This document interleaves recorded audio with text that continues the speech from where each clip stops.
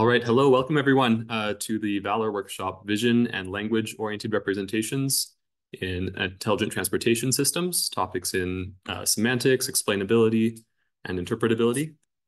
And so for our introductory remarks, we have Professor Mohan Trivedi from UC San Diego, the Laboratory for Intelligent and Safe Automobiles, with a few slides to share to begin. Thank you.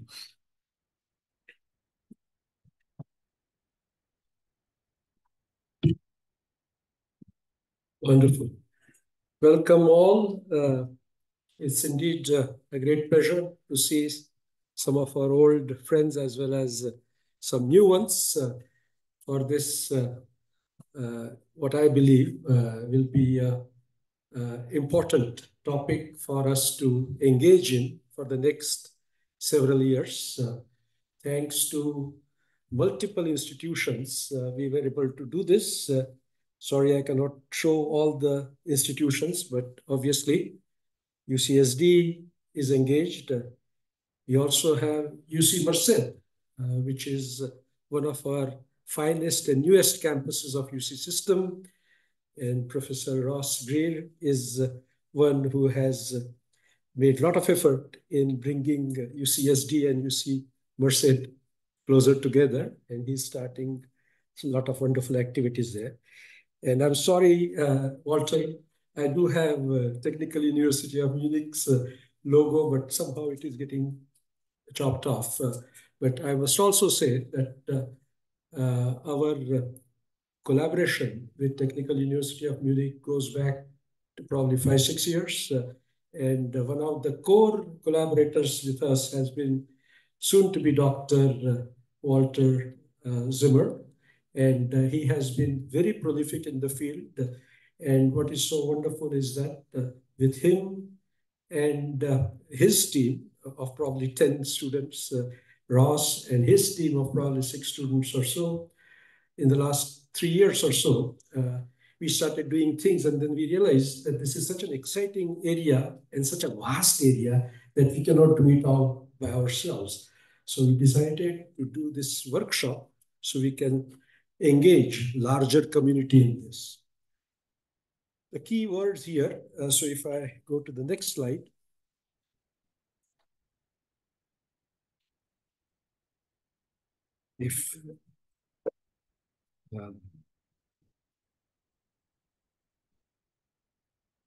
How do I do this? Am I here?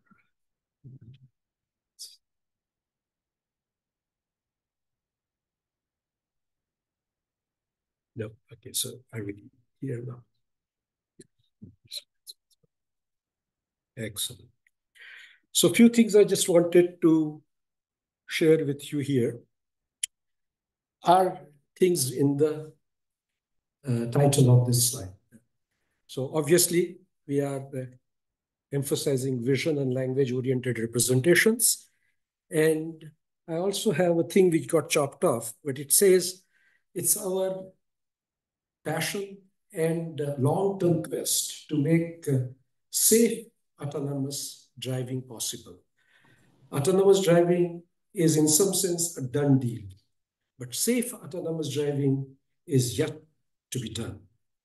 And it turns out that some of the things that we have found useful when we are doing our own work is that we are constantly climbing the hierarchy of semantic interpretation from the data that we get in the context that we operate. So semantics is very important. We also think semantics is very important because it implies that finally we may have opportunity to ask questions to our systems so it can explain why it did what it did, what it is looking at, what it is planning to do, and things of that nature, in the terms that you and I can understand, not in the terms of some quantitative metric which we don't know how to interpret. And certainly the vast users of our systems that we are going to develop, they are not going to really figure out what is area under the curve and 1 minus that and things of that nature. So explainability is something very important. this was a term that I had used at a CDPR workshop over 10, 15 years ago, only once. And then I decided that I am not ready, as well as the field was not ready to talk about trust. Because when I used it, I talked about it like towards trustworthy, safe driving. But then the trouble was that we could not really tell what is trust. And I asked some of the finest cognitive scientists, some of the finest psychologists, and they all struggled with that. But it is something that we know it is important, but we don't know how to measure it. So finally, in the last couple, 3 years, the things which have happened in foundation models related efforts, I do believe that now we are at the threshold of using this term and coming up with interpretations that are quantitatively solid, but at the same time, something that we can explain and develop, increase that. And so semantics, explainability, and trust, if we can do that, then only, in my mind, safety can be realized.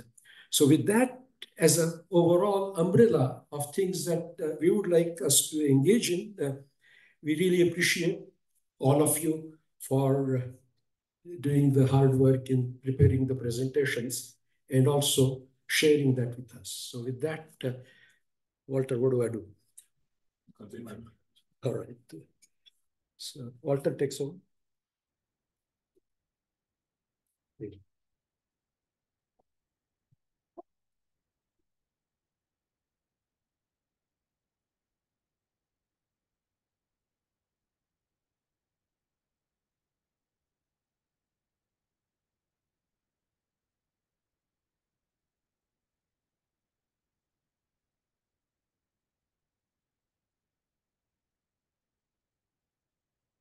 Okay, then I continue with a short introduction from my side.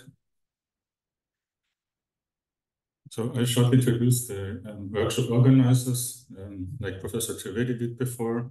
So we have Professor Ross Greer from UC Marseille, Professor Mohan Trivedi, UC San Diego, me from TUM, and Dr. Stephanie Berrio-Perez from Technical University of Sydney. Then we cover the following topics in this workshop. All of these topics are in the area of vision language models. So we start with vision language models and dataset curation. Then we have topics in the area of machine learning and explainability, multi-agent interactions for ITS systems, note representation learning, foundation models for ITS, domain adaptation, but also then the area of simulation and validation will be part of our workshop. I shortly introduce our keynote speakers, and then we will start with our first keynote. So the first speakers will be Professor Chandraker from UCSD, Dr. Trent Victor from Waymo, Professor Takeda from Nagoya University. Then we have Professor Valada from the University of Freiburg, Professor Wang from Purdue University, and Dr. Neel Bhatt from the University of Texas in Austin. And after a short break, we continue with 3 paper presentations from Shunak Surel from CMU, Hubert Podinsky, FZI, Marsha Mahavata from the University of Gothenburg, Sweden. And the schedule is shortly summarized on this slide. We have a short break from 3:25 to 3:45, a short 20-minute coffee break. Then we continue with another keynote presentations, and finally we have 3 paper presentations in the end, each 15-minute long. So with that, we start with our first keynote presentation. And this one will be Professor Manmohan Chandraker. And Professor Manmohan Chandraker is a professor at the University of California in San Diego, and he leads the computer vision research at NEC Labs. His research interests are in vision, learning, and graphics. And also he has some applications in the autonomous driving area and augmented reality. And he has been recognized with many best paper awards at CVPR, ICCV, ECCV, and the NSF Career Award, Qualcomm and Google Research Awards. And he will give a keynote about safe open world mobility.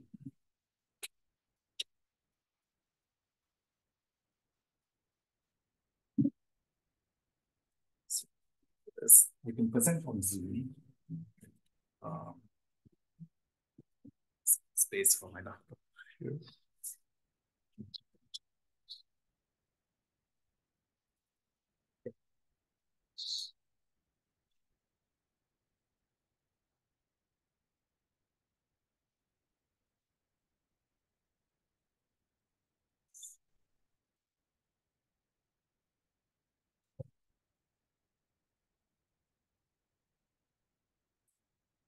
Oh, I wanted this use. We could have kept us connected.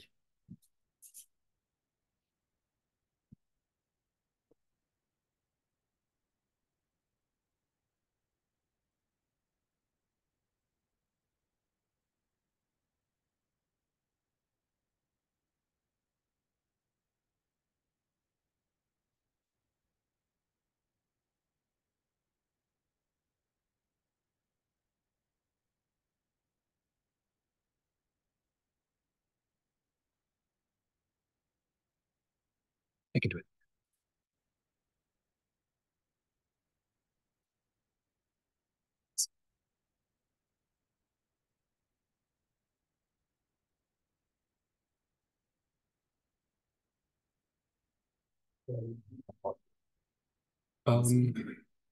If you do audio, that'd be great.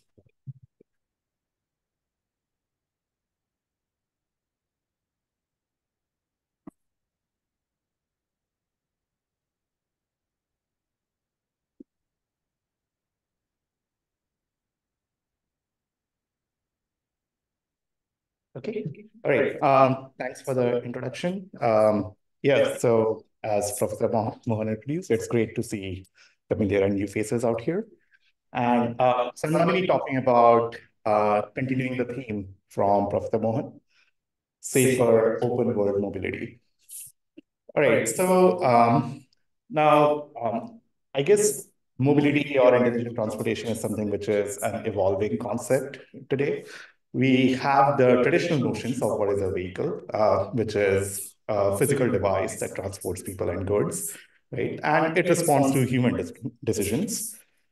And in the ITS community, of course, this definition is changing. Autonomous driving is a real world thing now. And in this context, the vehicle is not just a physical device, but it is something which is defined by the relationship of the device with the scene. And it acts upon decisions which are made autonomously based on safety considerations, efficiency, and comfort notions.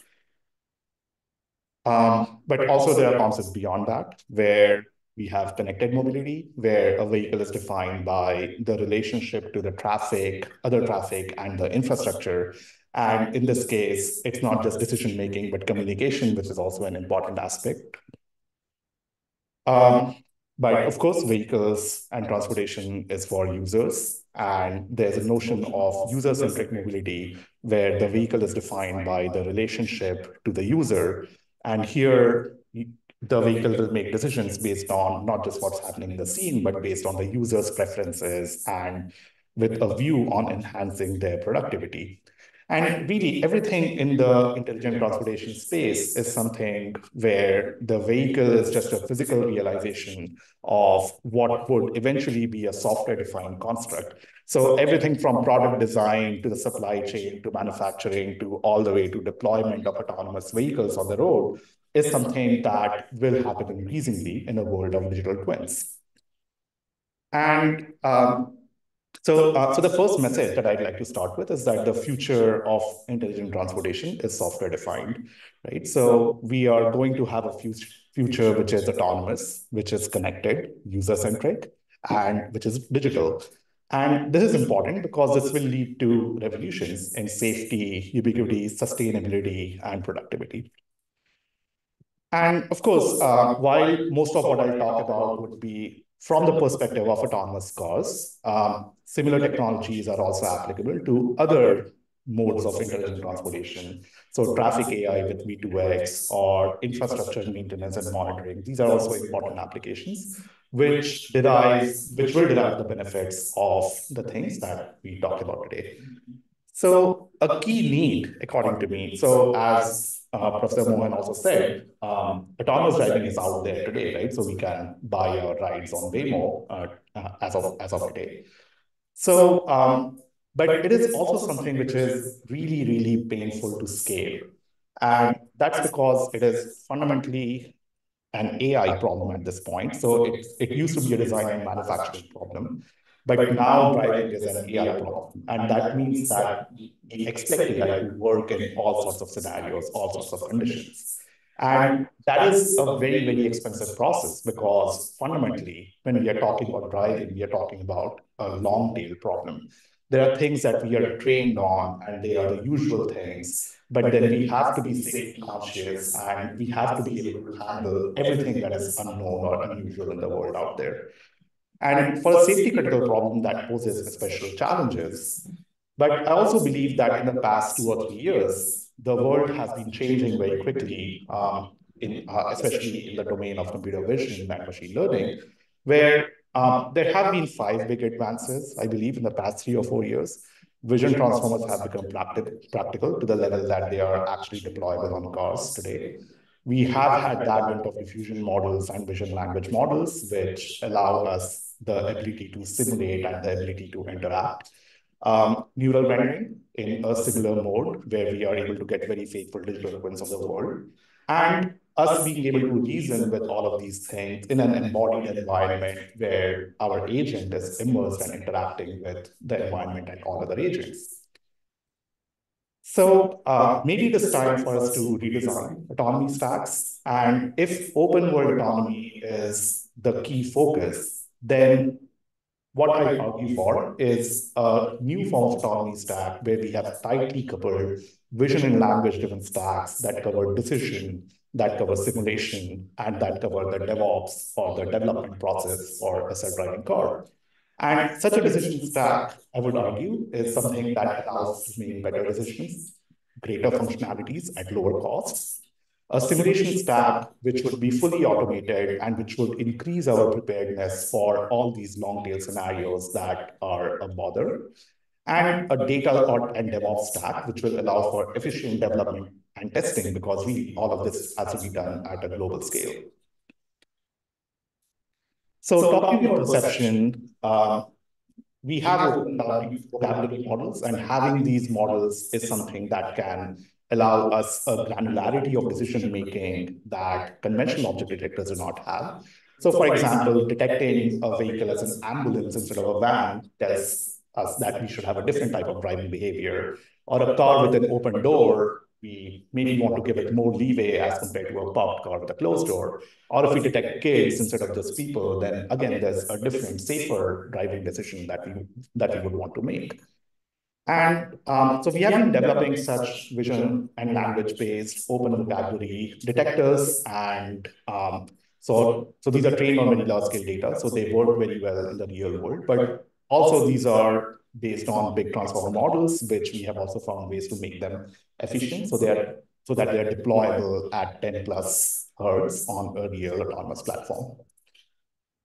So these detectors do perform very well. So for example, YOLO World and OWLV2 are two well-known open vocabulary detectors. So the detectors that we have been developing for these autonomous driving situations, they perform better than these ones.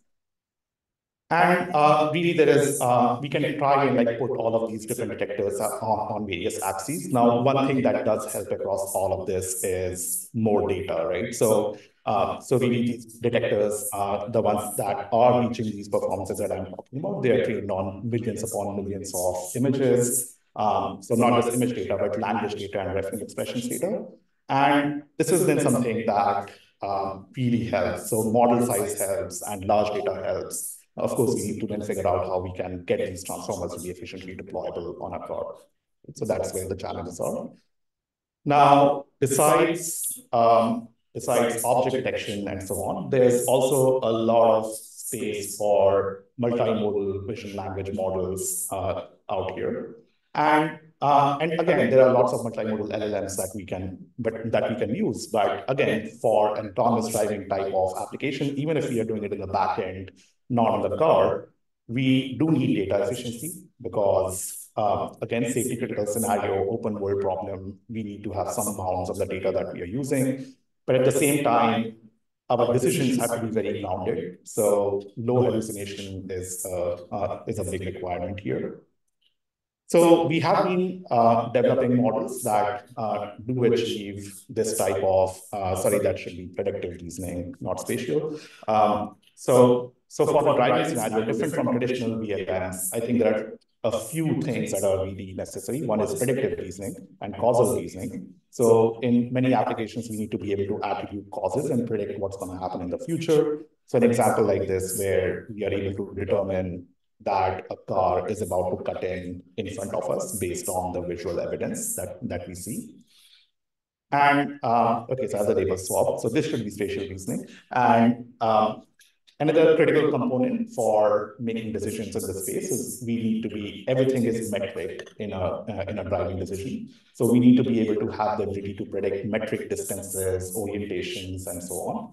So again, this happens to be a space that is also very rich in such metric data. We have LiDAR data everywhere. We have very powerful single image depth estimation models that are doing very well today. So all of this, figuring out how to train vision language models together with such multimodal data is a key piece of the puzzle.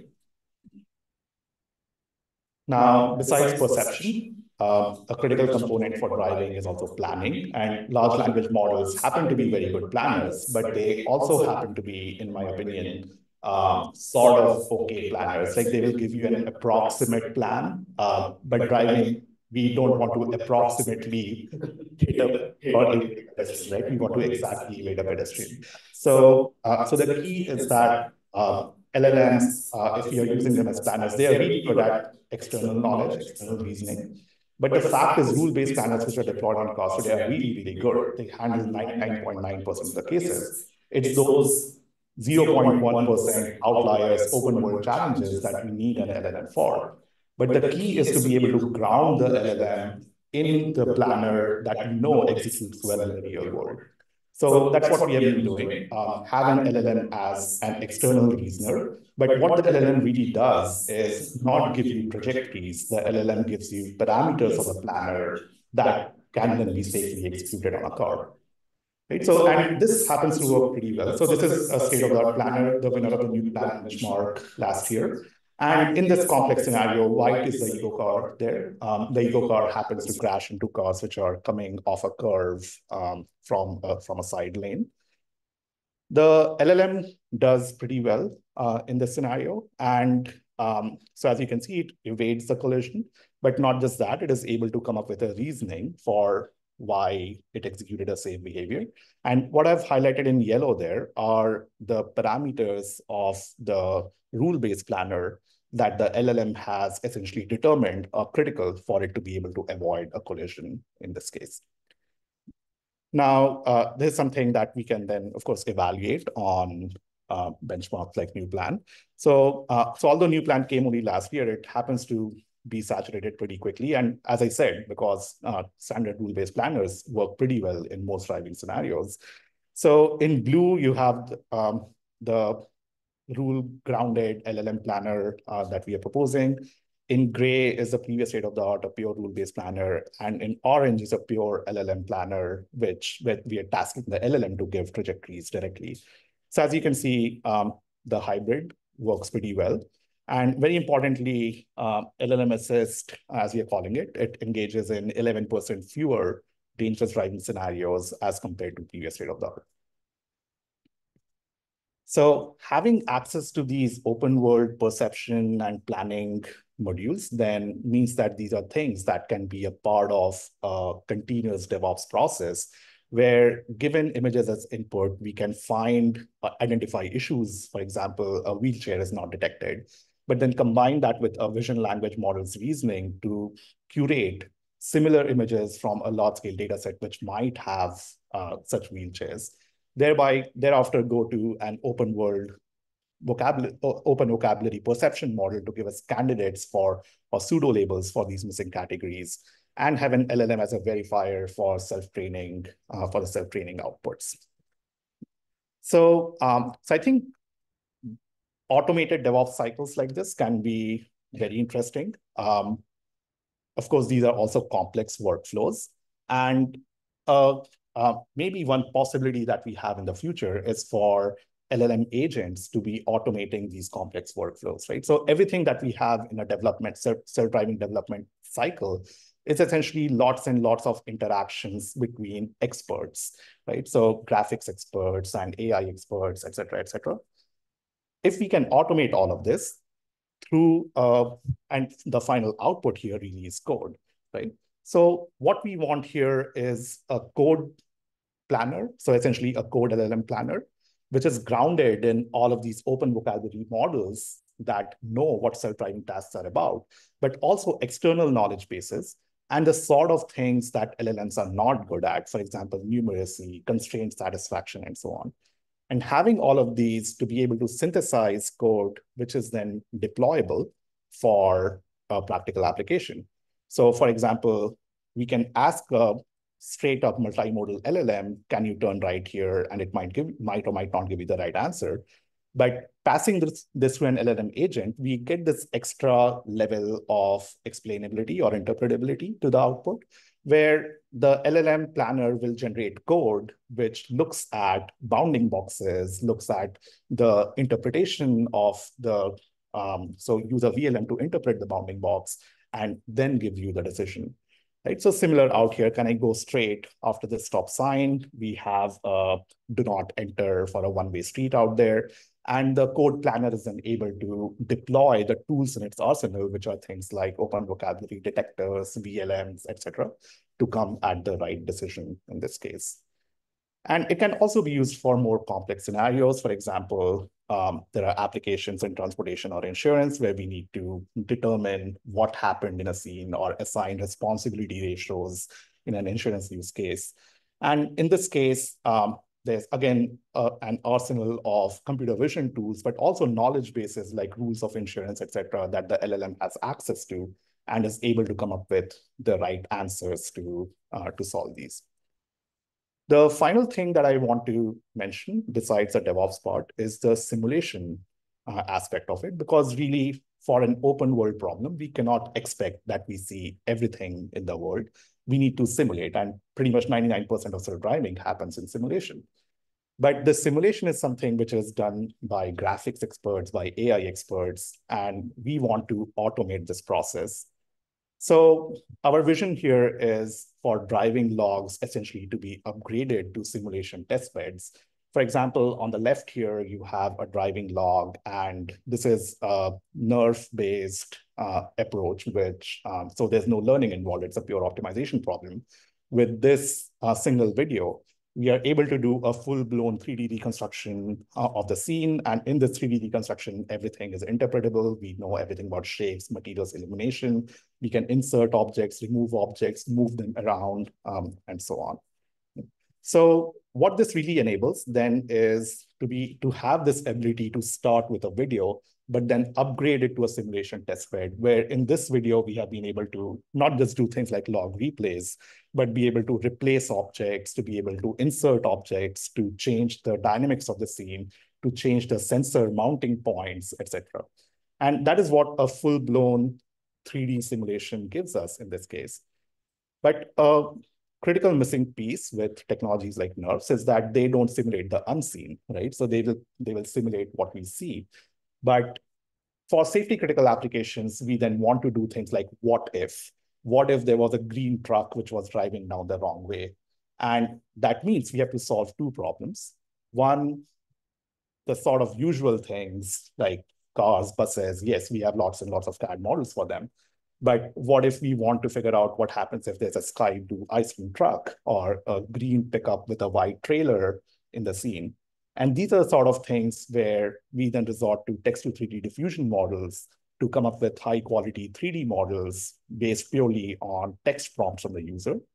And these can then be photorealistically inserted into the NERF-based simulation testbed, where now we can have a sky blue ice cream truck driving down the wrong way, or we can have a white truck with graffiti driving down the wrong way, a green pickup truck with a white trailer driving down the wrong way, and so on, right? So So now these type of objects we don't see in the real world, but the power of the diffusion model is then what allows us to simulate these. Now, of course, one thing that is missing there is we are talking about wrong way driving, but where are we getting the data for that? And that too, we can then simulate with a text conditioned diffusion model for trajectories. And an important bit here is that these behavior simulation models have to be responsive to safety critical needs, which means that we should be able to simulate things like collisions, which are not observed in the real world. So to be able to do these sort of controllable simulations where the red agent there is the ego car and you have the ego plan deployed on that car. Everything else is being controlled by the diffusion model, including the adversarial agent in orange. And this ability to create collisions of the ego planner with an adversarial agent is a very new ability. So it's a paper that's coming up in ECCB 24. And the critical problem we solve here is this ability to get a high rate of collisions in simulations at the same while maintaining realism and on-road behavior, right? So the real need for simulation here is that everyone should be behaving realistically and logically, but still collisions happen, right? So, so that's a quick introduction to the various things that we are working on in this space. And I'd like to conclude by reiterating what I believe is necessary for open world autonomy, that we need decision, DevOps, and simulation stacks to work in tight coupling with each other. And I hope I have, if not convinced you, at least previewed that vision and language is probably a key for us to derive this sort of coupling for open world autonomy. Okay, thank you, everyone.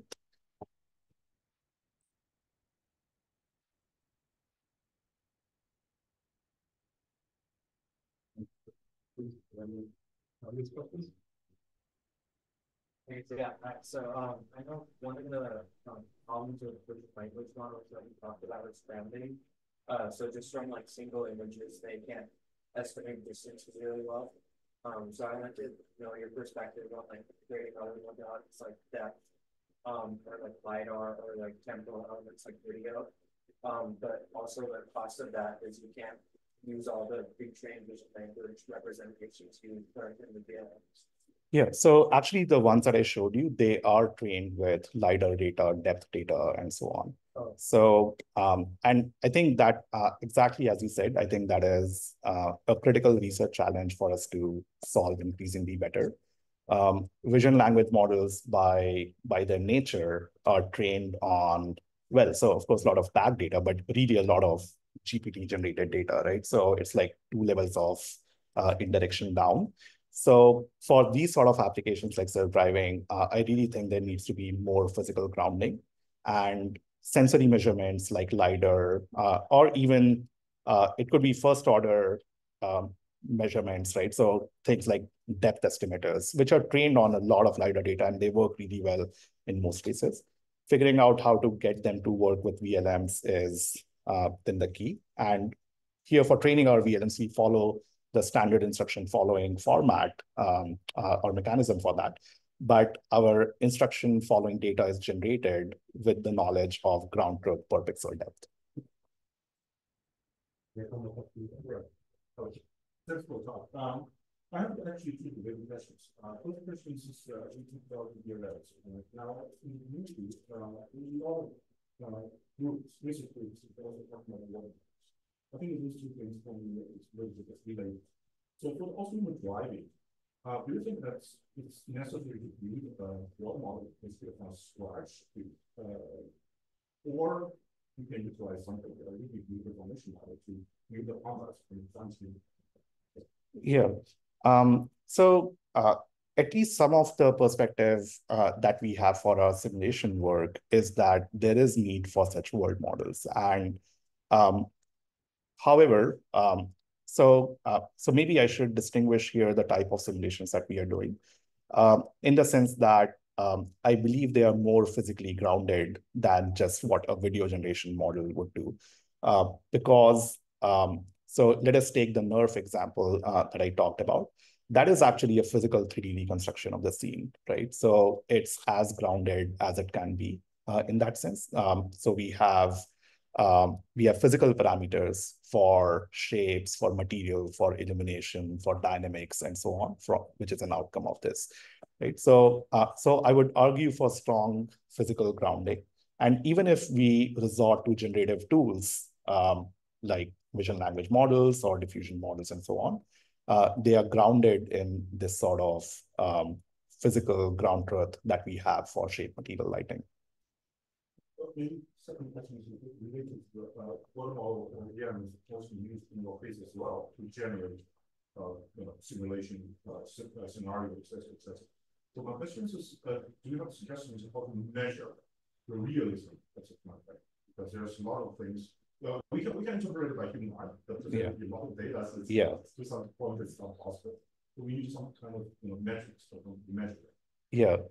Yeah, unfortunately, I don't have very good answers there. I can just tell you where we struggle, which is indeed this, where currently so let me give the example of trajectory simulation, where pretty much we have lots and lots of data of trajectories out there, people driving.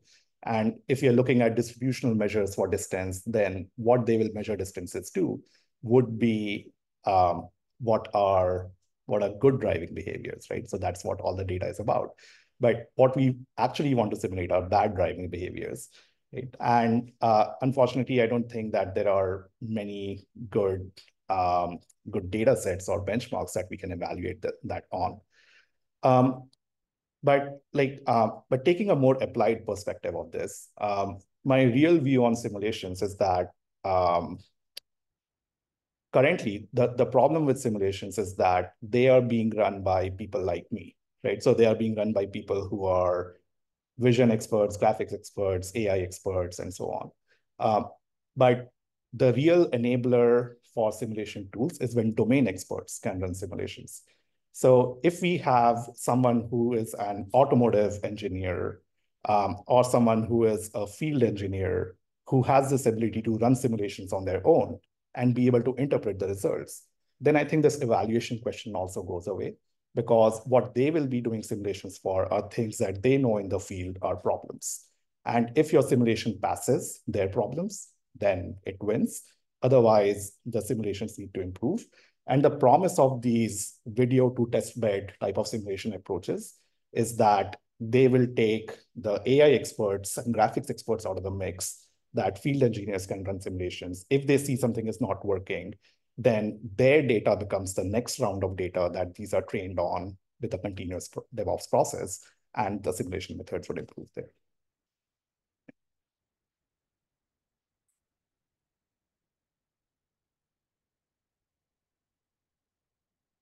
Okay. One more. Oh, yeah, sure. Yeah, sure. Yeah, I just want to ask if you have to experiment some sort of separately.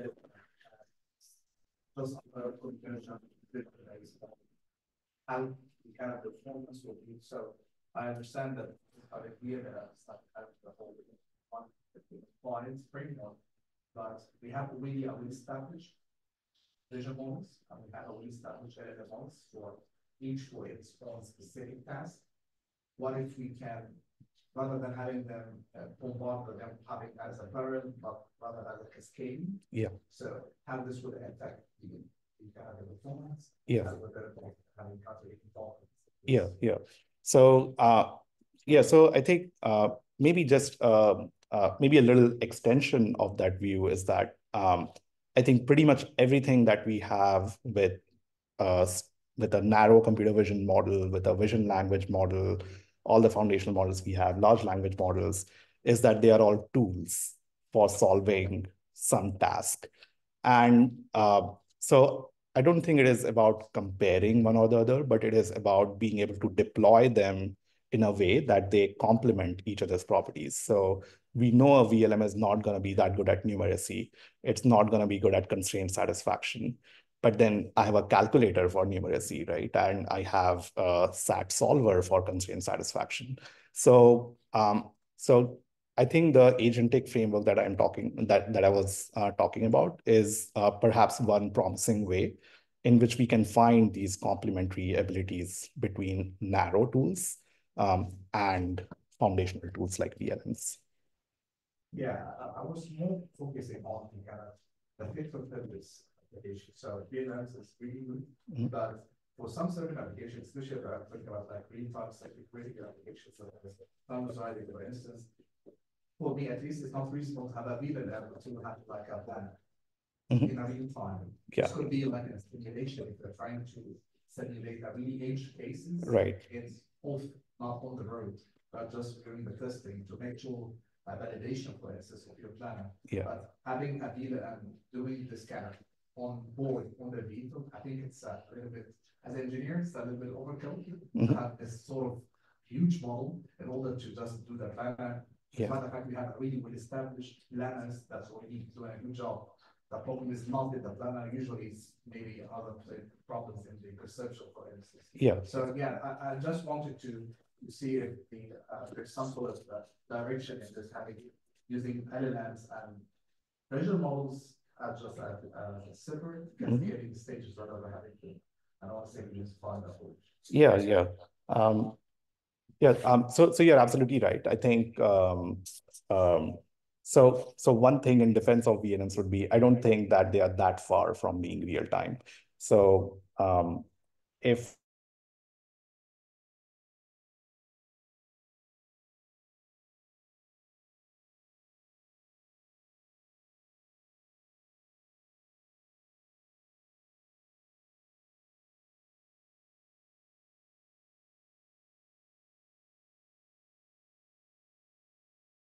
So an A4000 is like basically 80 TOPS, right? So it's not that much more than what a Tesla has.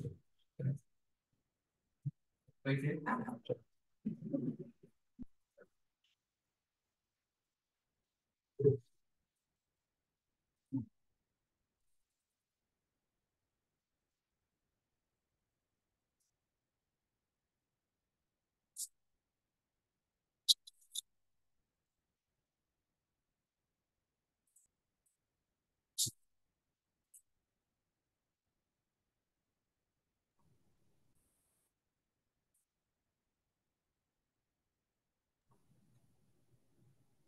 Okay, thank you very much for the great presentation and keynote.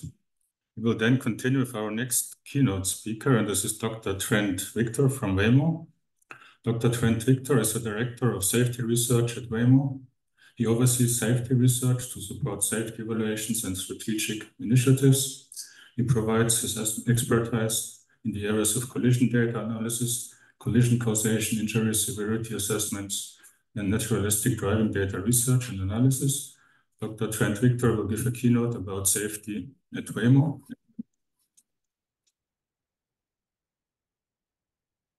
So, stage is yours. You can start with the presentation.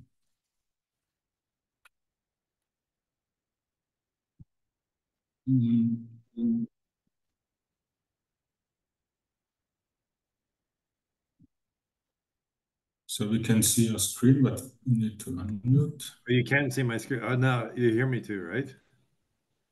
Now we can hear you and we can see your screen. Yes, so we're good. Thank you. I sort of feel like I may be an odd man out here, fish in the wrong water, but I'm going to talk about safety performance, and I'll just start by giving. We need to check the audio. We need to connect the microphone. 1 second, please. Yeah.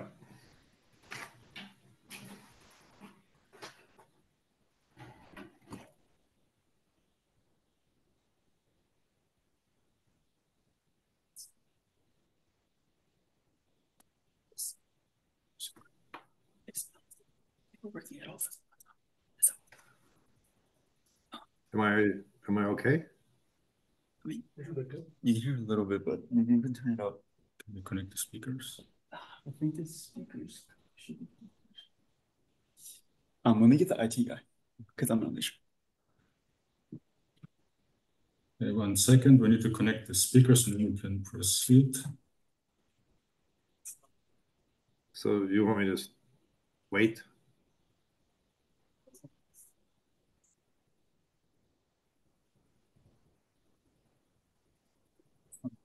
you want me to wait or do you want me to talk? It's good. Sorry? If it's loud enough, you can start. Let's try again.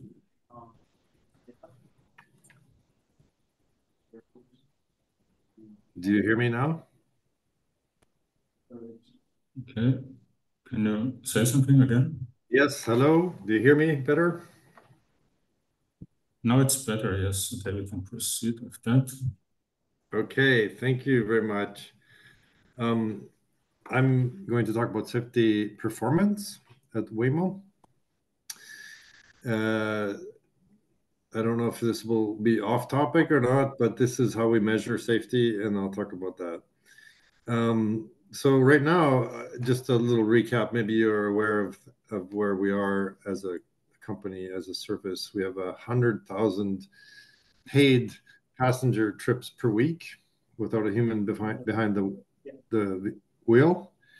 24/7, we're you can go to San Francisco and Phoenix and hail them by yourselves. We've also started in LA and Austin, and recently announced that Uber would be taking care of the operations side for Austin and Atlanta. And I will talk today about the 22 million miles and an analysis that we've done just recently. And so we're scaling, we're driving more and more miles as we go, and if you blink, we'll be at double that soon. So our mission is to be the world's most trusted driver. That's now interpreted into the safety research we've been doing, and I guess maybe we could say that we want to be the world's most trusted researchers. But we have three main topics. We do severity and safety impact, human behavior analytics, and best practices. Best practices are mostly standards, and also the safety case. And what I'd like to introduce is a more technically detailed discussion about the safety of the vehicles. And I think a lot of times that there's simplified discussions going on that are based off of anecdotes or simplified messaging, and there can be some overly positive as well as overly negative discussions based off of things you read on internet. But I wanted to introduce you to our newly launched research site. It's available at this. I'll just go straight over to that and show you that we've done just recently updated. So you have all the papers that we've worked on with the safety safety research. We also have another site which is on the AI research, which I'm sure you're familiar with. But this is quite new. During the 4 years I've been here, we've been publishing, I think, quite a few papers, and they are on these topics. So behavior reference models, that maybe is one thing that's surprising to most people, is when you compare your performance, you need to compare it to a reference or a bar. And there are a lot of papers that have to do with developing valid descriptions or mathematical or computational descriptions of how humans behave in specific events. And then you can use that as a comparison or benchmark. We also do papers on holistic publications where it's on the methodologies that we use. It's more broader topics. It could be on fatigue risk management or on the safety case or something like that. We do a lot of research on injury risk estimation, and that is because it's needed. We needed to develop a lot of injury risk curves and for VRUs specifically. And that has to do with some of the challenges that you have in national data sets that exclude VRUs. We have prospective safety. Most people work on prospective safety or predictive estimation of your impact, and that's like using simulation, for example, and I have some examples of that. But more recently, we're looking at the retrospective safety, which is looking backwards at your crash performance and your actual performance in the field and assessing your performance there. So going back to the presentation, I wanted to talk a little bit about the challenges we have, and I think this is fundamentals that we're seeing. I've chosen to swap the x-axis to start with high severity, with fatal crashes being off to the left. In any injury, or you could get serious injuries as the next category. Police reported any property damage, any contact crashes, and then you have everything beyond that is non-crash. And what's happening is there has been a focus on the left side in crash databases. Traditionally in traffic safety has been measured by fatal crashes or seriously injured. And there's multiple trends going on. One is an increase in data logging capabilities, but then there's also a large discussion with AVs about non-crash situations, so behavior in with road rules, for example, or just generally your other behaviors that don't necessarily end up in a crash. And there's a common theme here, and the common theme is you need to compare an apple with an apple. And so what is your apple that you're comparing with? And that is a very, very challenging thing. So if often it translates to human performance, and I think that's valid because humans are defining what safety actually is.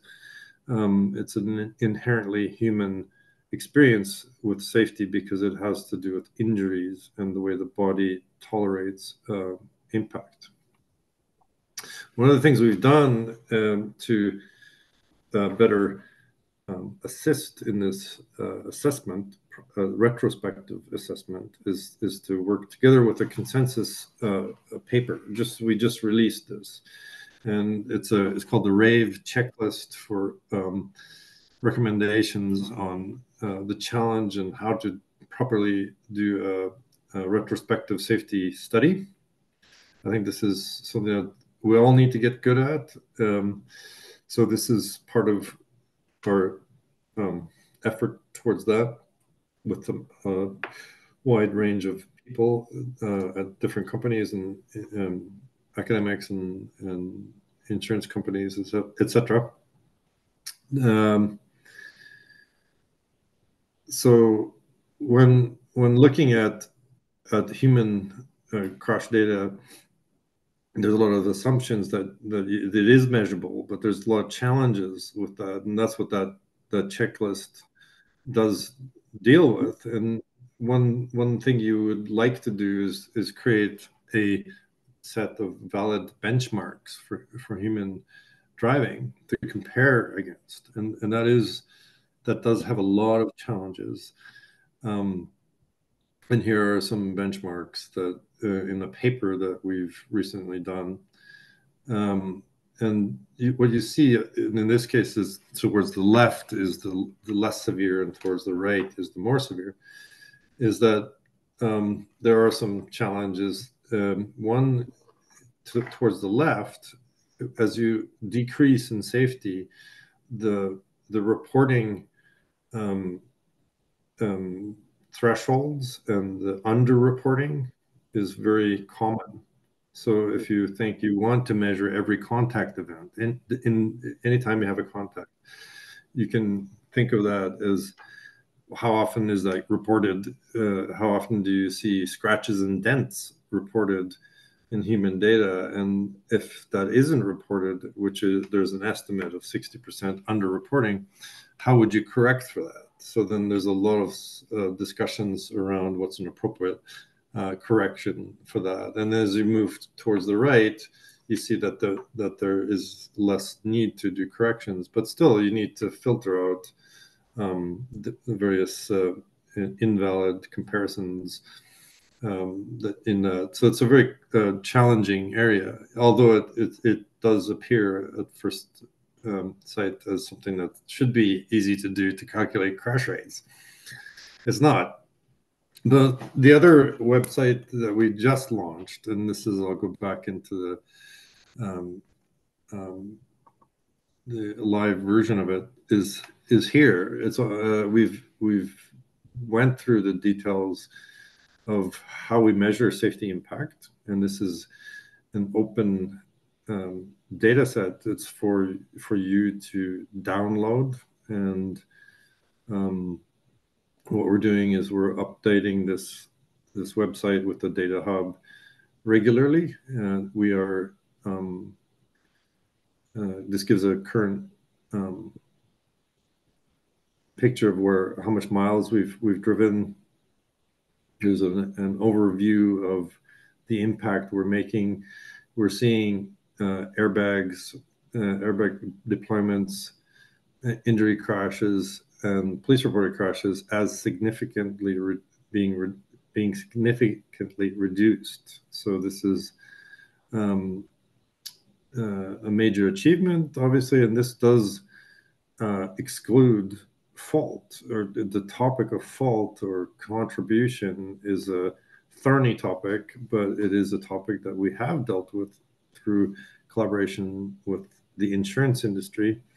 The insurance industry uses third-party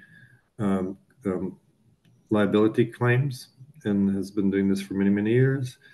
And so this is independent of who caused the crash. And then if you take another lens on top of this, which would be what is the contribution you have as a company, what is your contribution to the crash, then the numbers become quite significantly lower as well. So there are different expressions of this, and you can go through this by ourselves. One thing we chose to do was to represent this, where you have delta V or impact speed that's less than 1 mile per hour, because this illuminates part of the problem that we are seeing a lot of sort of very minor crashes that are being reported. So these are at the level where they would barely be rocking the vehicle, and it would be causing a scratch or a dent or something like that. But this is all described in if you go into the details of the methodologies and the questions here. So I certainly recommend that. And here's the downloads for the data.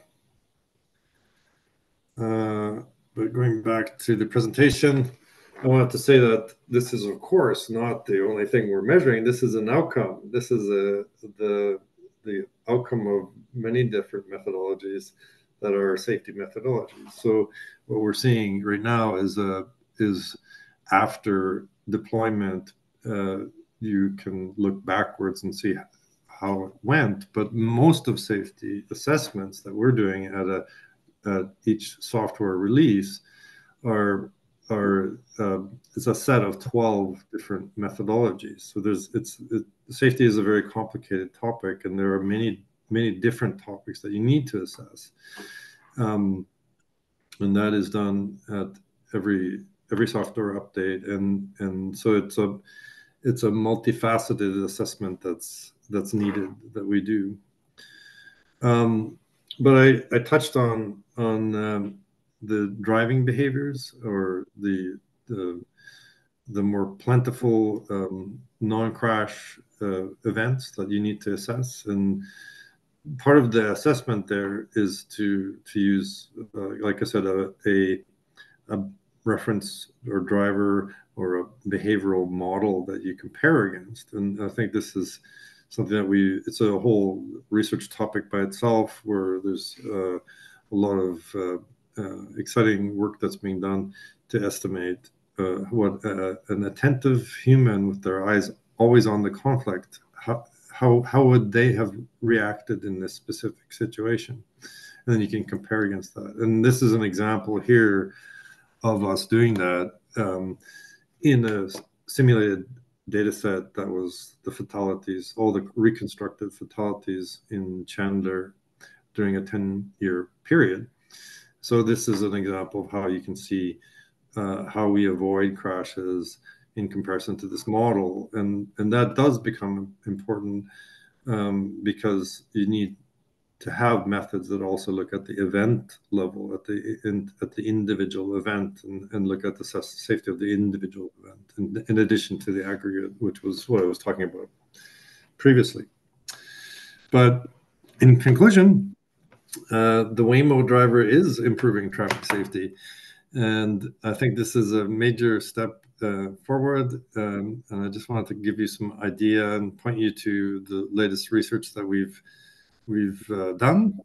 And we're focusing now on getting better retrospective safety impact started and taking a scientific approach. So with that, I'll stop there. Thank you.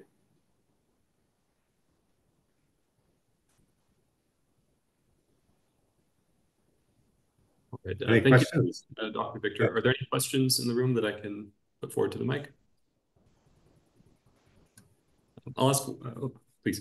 Quick questions, like how do all these metrics that are in the retrospect translate back in the feedback fashion to the algorithmic design phase?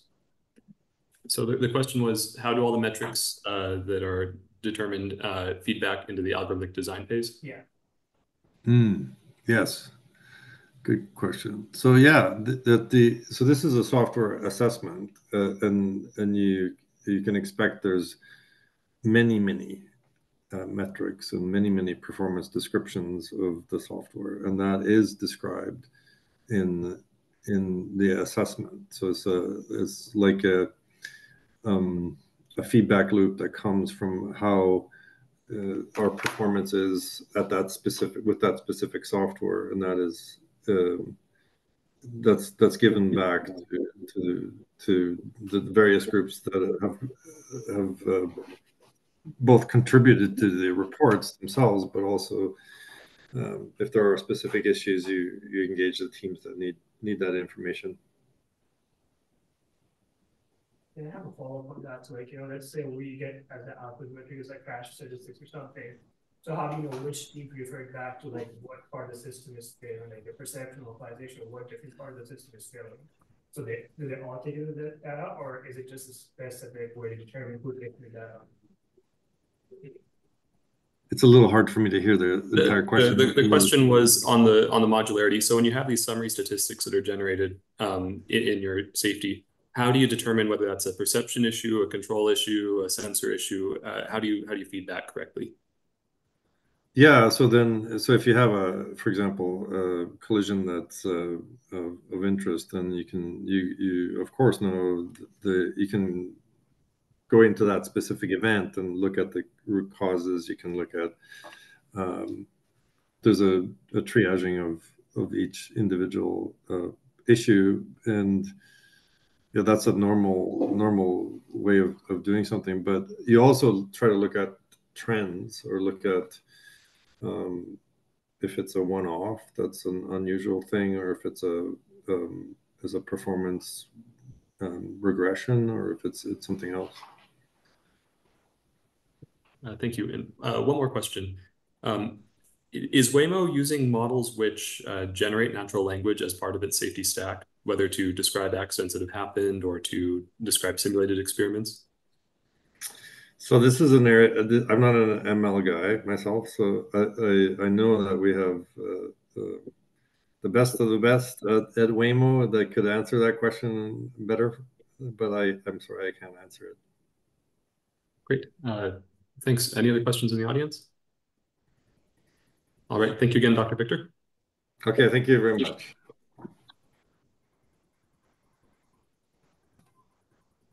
And next, we'd like to invite up Professor Takeda.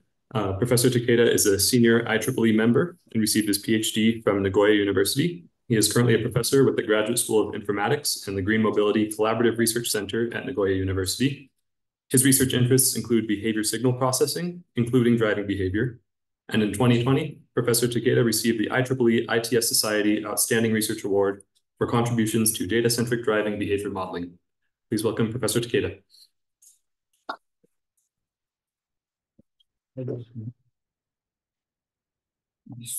USB. Is my HDMI? Yes, yes, I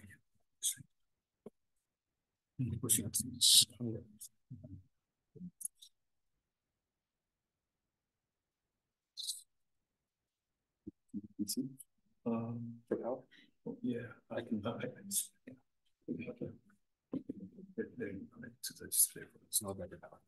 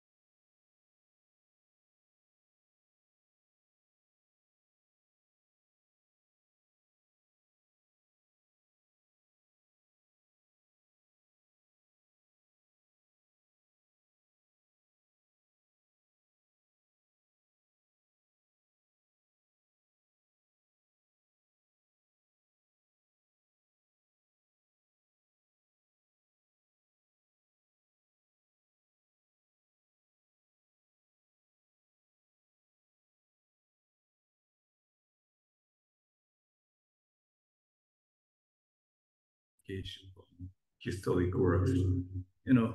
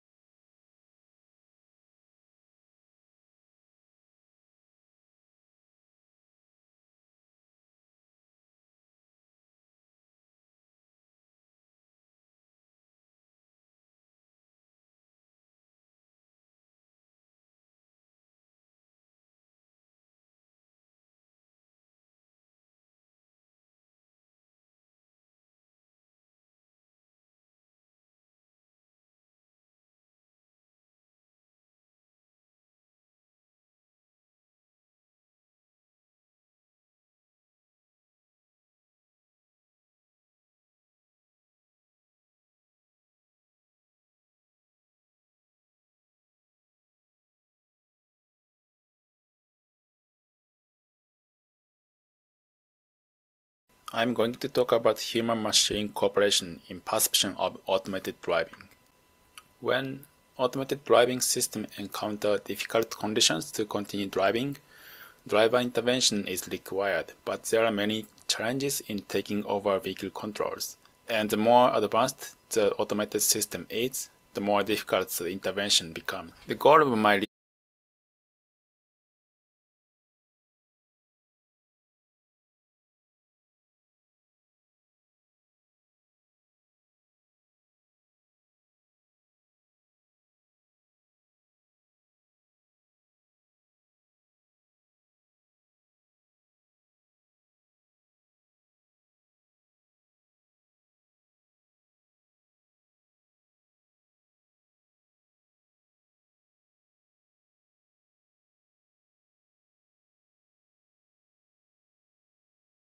research is to solve these problems and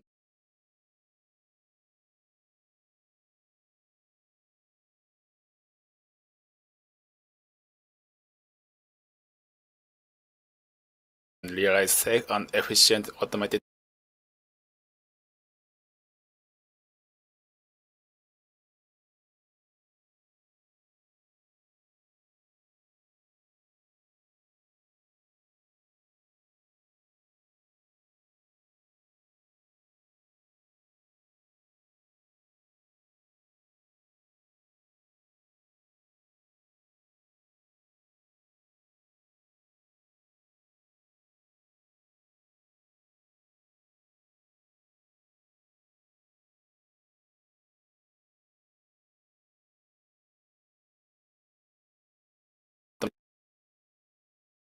driving as a human automation cooperative system.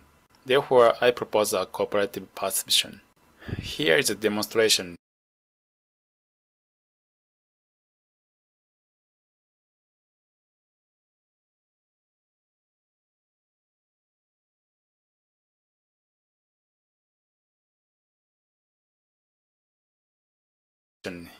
During automated driving, the automated system needs to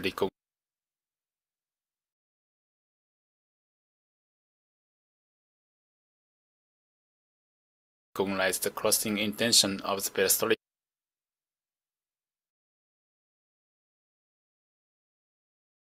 on the roadside to pass through him safely.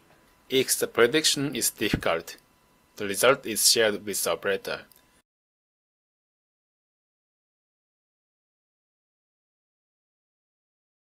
And the operator's decision. I'm going to talk about human-machine cooperation in perception of automated driving.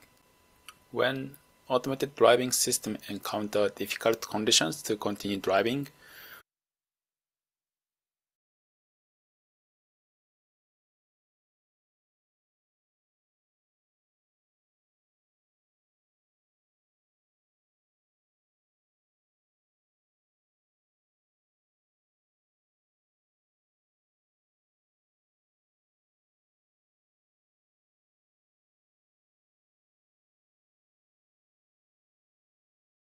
I'm going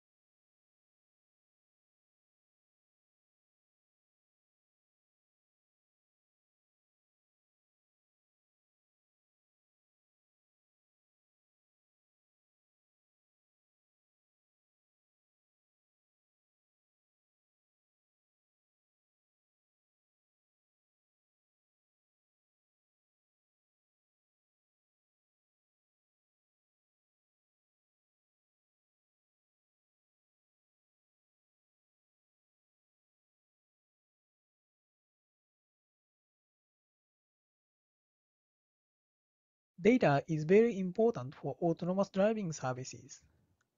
Especially dangerous or abnormal data is important to improve safety of autonomous driving.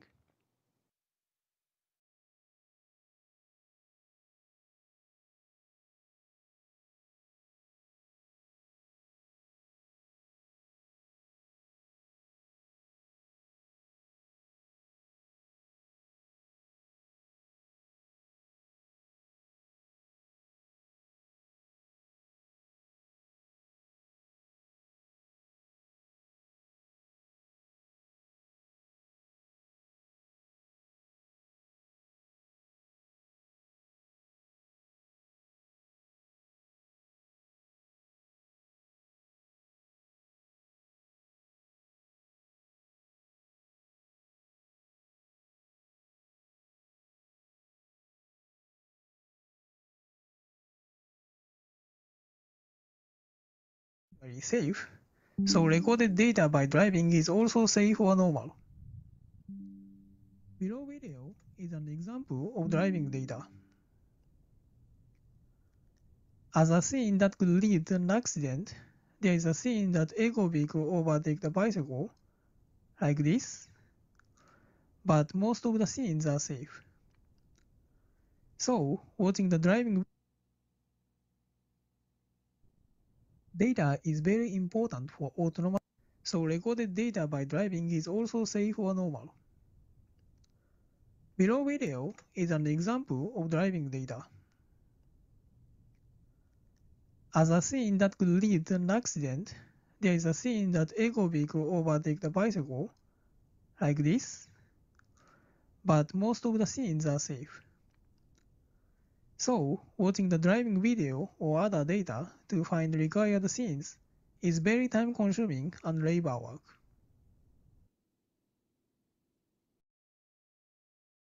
To solve this problem, we use the vision language model. By using the VLM, we can generate driving scene descriptions. Bottom left is an example of driving scene and its description. Using this description, we can easily understand what is happening in the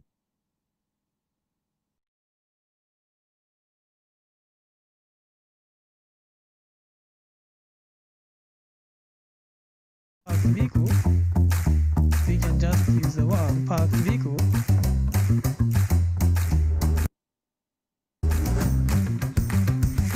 Five. 日本科学未来館へ行ってください。目的地を設定しました。出発の準備が整うまで少々お待ちください。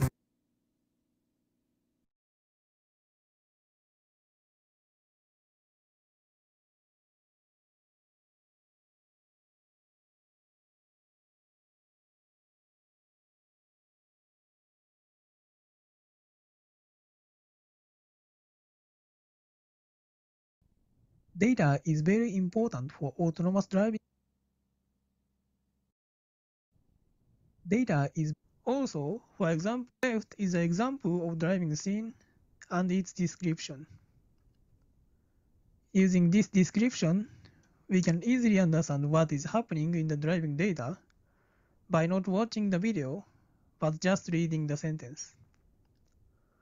Also, for example, if we want to find a scene with parked vehicle, we can just use the word parked vehicle or related keyword to find this scene. No need to watch long video. In case there is a parked vehicle, eco vehicle will change the lane. If we can use scene description, we can also understand why eco vehicle takes such behavior. For the VLM, we use this model, which is proposed by Chan et al. In this model, transformer module is used. Video and sensor data like vehicle speed or acceleration are inputted and merged after the encoder-decoder modules. Here is a demonstration video for the visual interface we made. Upper left shows the video recorded by the vehicle. Bottom left is a 3D point cloud which can check the environment around the vehicle. Upper right shows a map and the driving route of the vehicle. The point where some event was happened are also pointed out like this, and we can also check the driving scene descriptions at that point. Bottom right is the scene descriptions which are made by the VLM on this route, and we can search scenes by using natural language. For example, when we use the word pedestrian, we can find the scenes with pedestrian or some persons like this. We can efficiently and easily find the required driving scenes, and we can check it by using this interface.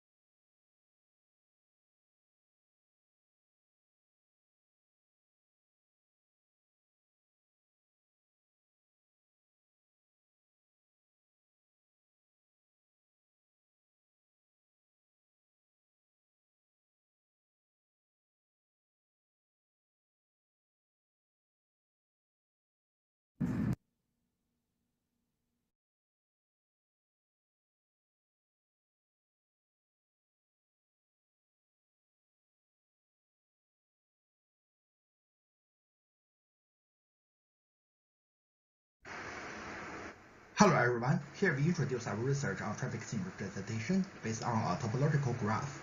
The major contribution of this research is we propose the road scene graph, also we call RSG here. This is a topological graph which designed to represent the traffic scenes. In the RSG, as shown on the right, the nodes represent the objects within the scene, such as the vehicles, pedestrians, the road, and the lanes, etc. And the edges connecting those objects denotes the semantic relationship between them. For example, there's a vehicle following the other vehicle, or waiting for a pedestrian, etc. What makes the RSG unique is its ability to provide a unified description between the objects and the relationships. And also, it's very easy to use for developers and researchers. Also, it can be integrated into current autonomous driving systems like AutoWare. Here are some examples. And our research started in 2020, focusing on the data collection and annotation, which led to the development of the road scene graph. By 2022, we were using the graph neural network to automate the RSG generation, improving accuracy.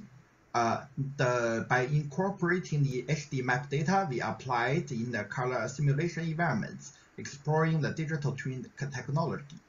With the arrival of the GPT 3.5 in 2020, we began integrating large language models into the graph generation process and enabling RSGs to be generated with visual data alone. This expanded RSG applications led us to the launch of the RSG search for efficient traffic scene retrieval. Looking ahead to 2024, we aim to further advance the RSG generation and applications, positioning it as a key of tool for the autonomous driving system and the traffic data management. In 2023, we launched the RSG search project. The goal is to help self-driving companies efficiently managing large traffic scene datasets and quickly match the similar scenes. For example, imagine a vehicle passing a pedestrian on a rainy night near a construction site. We want to quickly find the similar traffic scenes from thousands of options in the dataset. And our system doesn't just compare images, it understands the semantic and the behaviors within the scene. We use RSG topological graph and a set of predefined scene attributes like weather, the traffic conditions, the road types. We use them to represent the traffic scene scenarios. When a user submits a query, we convert it into a graph and using the subgraph matching technique to find the best matches. This research demonstrates how RSG and the large language model efficiently solve challenges in traffic signal retrieval, making the process faster and more accurate.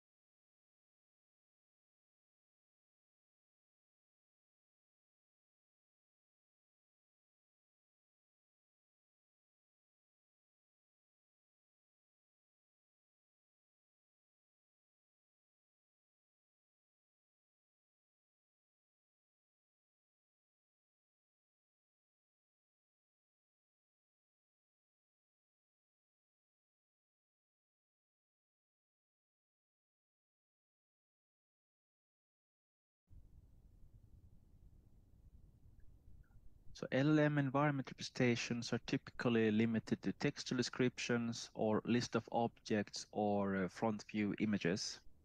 And this research instead proposes map-like spatial semantic memories as an information-preserving environment representation. And the approach involves grounding open vocabulary semantics as latent compositional semantics that represents objects by queryable sets of attributes. And a novel sufficient similarity inference method overcomes fundamental limitations of conventional most similar inference. For example, that a couch is simultaneously a furniture, and that dog being inferred as a toy when it's queried by imperfect partitioning like grass and toy, and that other is an inadequate substitute for neither. So by grounding latent compositional semantics in three-dimensional space and doing alignment, it is believed to improve spatial semantic reasoning for LLMs. And the versatile use of word models is a foundation of human intelligence. And this work investigates how to use word models as an artificial hippocampus that learns from observation only. And the predictive word model learns then a compact representation of general environment structures, and it also allows to sample highly detailed and diverse open vocabulary plausible predictive worlds like there. And the method is also self-supervised and have a great scaling property, and it is more accurate than conventional vision-only methods, and it also provides an explicit environment assumption when talking about explainable decision-making, and the explicit states are also compatible with model-based RL methods for real-world environments. And RL is a successful approach to discover highly creative solutions in game environments. But RL is also limited when it comes to the real world because of the danger of random exploration. So this research proposed to leverage common sense or world knowledge that are embedded in LLMs to bootstrap RL in the real world environment. And the approach is based on applying the predictive world model to generate explicit predictive states. And the states are then grounded in the LLM and used to predict the abstract high-level actions and the resulting state transition outcomes. And the resulting search problem is considered as a state transition model with world knowledge.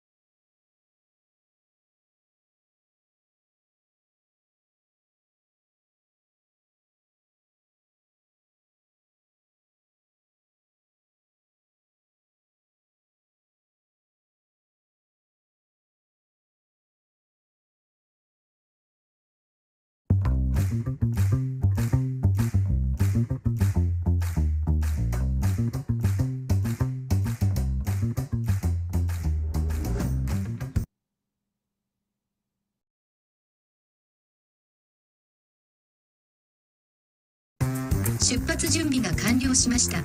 出発しますか？発進してください。承知しました。出発します。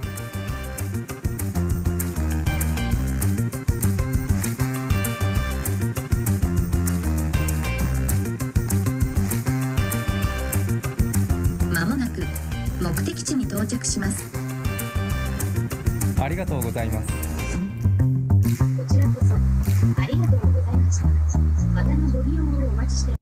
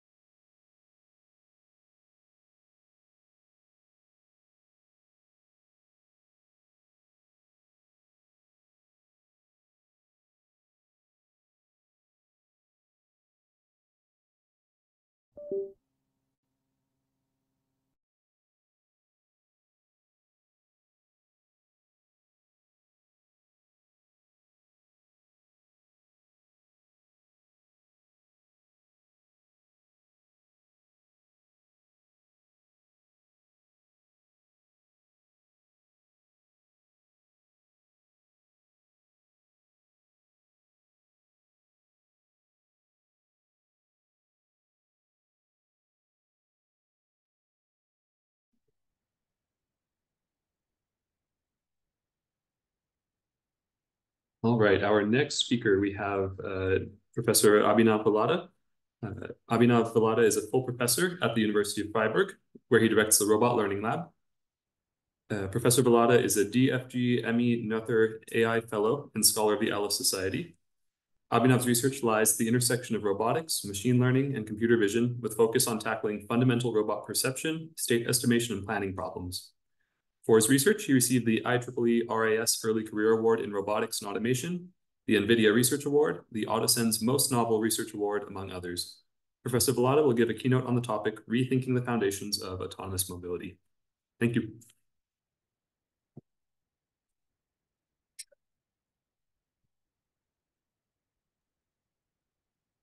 I hope you can. We can hear you now. Yes. Okay, perfect. Thanks for the kind introduction, and I'm sorry that I was not able to make it. But I'm very excited to talk to you about some of the work here that we've been doing in Freiburg. So pretty broad topic here. So hopefully you get the gist of the idea.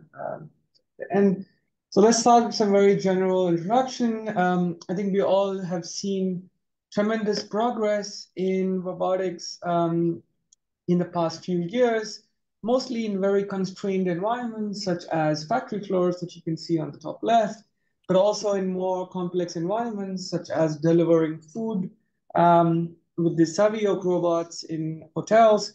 But on the other hand, if you really think about it, these environments are still very constrained to human settings. And in more unstructured environments, such as medical surgery or space exploration, we still have most of these robots teleoperated and not autonomous. All right, so what we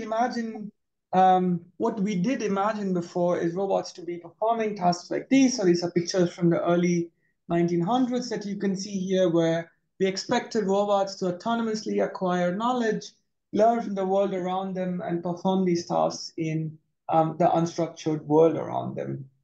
So to achieve this goal, I think one of the best examples, I think, is to look at the human infant. Here you see that a human infant has tremendous amount of capability in physical exploration, social interaction, learning capabilities, and so on. Here they acquire these knowledge autonomously, being able to predict the results of their actions and interactions in the environment, and gradually become more effective in the world around them. So to achieve these goals in robots, today I'm going to talk about a few key points. Let's see how much time I get. So the first thing I will talk about is like the agency to learn better representations that generalize well in complex environments. Here, this could mean latent concepts or objects and how they relate to each other to cause and effect. And next, I will talk about exploiting task priors to accelerate learning with very minimal human supervision. And then we will briefly look about handling tasks that span very large spatial and temporal horizons, no more tabletop settings. And this could mean things like hierarchical reasoning, which we need to explore to achieve these capabilities. And finally, if time is still there, we'll talk about practical ways of representing human preferences. For example, this could be goal images or very easily natural language instructions.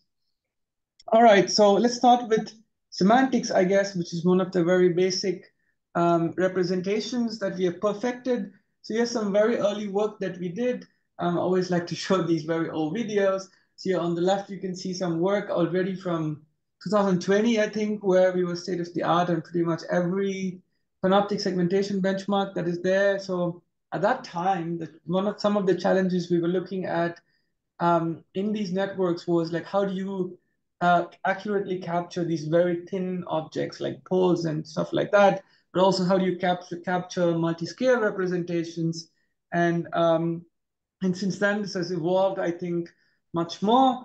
A very recent task that this has progressed to is not only segmenting scenes from the frontal view, but segmenting scenes from the on the bird's eye view from frontal view images. And why this is useful, because you can do planning on top of these representations, prediction, and so on.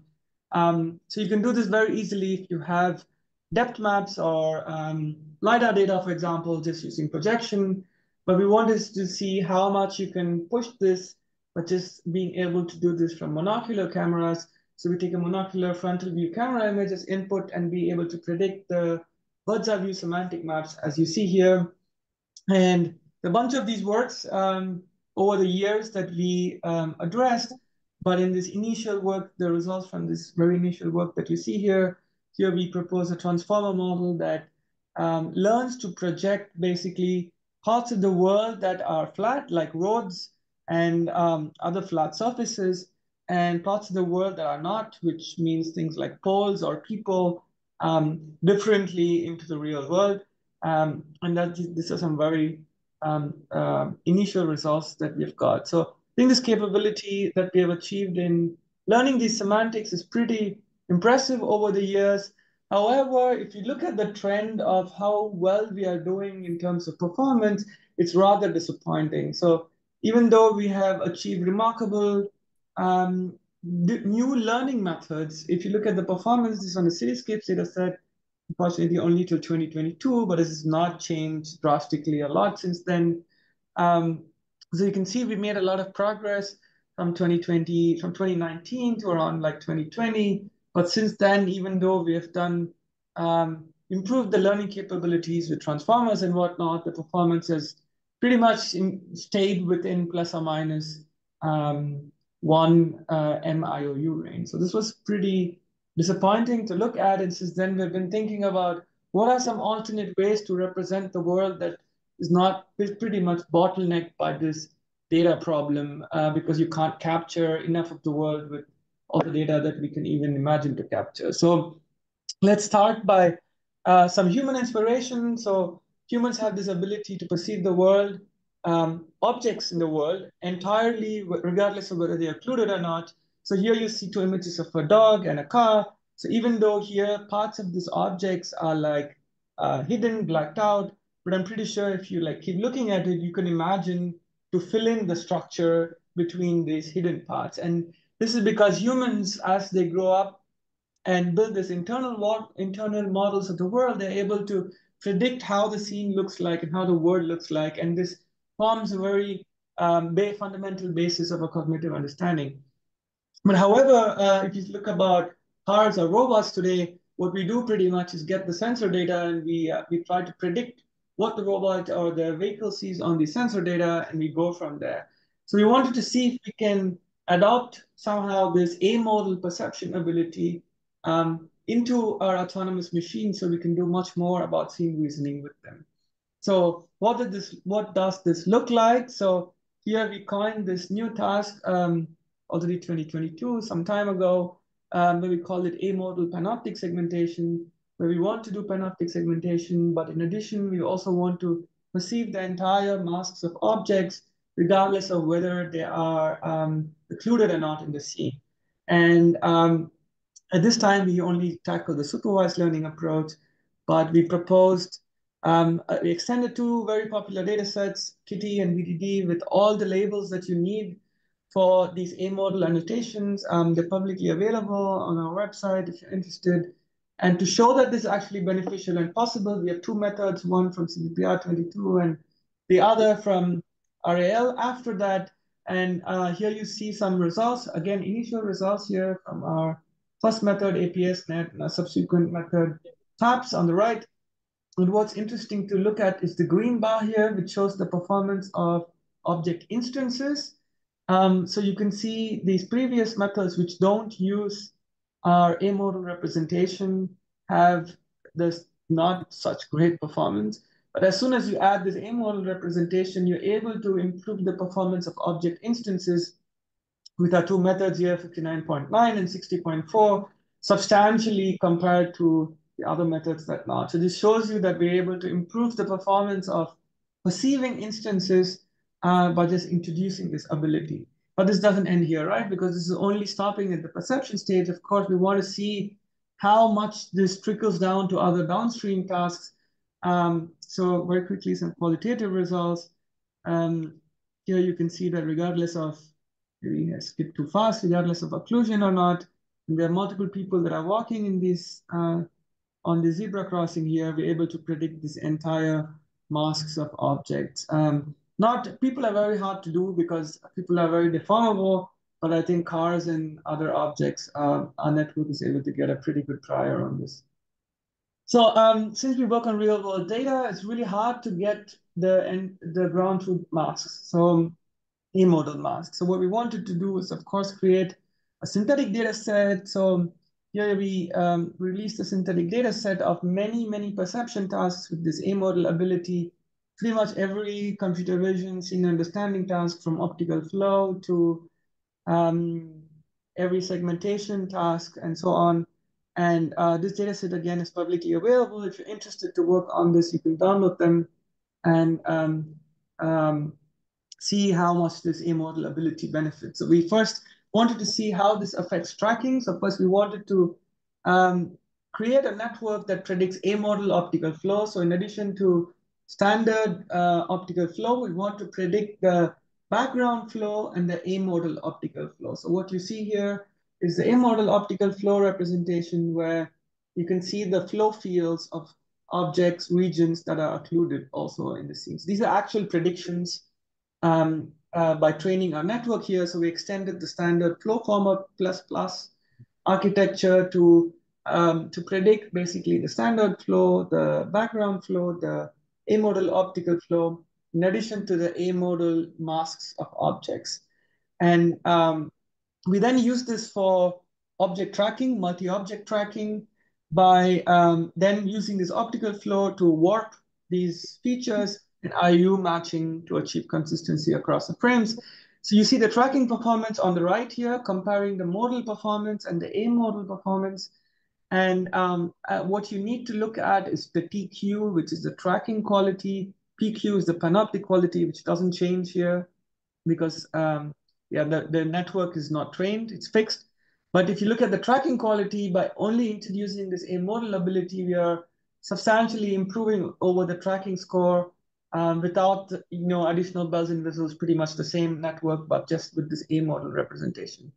So I think this shows really the benefits of adopting this representation, I think. So going like one level up, I think, so most of these tasks that you've seen is still supervised, but there's still this tremendous gap, I think, from supervised to unsupervised or weakly supervised methods. So again, looking at the Cityscapes benchmark, some time ago, fully supervised was around 77. And if you see the weakly supervised methods, they're only about like 38 MIOU percentage again. So this shows this tremendous gap between fully supervised and weakly supervised. We wanted to see if we can bridge this gap. And one of the ways that we came up is there's multiple versions of this work. Initial work that's called Spino is we take 10 labeled images and we leverage foundation model features. Then we only label 10 images and we're able to achieve comparable performance to fully supervised methods that achieve around 3,400, that use 3,400 images. So how do we do this on a very high level? So we annotate 10 images by hand. Takes anywhere from 20 minutes per an image. Then we take unlabeled images. So we take unlabeled images, we take our Spino approach. We take a Spino approach, first train this on 10 labeled images and get these predictions. Then we take unlabeled images to get pseudo labels from our trained approach on 10. And then we can generate data for iterative learning. So again, I think one thing I forgot to mention of the architecture, so we use a frozen Dino V2 backbone, and then we add a bunch of image processing layers. It's not much learning, so it doesn't overfit. So pretty much just leveraging Dino features and then doing some classical computer vision stuff on top to get the semantic predictions and the instance predictions. And then with this trained model, we just do pseudo labeling, and then we're able to iteratively train on the pseudo labels to achieve comparable performance to fully supervised learning methods. So some metrics again here. So Spino and Pastel are both of our works that do this compared to previous semi-supervised learning methods, which used about 100 labels. We are achieving, we're outperforming methods, semi-supervised methods, but now using only 10 labeled images. And we can further push this. If we use 100 labeled images, we're able to achieve performance that are comparable to images to supervised learning methods that use about 3,000 labeled images. What do these look like? So you can see some qualitative predictions on Cityscapes and Kitty here. As you can see, this is, I think, almost indistinguishable compared to fully supervised learning methods. So moving away from semantics a little bit, I think we need some higher level perceptual abstractions for different tasks. And if you look at mapping, I think there are some key requirements, as you can see here. First two of these key requirements of completeness and requiring map updates can be addressed using multi-agent systems, so having multiple vehicles or robots that are moving around in the environment, and having an approach that distributedly built these maps around them. But then you have two more, which is that these dense maps that we have are not really scalable to very large environments, but we also can't do planning on these representations. It's not really tractable for very large environments. It's much more time. So we want to leverage some high-level semantic or topological information from these maps And one of the ways that we can do that is using hierarchical 3D scene graphs. So we wanted to here propose an approach which combines this multi-agent mapping with hierarchical scene graph. And for this, we have our approach here, which basically has builds these dynamic scene graphs online as multiple agents explore the environment. So it has a SLAM backend, which does post-graph optimization. And then on top of this SLAM backend, we have a front end that builds these dynamic scene graphs as multiple agents explore in the environment. And what does this look like? Again, so we were the first to do this for outdoor environments. There's lots of work on this on indoor environments, especially from Luca's lab, basically in MIT, but also many other places. But you can see a first work which does this for outdoor environments. So at the lowest level, we have keyframes, which are visualized here in these green dots. And then basically these keyframes are built from these semantic point cloud panoptic maps, which you can use any state-of-the-art out-of-the-box method for panoptic segmentation. And then on top of this, we have one layer up where we have these lane graphs, which show directions of lane topologies that we also generate on using our approach. And on top of that, you might have landmarks such as streetlights, poles, traffic signs, and so on. On top of that, you might have regions such as neighborhoods or other small constructs of a city. And on top of that, you can have a city. So you can build these representations accurately online as multiple agents are navigating around in the environment. Okay, so I truly think that if you want to, in the future, the thing that's going to revolutionize many fields is this thing that we call as mobile manipulation. And here we want to have a physical robot that's able to navigate in the environment, but while it's navigating, you want to be able to do interactive manipulation tasks. And as you can imagine, this expands the ability of robots to not only be on fixed factory floors, but you don't need to have one robot to do each task. You can have the same robot do many tasks. So you can tackle this task by just having these robots do these sequential decisions, like first navigate and then manipulate. But as you can imagine, this is not really efficient. So here we wanted to have a flexible learning approach to do this. So what we do here is we separate this mobile manipulation task into a pure navigation task where we train a reinforcement learning agent to basically maintain kinematic feasibility for goal positions of the manipulator. So we use a classical planner for the manipulator to generate feasible motions. And then given a motion that is planned using a classical planner, we want the reinforcement learning agent for the base to control the motions to keep them kinematically feasible, which is just inverse kinematics. So it's a very easy, flexible, dense reward signal that you can leverage. And with this, we show that this transfer zero shot after training this policy in simulation.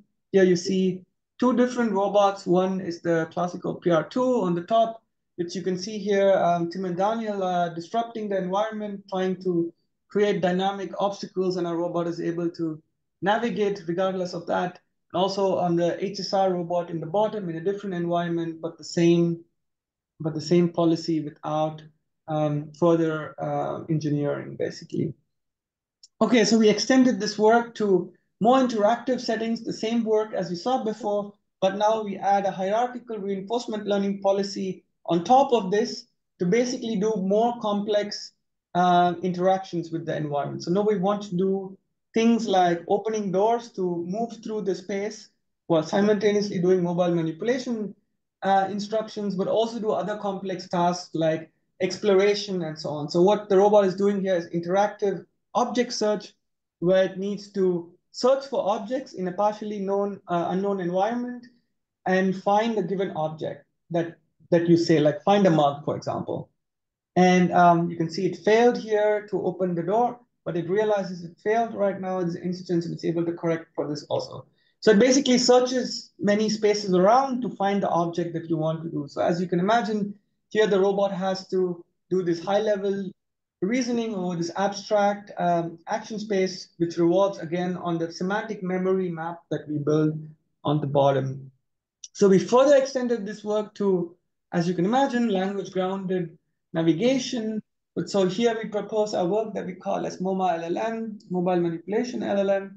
So here our approach grounds language models within structured representations that derive from open vocabulary scene graphs that are, again, as our outdoor work here, these are dynamically updated as the robot explores the environment.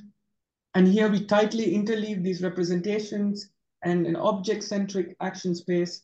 So given here object detections that's resulting from zero-shot perception methods, so we build open vocabulary manipulation capabilities. So here you can see in a robot hall from a very abstract instructions like find me a cereal, the robot is able to now navigate this environment, try to find what the environment looks like. So here it found a kitchen, then it sees a fridge, and then it reasons that, okay, possibly the fridge will have something to eat, like cereals.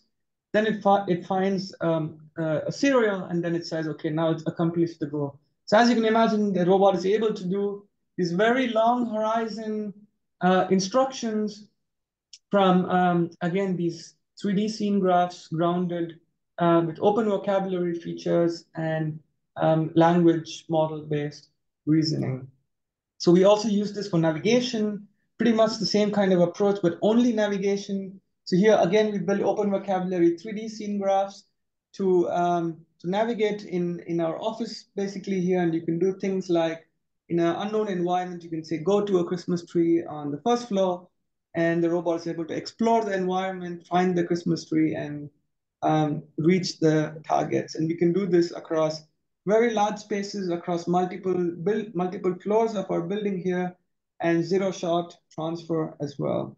Okay, so I think I'm out of time. The last thing I want to show is very new work, basically from this morning. So we've seen a lot of work in robotics or robot learning, where the power of data that you can generate from teleoperation. And this is very, very nice to train many imitation learning policies or behavior learning policies, because they are very rich data that you can collect. But for mobile manipulation cases where you need the base to move and you need the arm to do, it's very hard to do. There's no existing work that does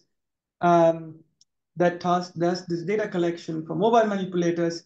So we extended our work that I explained before, which does the reinforcement learning motions for the base, now to do whole body teleoperation. So here you see Daniel here. What's the base? The base automatically moves as you move, as Daniel here is moving the arm to teach motions that the robot has to do. So he's trying to teach how to open a door, where he only moves the arm and the base automatically moves around, avoiding obstacles. And with this data that we collect, this teleoperation data, we show that we pretty much outperform every other teleoperation approach that exists. So we compare it with joystick-based teleoperation, camera tracking, VR tracking. And finally, towards the end, we showed after collecting this data, we're able to execute this on the real robot, very complex tasks like opening doors and so on. Again, zero shot in the environment. You see, you can also change the environment after you learn it. And you see other methods fail, but we're able to generalize to many complex scenarios, having obstacles, able to clean tables, for example, on this teleoperation data. All right, thank you for your attention. I'm happy to answer questions that you may have.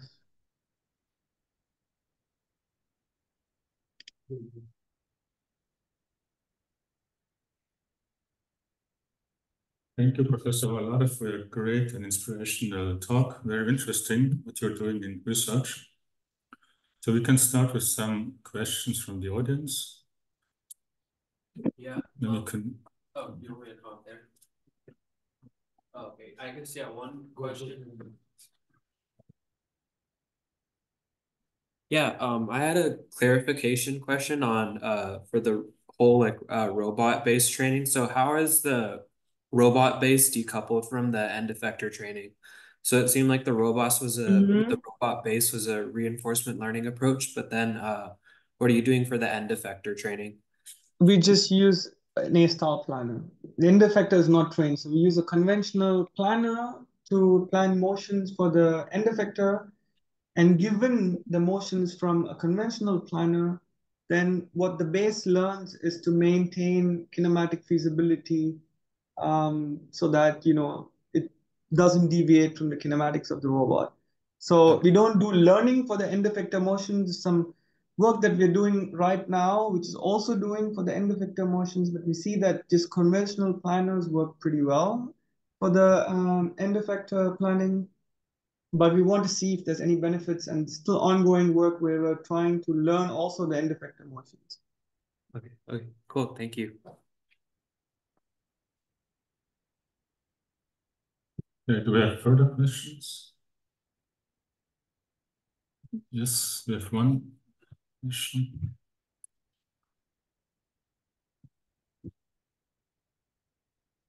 So I have a question about the spinal architecture, and you were like using 10 labeled images. But I was thinking the adaptability of that approach. So would you be like manually labeling like 10 labels in each different scenario or environment or like weather condition?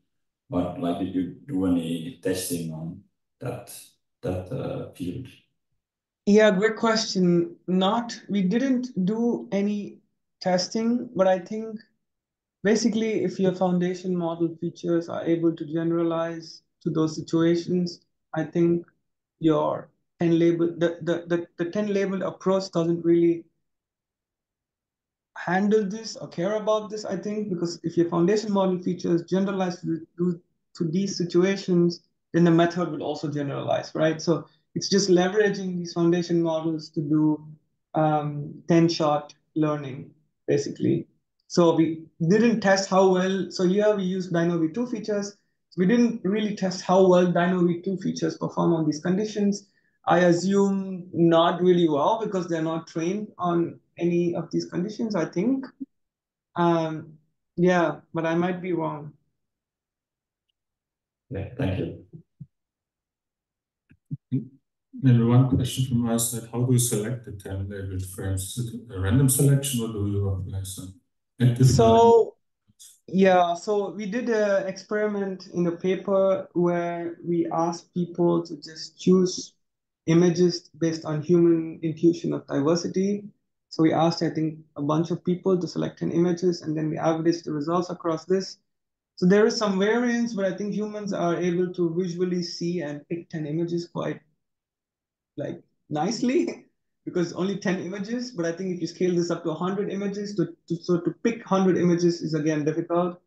But what we did is for the results in the paper, we just asked a bunch of people to randomly choose images that they think that they perceive are diverse enough that the models can learn. And but of course, if you have some also automatic label curation methods that's going to pick out the most diverse stuff, then I think that would perform much better. But for the results in our paper, we didn't try to do something like that. Okay, thank you. We have another final question. Professor Valada, first of all, congratulations. It's a fantastically impressive work. And I just have one thing I might have missed, but it appears to me that a lot of your experimental demonstrations as well as just experiments are conducted inside laboratories with pretty complicated set of robots with mobility as well as perception components.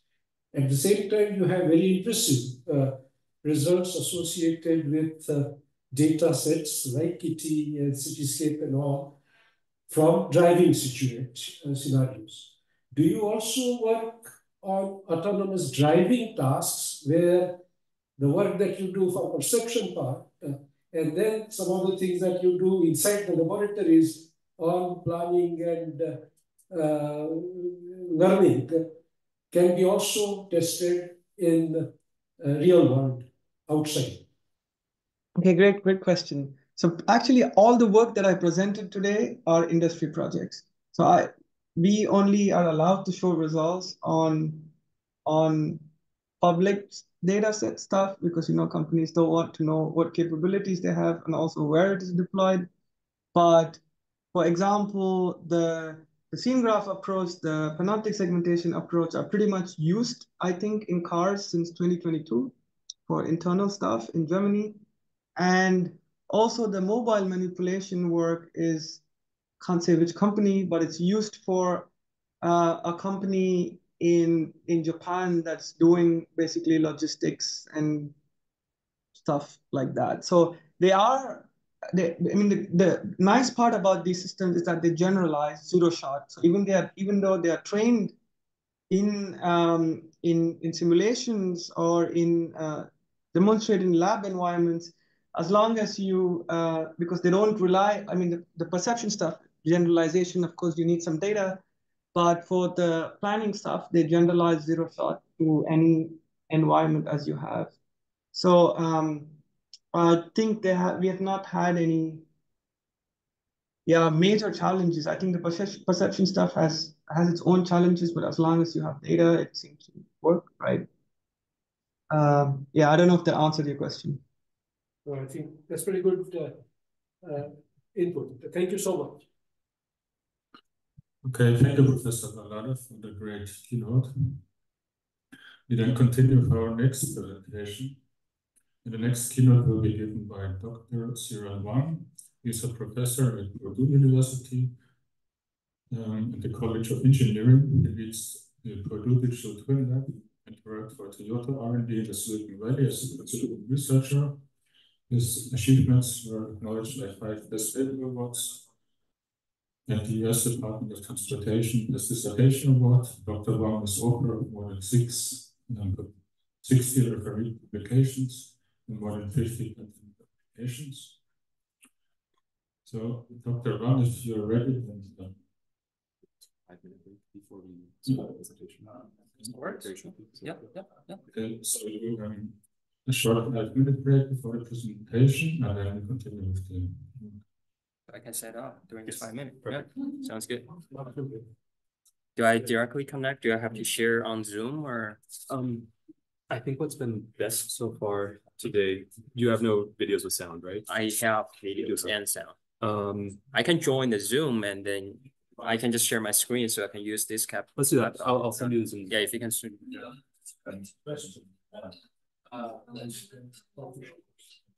There's one here. There's actually found like chai coffee. Yes.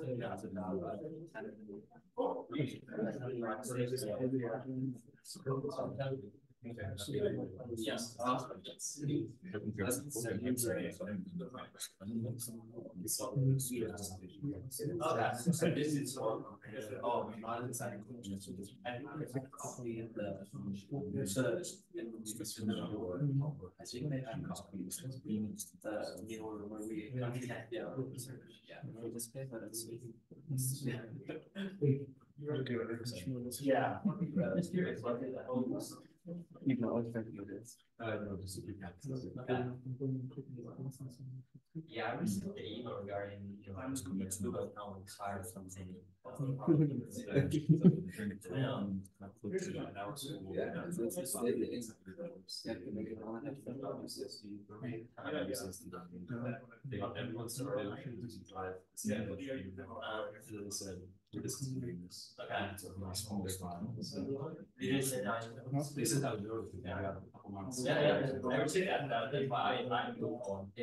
people may just ignore and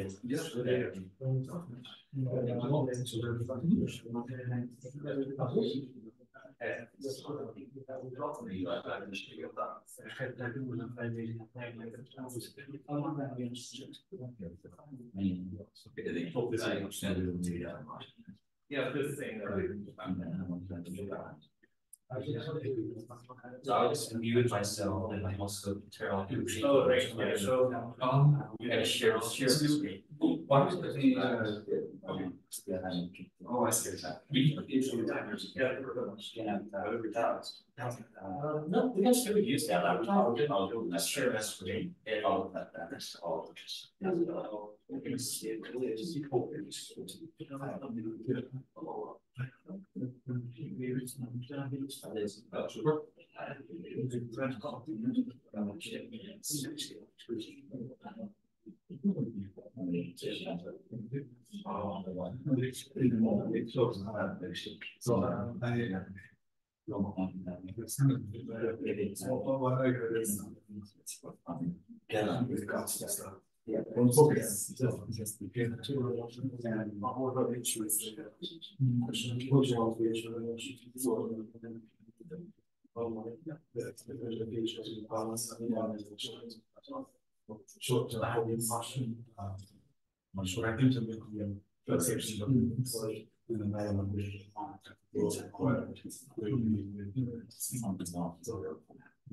There's that particular project.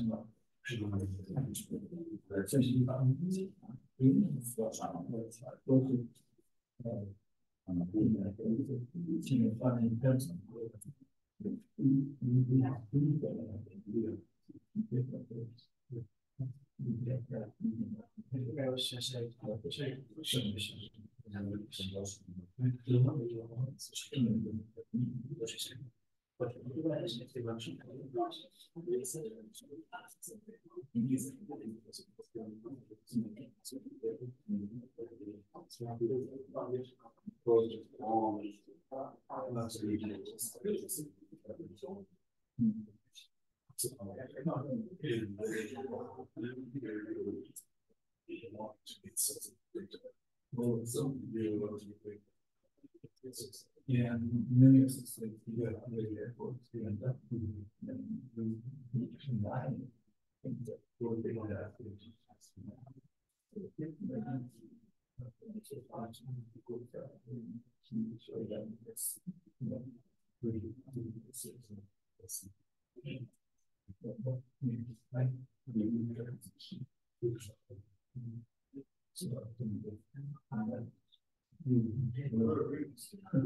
and as a human resource, it's like basically people are trained, but they are also not so much organized. And you will like use the 100% paper without a clear role. People can design the way to go. And also, it's the show. So much familiar.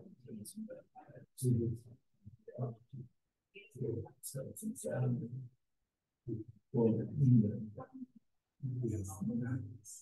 So it's a different sort of think for the perceptions of it. Learning and favor people medical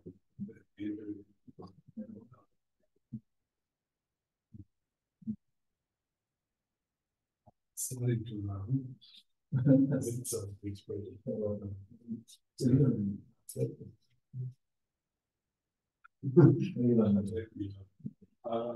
From table side.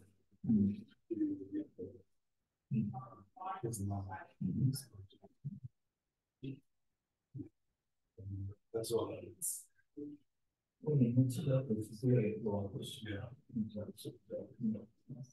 Investigation and also human resources. Yeah. The idea is to learn more. We really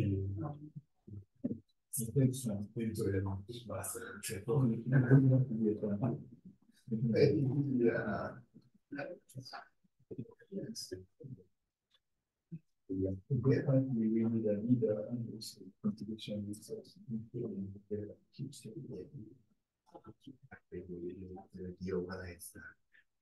organization that will that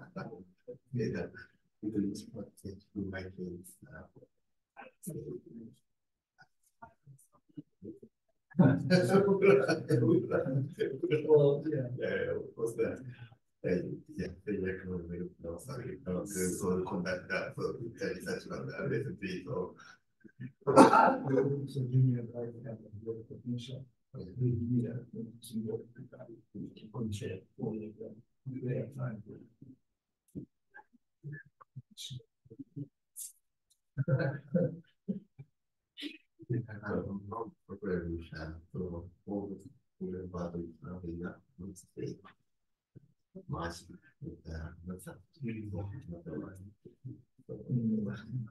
think lots of things like that. Concentrate on that, work every day. This.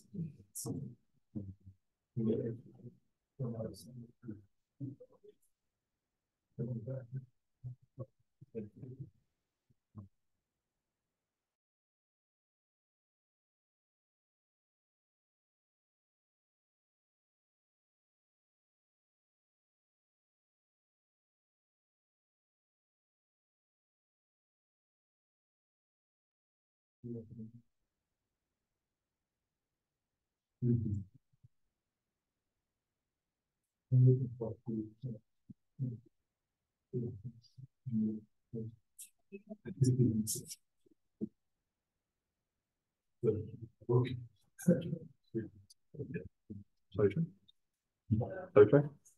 You can start this, just one thing.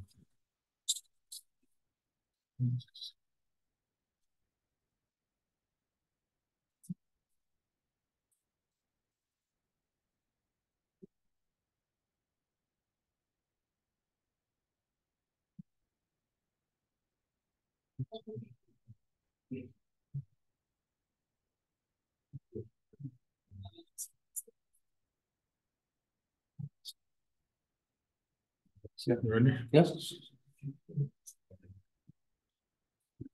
Okay, we will then continue with our second part. You don't have to introduce me. Yeah, Okay.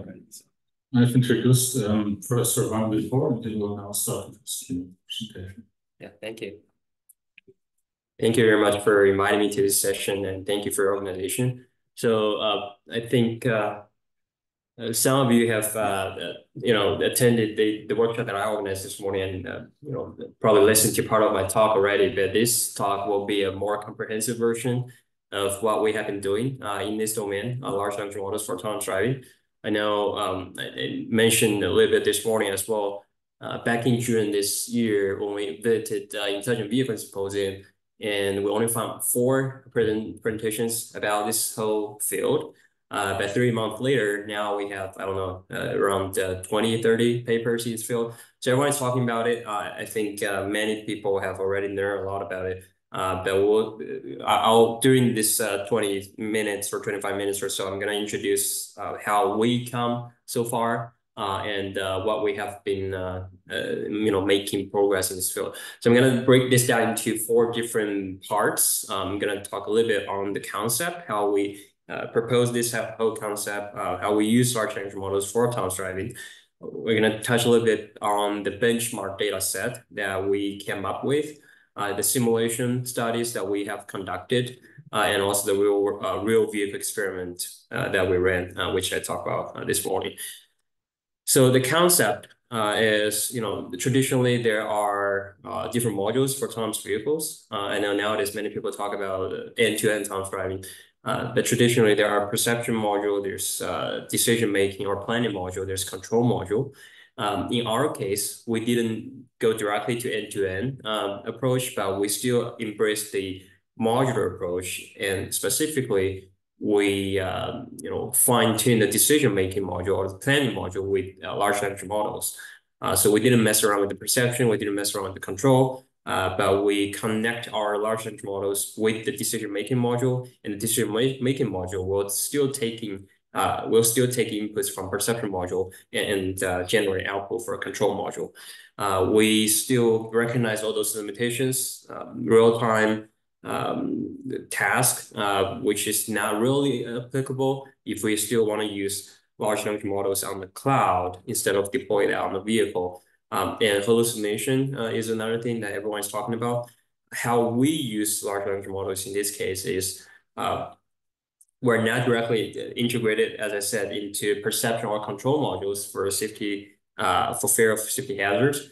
And we think LMs can quickly process vast amount of inputs for decision making. That's how we use it. But we avoid the real-time requirements. So we didn't really query the API of large language model, in this case, ChatGPT or GPT-4, and in real time. But we just query on demand. Every time we have a demand, then we just query large language models on the cloud. So this was in our paper published on ITSC magazine. So we utilize LLMs as humans' brain to provide high-level guidance for autonomous vehicles. And here is the breakdown of everything that we define. So you can see all those different modules, and we also have different letters to represent these modules. We'll refer back to those letters later on. So the input for this whole system, we have historical memory, which we take feedback from the memory module. The memory module will store all this interaction between humans and large language models. We have system message, we have situation descriptor, human instruction, and human evaluation. Human instruction is more like the desired state for those LMs to achieve. Human evaluation is the feedback that humans keep providing to LMs.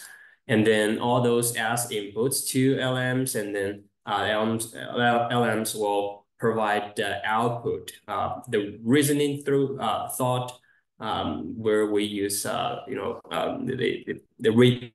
reasoning capability of LMs. We also generate programs where the programs will be some code where we utilize code as policy to send to the executor, so the executor can be sent to the downstream environment.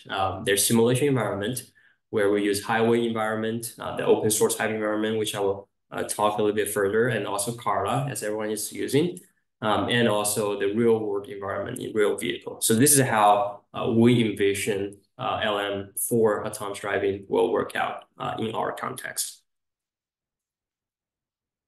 The benchmark data set was the paper we published earlier this year on CVPR, where we built on the highway environment simulator, the open source highway environment. There is a total of 4,900, so nearly 5,000 human annotated traffic scenes in this benchmark data set. And specifically, we have an instruction I, as I mentioned earlier, we're going to refer back to those words, letters, as a high-level task description. So what is the task that this vehicle needs to do? We have an initial state used to initialize the simulator. And we also have the goal state criteria to align with the instruction I, whether you have really achieved your instruction and how far away is your, the difference in between. Out of those 4,900 scenarios, there is a quarter of them are distance related, a quarter of them are speed related, and also some about pulling over, some about routing, lane changing, overtaking, and for the road types, there's a majority of them are on highway, but there are also 30% of them is about intersection. And this whole benchmark data set thing is we generate all those data for future research purpose, but we also provide interface for you to directly just plug in and play with those large language models. So we specifically use this benchmark to run different LMs and to test all those different evaluation metrics to see which will work better than others, and we'll also adopt different learning methods: 0 shot, a few shot, in this case 3 shot, and also human keep providing feedback to the large language models. We'll also have the baseline where we have heuristic methods like IDM or mobile models, or even some human driving data. So you can see this is a comprehensive list of the results, which you can find from our CVPR paper this year. Different metrics including collision rate, task completion rate, time to collision score, speed variance score, traffic efficiency score, and driving score is a holistic score considering all those three. You can see different models have different values. So that was the benchmark data set that we came up with. We also did some simulation study, as many people do in this field. First part of the simulation study, we did a human feedback kind of study where we used the car simulator. I think there was a well-designed car challenge for you to just follow some certain route to go some places. But instead of following all those waypoints, in our case, we adopt that environment that we allow humans to provide feedback to LMs. So humans will first provide an instruction, say, hey, let's take a right at the next traffic light, and re-navigate to my destination. And also human keep providing feedback to LMs. In Kara, there's also this driving context that will have all those context information about this whole driving environment. They're all sent to large language models, where we also leverage RAG, retrieval augmented generation, to generate code. As I said, we use code as policy to generate code for Kara to execute. So instead of generating real-time command or instruction for the specific vehicle, we generate code at a less frequent manner. So you don't have to provide output from large language models in like every 10th of a second, but you can just generate a code at every event, and then the code will execute the command for the vehicle or for the agent in car simulation. And we adopt chain of thought reasoning to allow the agent in this simulation environment to generate the code, as I said, with code policy. But we also acknowledge the limitations of LLMs, right? And we know capabilities, good at understanding complex contexts and creating high-level plans, but they are bad at precisely interpreting spatial coordinates. That's what we figured out, and creating detailed motion control signals. So that's why we're not generating directly the commands in terms of you should go ahead with some certain distance, you should turn left, turn right, but we generate code like this, snippets. And also LM Planner as a plug-and-play module for existing systems, where we take the best of both worlds, and then instead of issuing real-time control signals, as I said, we generate code snippets at lower frequencies. And we also adopt other challenges as we allow our humans to provide feedback to LMs, challenges like hallucination, as everyone has been keeping talking about, and also autoregressive generation. So we adopt RAG to ground LMs, and also generate responses to based on custom knowledge database. So I will directly show this quick demo video where so we have instruction from the human to say, hey, start driving, and then keep providing feedback or evaluation, as we mentioned in the very first slide. So humans just provide very high-level instruction, and agent, in this case, LLMs, will provide low-level, and this is the outcome or the reasoning process of LLMs, but it's really the code snippet that's controlling the vehicle to either like decelerate to avoid a collision with a pedestrian, or avoid collision with the preceding vehicle, or will change a lane to the right, change a lane to the left, or turn left to right based on the environment, the dynamics of the environment. And then we can achieve a significant good results in terms of the completion of the instruction at the end of each trip. As I said, this was using the the well-defined environment in Carla. They just try to finish the task by just humans providing feedback to large language models. So that was one of the simulation study. The second part of our simulation study, we focus on personalization. As I will also talk about our experiment in this field. But the research goal is really to implement the system that can interpret human emotions or commands and enhance trust and transparency in the Carla simulation environment. So we use large language models to help the human autonomy teaming process. So LLMs is the media to help facilitate the cooperation between human passengers or drivers and autonomous driving systems. So we still have those different modules, system message. Say you currently need to issue commands to the vehicle in order to adjust its driving behavior, full instruction provided by the drivers. You have human instruction, very implicit, straightforward, or not really straightforward, but very simple.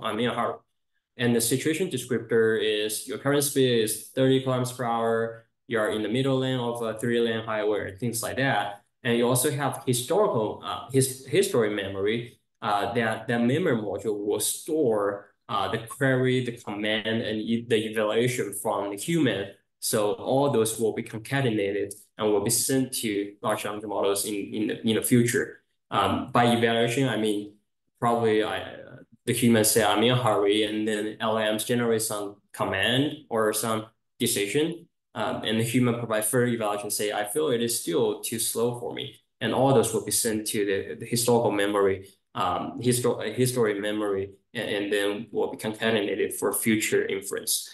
So we're following the concept that we proposed at the very beginning. And the motion planning process is modified by an LLM output. As I said, we are not replacing any of the existing modules on the autonomous driving stack, but we are empowering specifically the planning module with LLMs to make it more personalized, to make it understand the needs from the human passenger a little bit more easier. We evaluate the system by calculating the takeover rate of the passenger on the vehicle. If you think about a level 3 vehicle, then the human passenger just slamming on the brake or having his or her hands on the steering wheel, that's a takeover. If it's a level 4, level 5 vehicle, you can consider, okay, the passenger simply pressed an emergency brake button or something like that. The framework is like this, which we will also adopt for our field experiment. You switch on the system by the word command, and then you have human command I, context information C, system message S. They're all sent to the LLM, and then we will generate a program, and the program will be used for our vehicle ECU to control the vehicle. We also have this feedback loop where we'll also detect the command like evaluate. The human will provide the feedback and feedback will be sent to the memory module, and then the historical data will be concatenated and will also be part of the input to LLM for future inference. And we first did a simulation about this in the Carla environment, and you can see we significantly reduced the takeover rate. We made improvement regarding how much less time that each of the takeover happened. But the key thing is implemented on the real vehicle. We started to work on integrating or deploying LLMs on real vehicle implementation from last year, this time last year. And it's just Zimmer approach framework. And I'm gonna directly go to the interesting part of it. The objective is really to verify the command understanding ability of our large language models, and showing how they can make decisions and how they can personalize the system based on different people's commands. And we have 3 different scenarios. As some of you might already watched it this morning, there's parking scenario where we have to select a preferred parking spot for humans, passenger. There's an intersection scenario where we have to do a unprotected left turn. There's an oncoming traffic from the other side of the way. There's highway scenario where you are driving on a 3-lane highway, but you have an aggressive driver driving in front of you. We have 2 trips per scenario. As I said, we have the memory module. So the first trip will be done without any memory module's help, and the second trip is done after the memory module kicks in and providing the historical interaction between the human passenger and the vehicle. I'm gonna play this video and then show this results to everyone.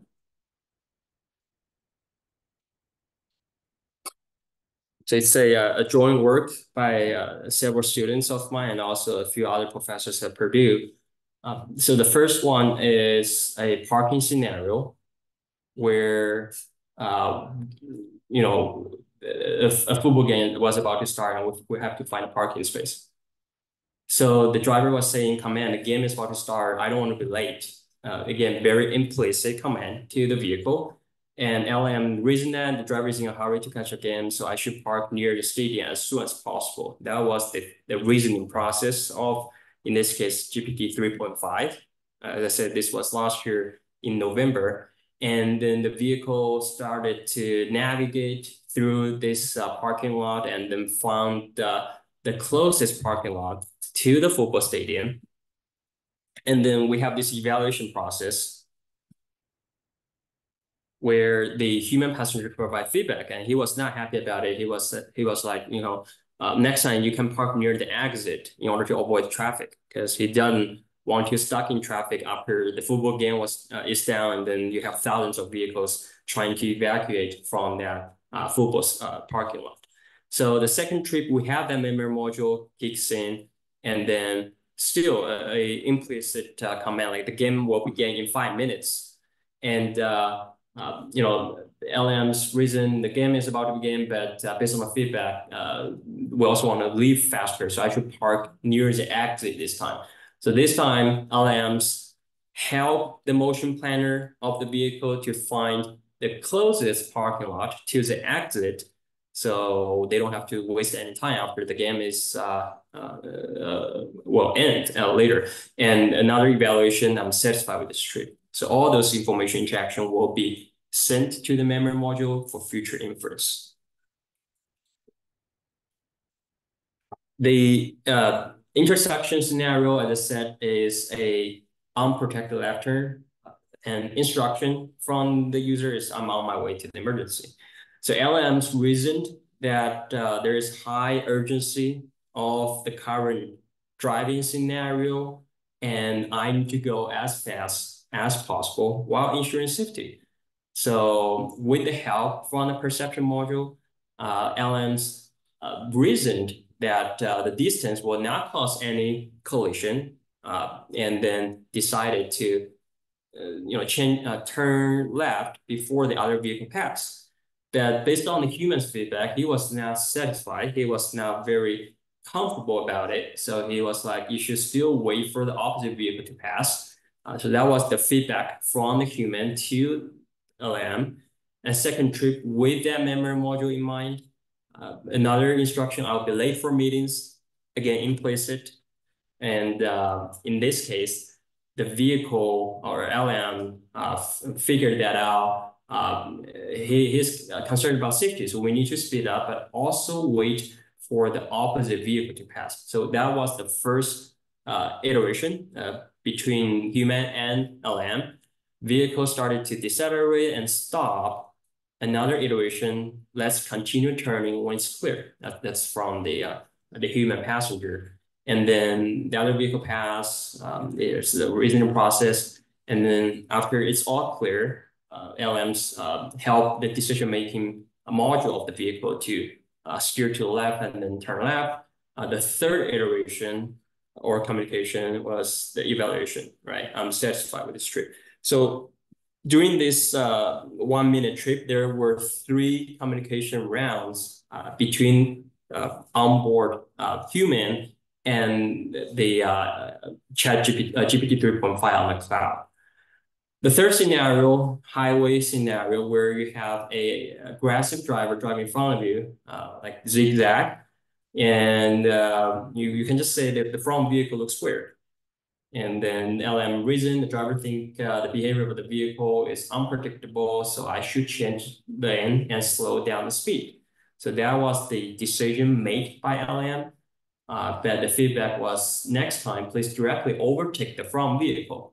He was more like an aggressive driver instead of a conservative driver. So the memory module personalized the decision for LM, and then next time, the front vehicle looks very crazy, doing zigzag.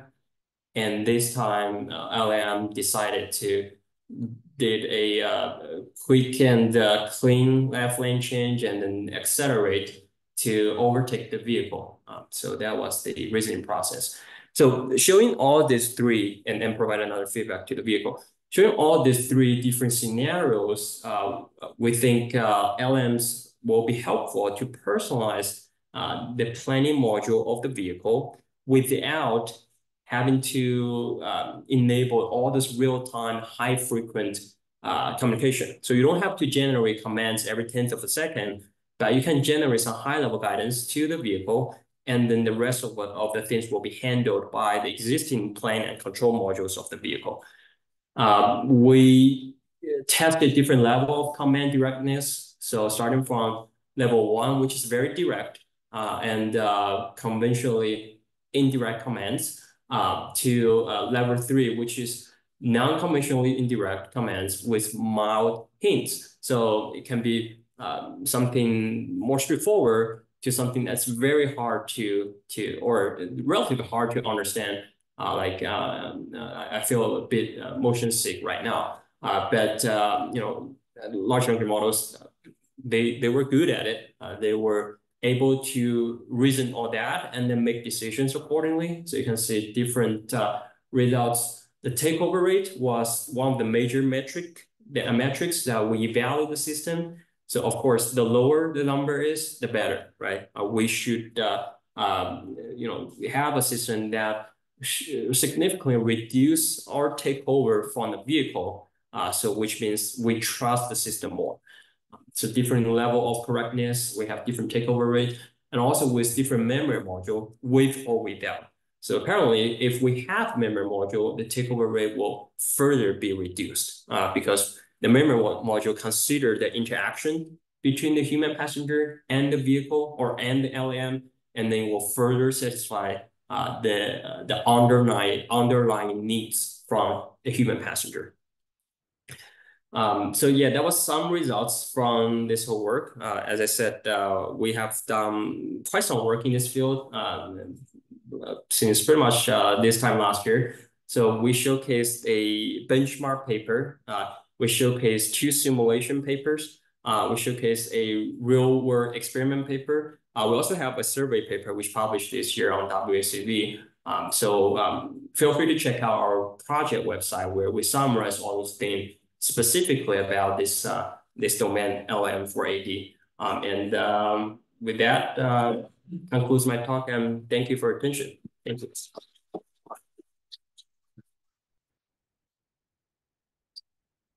If there are any questions for Professor Wang? Yeah, thank you for that very nice talk. So initially, it seemed like the human input was reasoning upon the very immediate location, like turn left, and perhaps you could just use the vision input to reason upon. But then you showed the parking example. Maybe the LM had to reason on a map and understand spatial relationships in the map. How do you input that information? Yeah, so these 2 work, they were independent. You're right. For the first part, the human in the loop simulation study, the human keep providing feedback to the system and say, hey, what's the context? You should turn left, turn right, you should stop, right? For the parking lot or for the field experiment, the thing that we didn't mention is the system already, or our vehicle system already knows the map information, as you can see right here, which I didn't spend too much time elaborate. So, and the system already knows what are the potential trajectories. Say, you have a map and you have, say, 100 of parking lots that are available, parking spaces available. Then what we provide for LLMs is simply just to choose one out of those, say, 100 trajectories. Instead of we ask LLMs to reason the map, to reason the trajectories, general trajectories. No, we just, we have the underlying perception, planning, and control models that are functioning very well. We just use LLMs as a external tool to help us to pick what's the best option, and that best option will satisfy the needs for our human passengers the most. So that was the concept. Yeah. Okay. So it's basically my question was already partly under, because I was also wondering this grounding, right? So what you have is basically you have a symbol parking slot 123, and this is basically a goal then for your normal navigation stack, right? Correct. Correct. Yeah. Quick follow-up. You showed a lot of you generate code, right? So I don't know, is this just one line, big parking slot 123, or is it more complex code coming out? And did you have realized that it was simply code wrong? Yes and no. So code, we adopt code policy for some of the previous work, but for the field experiment, we actually tend to make things simple, right? Because you have a complex vehicle system already. You don't want to make things very complex. So what we ended up doing is, say, for the parking lot scenario, we already select now, probably not more than 100, but there are probably, a handful of trajectories that will lead to different parking lot. And we embed the underlying information about this parking lot. This parking lot is closest, this parking lot is close to the exit, this parking lot is the most convenient, things like that. And what LM needs to do is just to reason the input from the human and then just select. And the output can be just say number 1, number 2, number 3, things like that.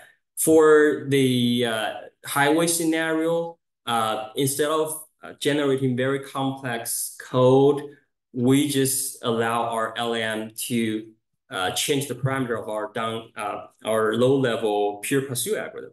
So you have a look at distance, you have some other parameters, and then based on the need from the human, based on the input, we just allow LLMs to twin the parameter within a certain range.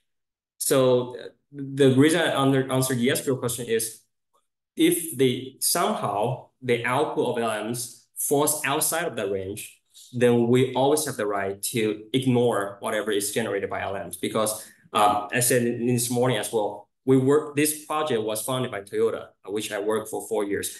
And the car company, they don't like black box system. They don't like system that they cannot trust. So we always say, every time that if this black box generates something that's outside of our safety range, we always kick it out. And then we just fall back to our traditional pure pursuit or PID controller. So we use it as a helpful tool to guide us, but we do not use it to replace whatever we have on the system, if that makes sense. Thank you very much for your presentation. It's very interesting. I have a more fundamental question. Sure. So do you think this personalized autonomous driving may result in pose a risk in vehicles driving more selfishly as such, losing all those advantages of autonomous vehicles, operating system optimal? How to deal with that? That's a very good question. I think that's really the gap between industry and academia.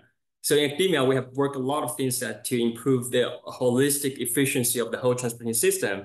And when I brought this to, say, my manager's manager at Toyota, they said, we don't care about traffic. We just care whether we can make our driver happy, right? So we always, I quote from the company side, always just care about our ego agent, whether I will make of course, our customer safe and make him or her happy. We don't care whether we can cause any traffic congestion or things like that. So there is this a trade-off that you want to make. And I think that's where the regulation can come in play, right?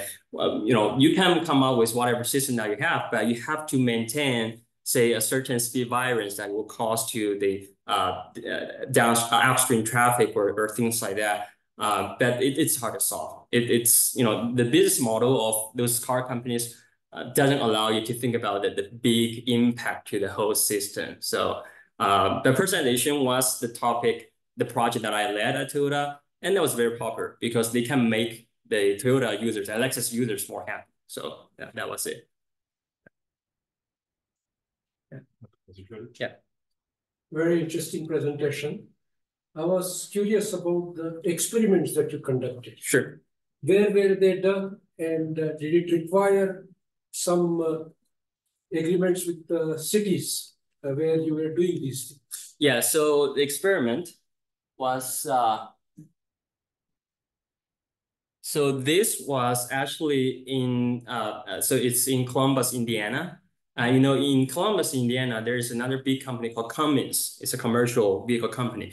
So Cummins and another company is co-owning this property. It's an abandoned airport runway. So we, Purdue University, we have access to that property, and we just use it for our testing purpose. We don't have to get any permit. I think it's our university, and that property has some, you know, master agreement. For the parking lot, it was more like a gray area. So we just test whenever we have less traffic, and we test on site, and we guarantee that it's safe. And then, you know, the campus police didn't say anything. So that's in West Lafayette? That was in West Lafayette, the parking lot, yeah. But in that parking lot scenario, I did not see too many other vehicles. Correct. So that was because I was during the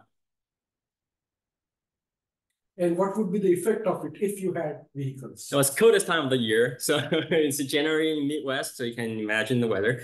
But yes, very good question. So we actually have time that it's fully packed, and it will have a major impact on our system. So in this case, we use LMs to help the decision-making process, but we don't have a fully functioning perception model, which means, so if there is suddenly a kid running around, then we have the human must take over. Yeah, so it was you know, designed for a more empty parking lot, so we can showcase the proof of concept. But when we have more vehicles and more busier traffic, then it was hard for us to do this kind of experiment. So it's always easier for us to do the experiment in the airport runway. Is this data publicly available? This field experiment, no, because we work with Toyota on this. The benchmark data said yes, we published that online. Yeah. Very good. Thank you. Thank you. So I'm wondering what you like. The driver is talking some nonsense or or invalid command to the vehicle, or say you can't turn right. The driver says turn right, or the driver is just chatting with another person. Yeah. Will the interpret as a hint, but it's actually not? So chatting is not an issue because we have that kind of command or evaluate, that kind of switch on, turn on words, right? Like you say, hey Siri or hey Alexa. So if you chat, you don't say command or evaluate normally. But yeah, if it's talking nonsense, that's something that we haven't tested. If there's a malicious passenger that deliberately talking nonsense to LMs, then we don't know. We haven't thought about that, but we believe yes, that's gonna take a bigger role in this, and that's how personalization module comes in play, right? Probably once or the second time, it will fool LMs, but we can make some label or tag in the memory module, and then later that kind of input will have fewer weight in the system. But it's a good point. We haven't thought about that too much. Yeah. Thank you. Right. So actually, my question is kind of related to previous ones. So basically, even the driver is not malicious. So you could give unintentionally some of those wrong instructions. For example, in some situations, you're not allowed to steal, but you ask them to. Yep. So my question is that any possibility to enforce some constraints into the RAG system. I think the trick is in RAG, right? The whole reasoning process happens in RAG, right?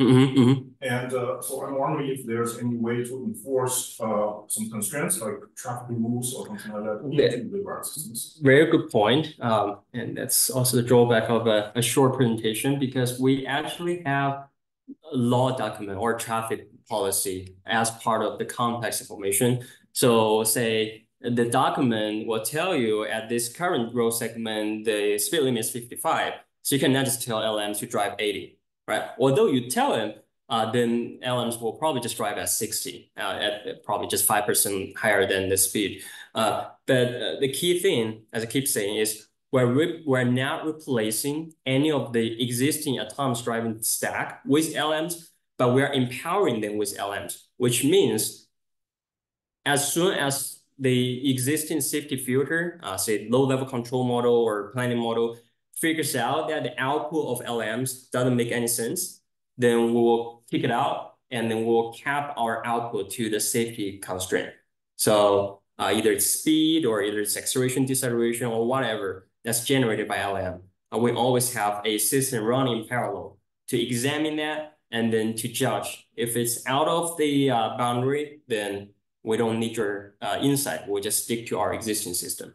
Oh, so you have the validation system to correct. We have the fail-safe logic. We have the validation that's running in parallel to check the output from LM. So basically every reasoning process has to be validated through that model. Correct. Yeah. Great. Thank you. Yeah. Thank you again. Thank you.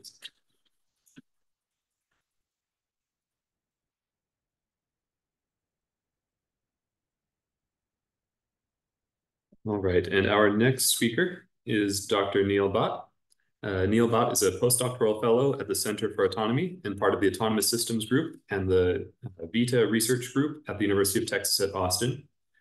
Neel received his PhD in mechatronics engineering from the University of Waterloo in 2023. And prior to this, Neel received his bachelor's degree in mechanical engineering with focus on mechatronics and robotics from University of Toronto in 2018. Thank you, Neel. Thank you so much. And thanks to the team for inviting me for this talk. So this talk is going to focus on one of my recent works that I'm working with some of my colleagues here at UT Austin. This work is on how do we fine-tune language models using formal methods feedback.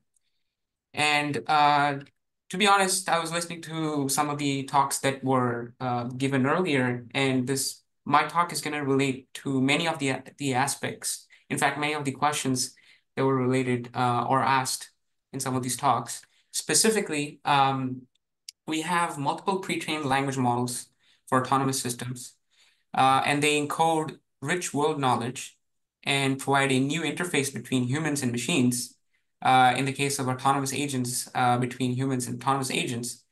But the question is, how can we incorporate these LLMs to generate reliable plans that can have assurance guarantees?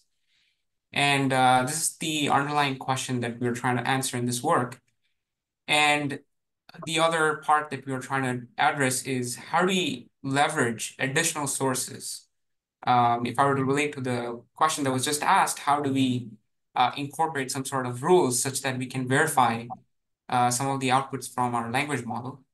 And so we want to verify whether these outputs from these language models can actually be deployed safely when we have some safety critical requirements in the environment that we're testing our agent in.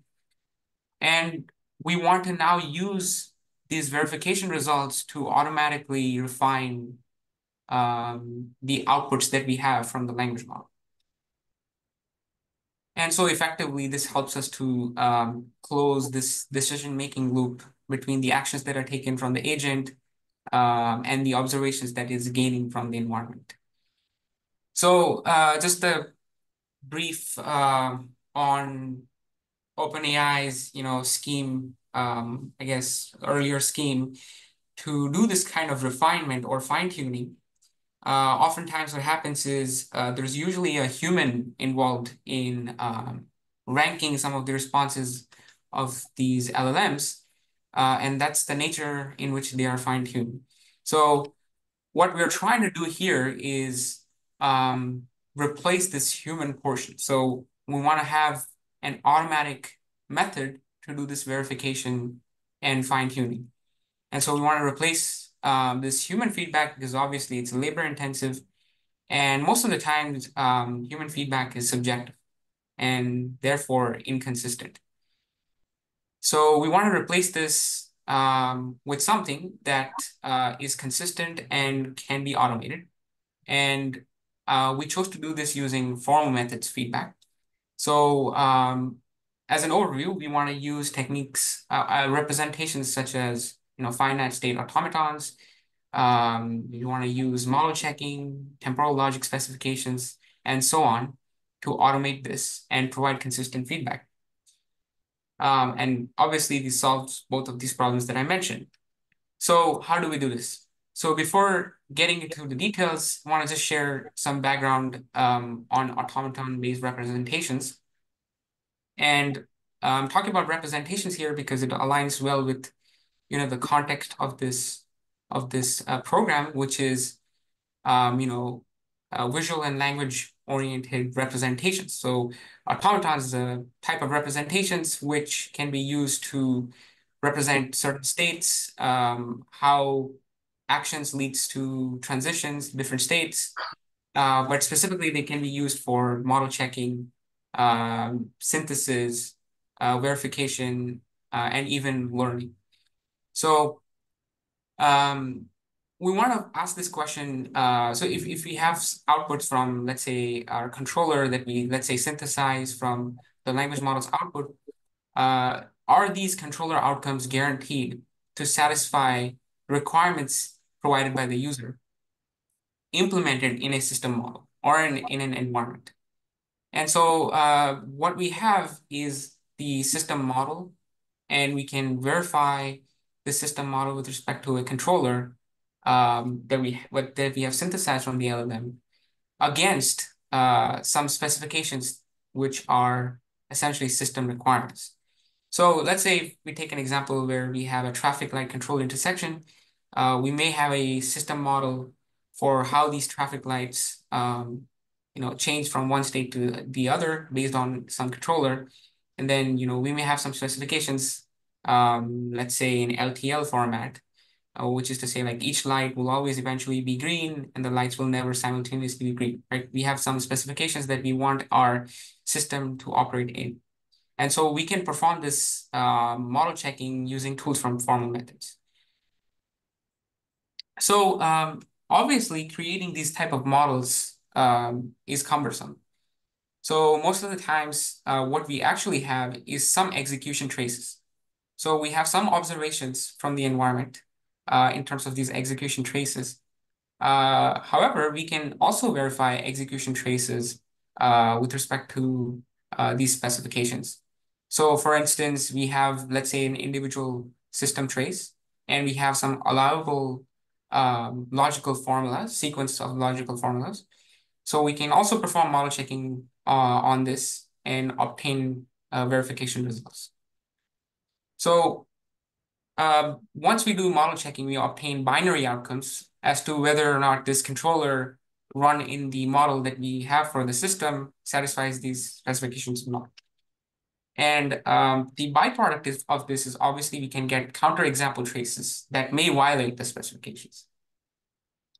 So in some of our previous work, we've developed a mechanism to take the output of the LLM, which is in a textual format, and essentially parse using some keywords, parse the output of the language model and convert that into essentially controllers that are essentially in the form of a finite state machine.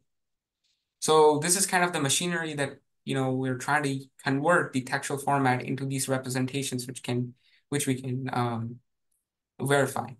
So I'm going to talk about how we do this in detail in just a few slides.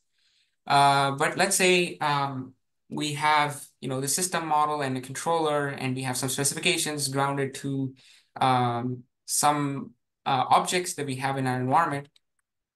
We can, for example, verify in different domains, different settings, we can verify whether or not they match the specifications or not. And as I mentioned, there may be controllers that we synthesize that do not match the specifications, but we are able to obtain this binary signal based on this verification. So now that we know about having, for example, a system model or execution traces and some specifications from the user, we want to design this pipeline such that we can do this verification. So this pipeline that we designed includes the autonomous system model, specifications from the user, which could be in LTL format. And we essentially have a data set, a prompt data set for different types of scenarios that we want to test our fine-tuned model against. And we sample a prompt from this prompt data set. And we query the language model, whatever type of language model it be, there's no constraint on the language model. We query this language model and we obtain 2 responses. So the query to the language model is the same, but due to the probabilistic nature of the language model, based on settings like temperature and so on, we make it different responses. And once we have, say, 2 different responses, we want to make sure, or we want to have an evaluation of which response is better than the other, which we will use as a signal to fine-tune our model using direct reference optimization, which is like standard method to fine-tune a language model. But the important key part over here is we want to have this automated feedback system that enables us to have this type of ranking. And so I'm going to talk about this feedback system now. So the overview of this feedback system is, let's say you have these 2 responses that I mentioned earlier. And for now, let's assume that we have a system model. I'm going to show you a case where we can relax that assumption. We can use a simulator to get this execution traces. But let's say we have this system model. And we have a mechanism to, I'll go into the mechanism, but let's assume that we have a mechanism to convert the textual response into these finite state machines, which are essentially controllers that can be executed in this system model. And let's say we also have specifications in LTL format from the user. And generally these specifications, let's say for autonomous driving domain, can be synthesized quite easily from things like driving rule books and so on. So these specifications can be readily obtained and can be also added through users. So what we want to do is once we obtain this autonomous system model and the controllers and the specifications, we want to perform model checking using our formal methods tools. And a result of that would be basically a check against each specification from our set of specifications that we have as to whether or not this model or the model response satisfies our specifications or not. And based on how many specifications are satisfied from our set of specifications, we can rank a response compared to another response. So this is kind of the overview of our framework. So regarding system model, let's say you have a traffic light controlled intersection. We can generate, for example, a system model that shows us how the traffic lights transition and basically all of the positions where we may have an autonomous agent in this system. And we may have, for example, different states, different transitions. We may have atomic propositions that are grounded to, for example, objects like traffic lights and so on. And we may have transition labels. So let's say it's a very simple example. We have, this 2-state based traffic light.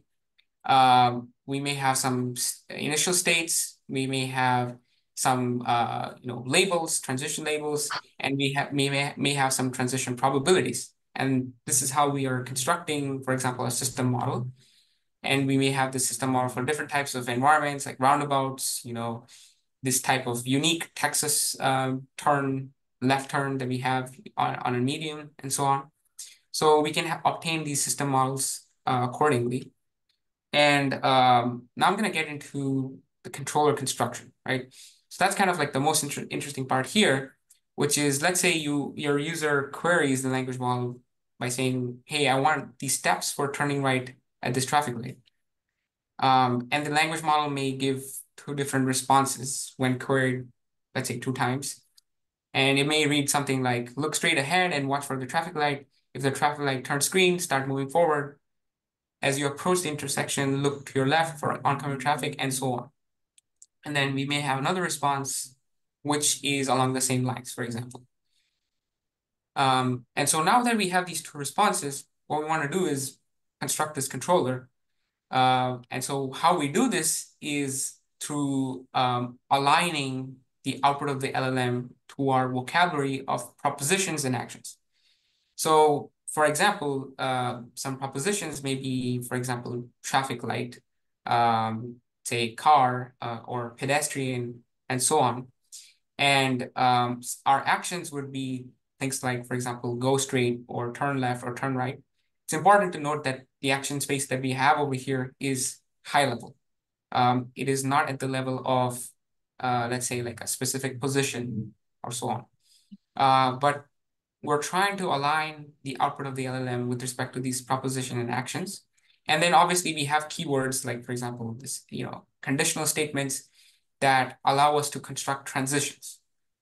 And so when converted into this, automaton-based representations, we may have, for example, 1 state per step, and then we have a transition based on some conditional keywords that we have, and then we have an action that would lead you to another state. So this is, for example, a controller that we will extract from this output. And similarly, we could do that for the other output that I mentioned earlier. Then once we have these 2 controllers and a system model, we can perform model checking. And basically what we need to do this model checking is a list of specifications. So let's say we have a list of specifications as follows. Then, for example, this controller would satisfy, let's say, 2 of these specifications, but wouldn't satisfy the 3rd specification because I don't want to get into details over here, but essentially what's happening here is it's not checking for the car from the left and the pedestrian from the right at the same time, this specific controller. So it violates the specification over here. However, the second controller that we got from the language model does satisfy all of these specifications. So based on this binary response, we can say that response 2 is ranked higher than response 1. And now that we have this ranking system, we can use this ranking system to feed back into direct preference optimization, and then subsequently fine-tune the language model based on the response.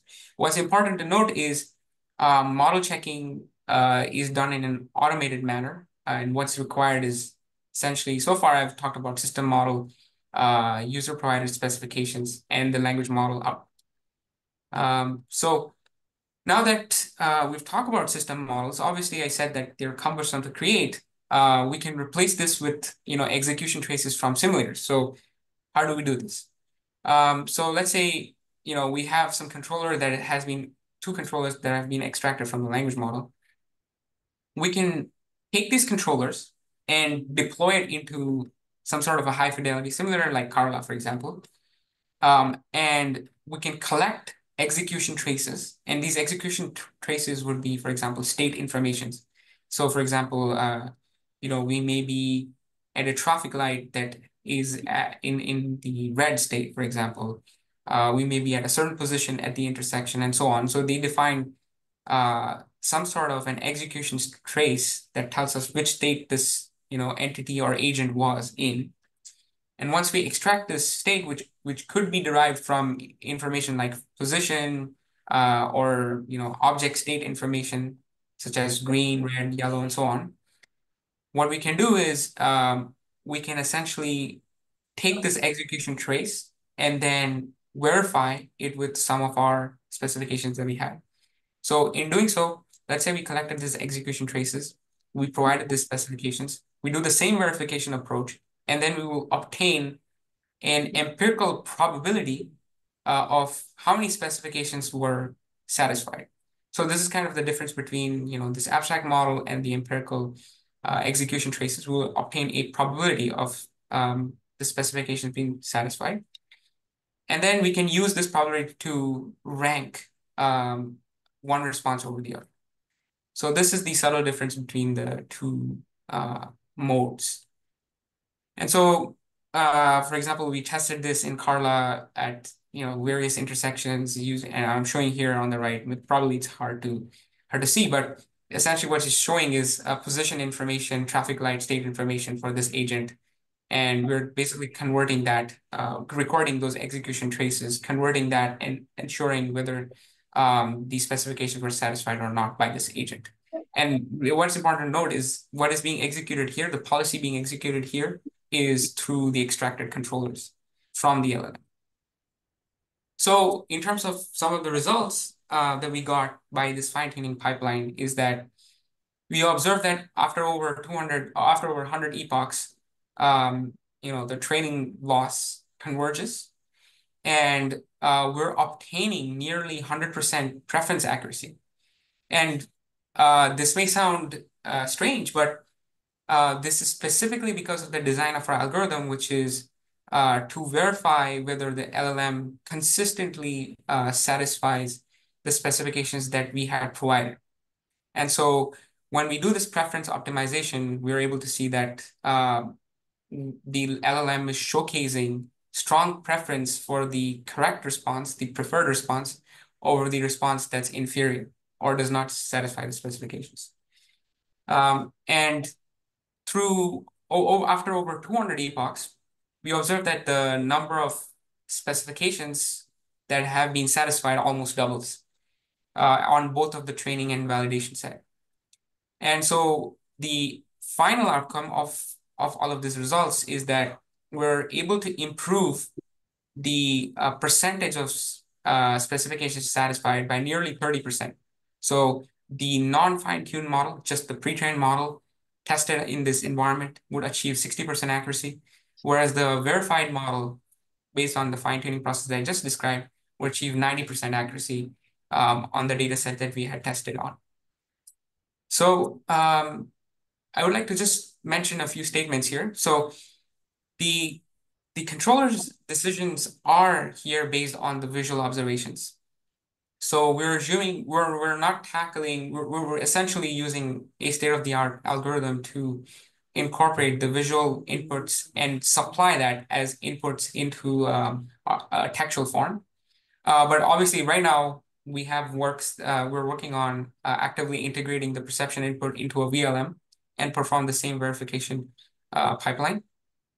And then the vision model, if we assume that the vision model performs consistently in simulation and reality, at least for this work, we can say that based on the results that we observed for different types of classes like cars, pedestrians, traffic lights, and just on a holistic level, we can find that if statement 2 holds, then the controller will satisfy the critical specifications also in reality. So if this happens in simulation, the transfer to reality is also true. And now what we're trying to work on as an extension, just to kind of wrap up my talk, is all of the decisions that we talked about so far are at a high level. So they're like a high level decision making level, but we want to convert this into low level control. And we want to replace this by using some sort of an API that could be modular. So let's say you have some high level decision making process and you supplied some sort of API. So let's say you had, some sort of class for the autonomous vehicle where it could, have a specific definition of how to move forward, how to turn left, how to turn right, and stop, for example. This could be, different for different domains. Different simulators could have different methods to move the agent forward based on what type of agent it is. Let's say if it's a mobile robot, if it's a autonomous cars, or so on. But the idea over here is the method of how to move forward on a low level could be based on this API. And at a high level, our approach would, select what type of action needs to be done. And that action would be then deployed by the low level controller. So we're trying to currently replace this high-level decision-making process with this API so that it can be modular. And subsequently, what would happen is the automaton would then be converted directly into a sequence of actions that need to be done where we can directly extract the code that we need to directly deploy into, let's say, a simulator or in the real world.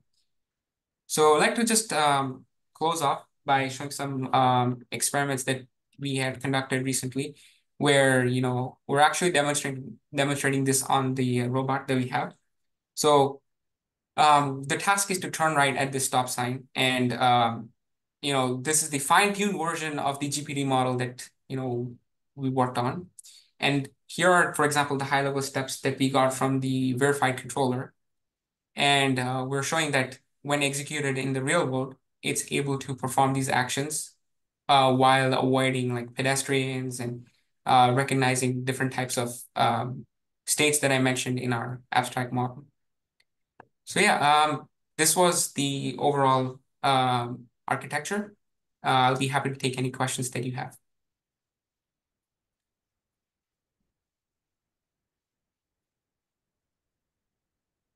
Great. Thank you, Dr. Bhatt. Are there any questions?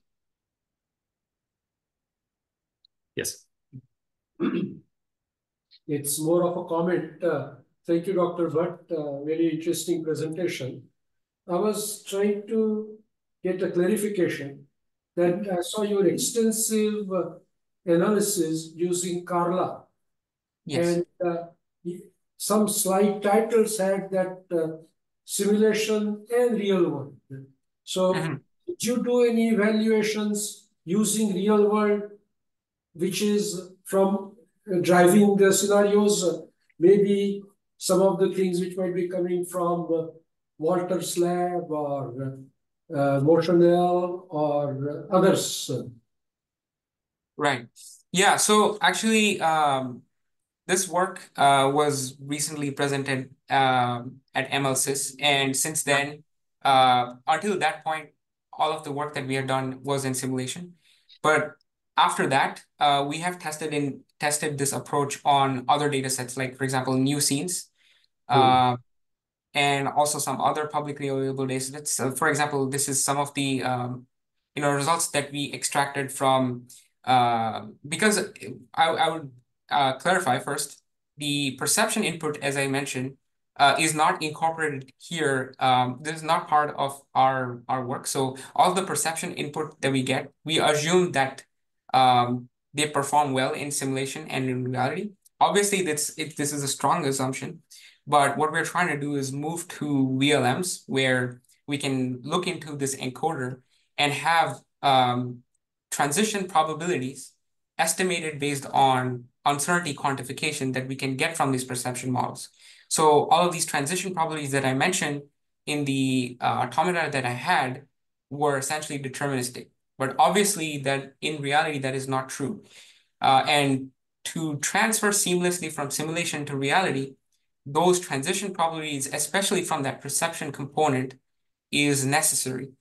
And so what we're trying to do, and this is one of our works that is currently under submission, is replace these deterministic transition probabilities with probabilities that we have from our uncertainty quantification module that takes, for example, a calibration data set, a small calibration data set from the domain where we want to test, let's say, for example, real world or data from Carla, and then evaluate using this verification method and fine tune not only on the simulated examples, but also on real world data, and then verify whether or not our LLM output can work in both domains or not.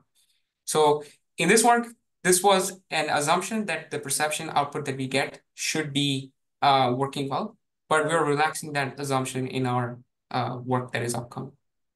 Very good. Yes, just to get a little concrete feel for it, like the types of evaluations that you presented with Carla. Yes. How far away are you from presenting similar things using new scenes? Oh, okay. In fact, we are currently doing that. I don't think we are far away from that. And really, what the bottleneck for us was to ensure that we have this perception model. We have this transition probabilities for the perception model that mimic the uncertainties present in detection using these perception models in our transition models. Because until and unless those transition probabilities do not reflect what the perception model is, then the decision making, obviously the perception transition probably is going to affect the decision making. So we're trying to currently model that, and I don't think we are far from that. In fact, we just have submitted a paper on that. So as soon as we have that, I'll be happy to share some results with everyone. Wonderful. Thank you so much. Yeah, thank you. Great. Thank you again. And so this will conclude the invited speakers and keynotes portion of today's workshop program, which brings us to the student presentations next. We have 3 selected papers from the ITSC program that will be presented in the workshop. And the first one is from Hubert Podzinski. Hubert is a research assistant at FZI Research Center for Information Technology in the Embedded Systems and Sensors Engineering ESS research area, working on perception topics and the validation of highly automated vehicles. So I'll invite Hubert to come and present. Thank you.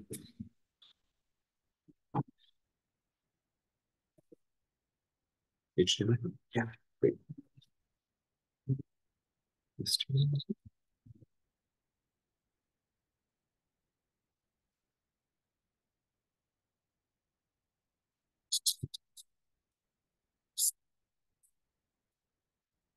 So first, thank you for the invitation. My name is Hubert Podzinski. I'm from the Research Center of Information Technology in Karlsruhe, Germany. It's also a bit famous for the Kitty data set because when I'm watching out of my my window, I always see the area where it was all recorded, and it gives me always inspiration about thinking about which kind of data do we need to take and what do we need to consider when we want to test all these algorithms. And as a little bit as an inspiration, I use ice fields for here and also an iceberg analogy, as this means always that we need also to consider the underlying hurdles that gives us and not always the most present. And this gives us a little bit that all these testing strategies we are trying to use are very focused on ourselves, but not maybe from the side on the factors that are important for the test objects. Therefore, I started to think about a framework, a testing framework that has some kind of tools I want to present to you. And one is a collection of object recognition deficits. I'm trying to migrate from psychological deficits over human psychology and connected it with explainable AI papers to find some kind of similarities.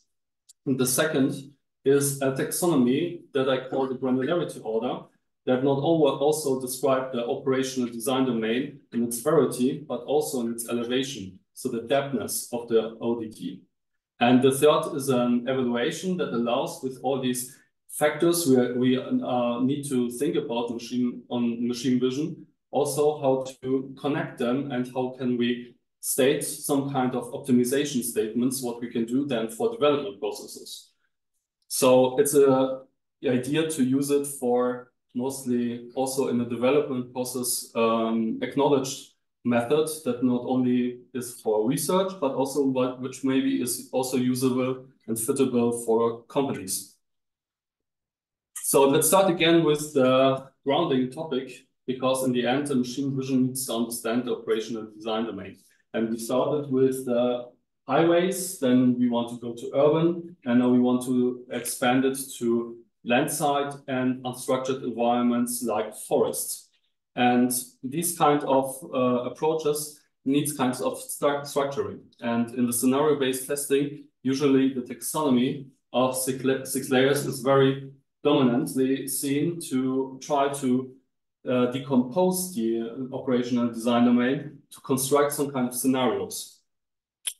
But when it's coming to constructing scenarios, we are often saying something about several objects like the ego car and the person that is crossing around, and a little bit about the domain. Let's say we are in urban.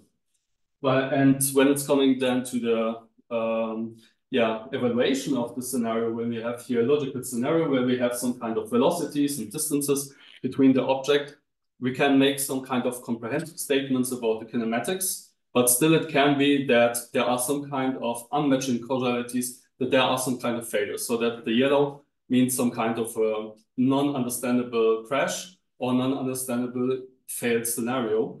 And maybe it is because this kind of scenario description is not enough to describe what is the failure in the system. And therefore, I wanted to introduce the machine vision iceberg. It is a possibility to explain a little bit the depthness, what I mean with the ODD, and some kind of a causality that can happen. So when we are in a city, we can be in downtown. There can be some kind of pedestrians, a single person. And this person is at first from the machine vision seen from a front view. And this person maybe can wear a t-shirt, and there is a stop sign print that failed the scenario before. And usually some kind of deeper information could happen, but maybe it will be too much difficult to understand it first. And there are mostly 3 common test strategies, like using benchmarking on a data set. It is very efficiently, but it starts to over average every information. So we are stating over every person without any kind of context where was the person standing around. On the other side, we have the scenario-based testing that should say what is the failed system behavior about our HAD, but is not able to find out the stop sign print because it is not considered inside of all these factors. So it is very comprehensive and is able to make big statements about the system behavior, but is not having the perspective of factors that are very relevant for, like, example, machine vision. And the third one is explainable AI that has this depth of information, but is maybe not fitting because, like, we need some kind of projects or some kind of intensive methods even to white box these kind of black box test objects. And so I said maybe we need some kind of positive parts and negative and positive parts of each one of these strategies that we are able to compensate it and make a new one, a new method that we can collectively test so from scenario-based testing, we can use the systematic handling of these influencing factors which are looked at inside and compensate these overlooked failure types. Also, we can still use this rapid performance statements from benchmarking by using the usual concepts of measuring accuracy and precision, but we need to overcome this generalization of statements. And the third one, using explainable fundamental knowledge from the retrospective and integrate it, but not using the way how they do it. And so in the end, I took this categorization of failure types, an observation of machine vision influencing factors, and say we need to make a black box testing to still being able to being with the time constraints. And in the end, I try to assess the performance and the influencing factors in a graphical representation in an entity relation graph. Also, one very important part of myself is the taxonomy of granularity order, which is driven by the observation. So therefore, we have some kind of still classical black box testing method, and say we still use the results of which we have and classify them if they are a misclassification. Is it a phantom detection? Was it recognized or not recognized?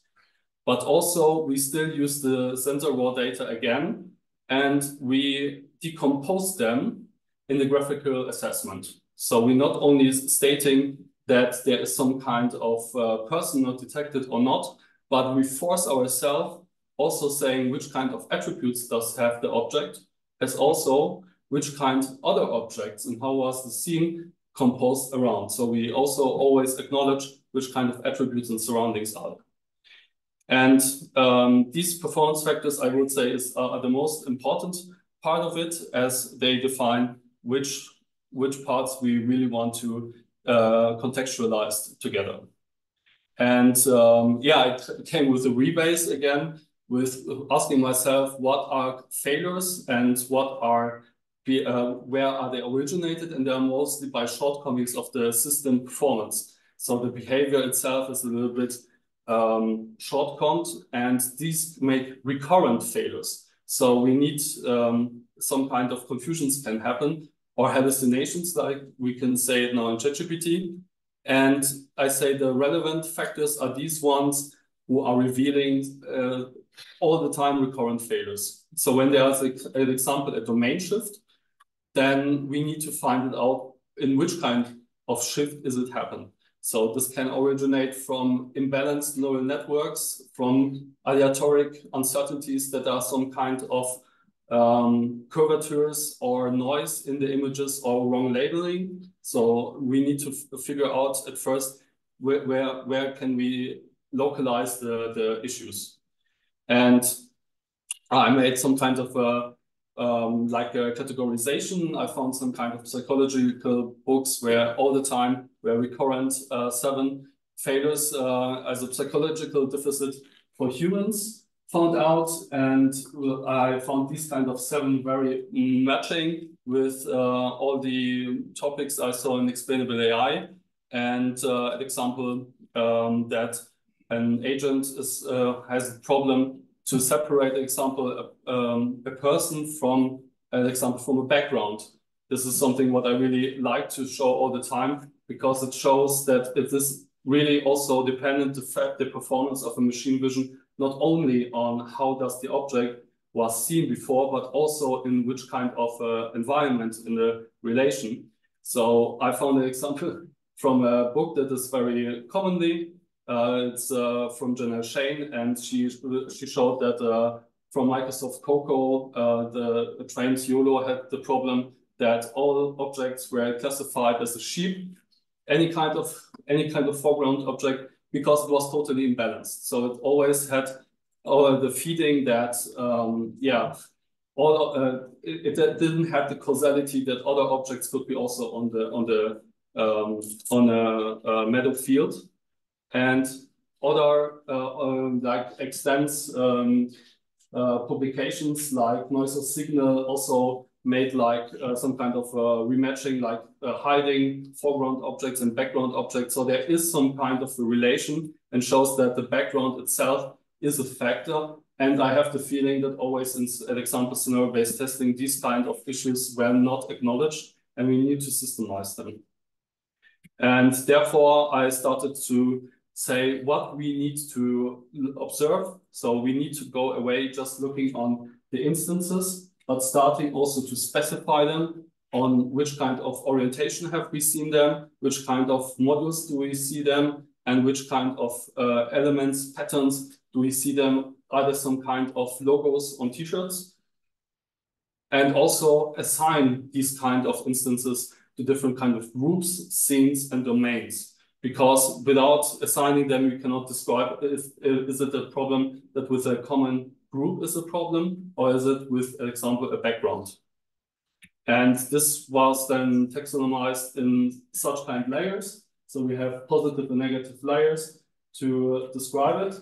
And these entities we have here now individually are now just an example. So we have for each layer now, I made some kind of examples, but they are not a reference. So it is always depending on the application. If you have the problem, if you go into an indoor environment, you need to find different kind of individual factors. And yeah, what does it allow me? And I said something about the graphical representation. So we have not only that we collect some kind of single instances, but we also are able to relate them. Let's say a car and a scooter, we can assign them to traffic. as also that we can, for example, take the tree and the house to a static environment. Also, we can assign them to different kind of scenes and to a domain, but also each one we can describe them in which kind of attributes do they have. So I can really localize that at the moment I could see a car that I'm able to see cars. I'm able to see scooter in front when I have this information.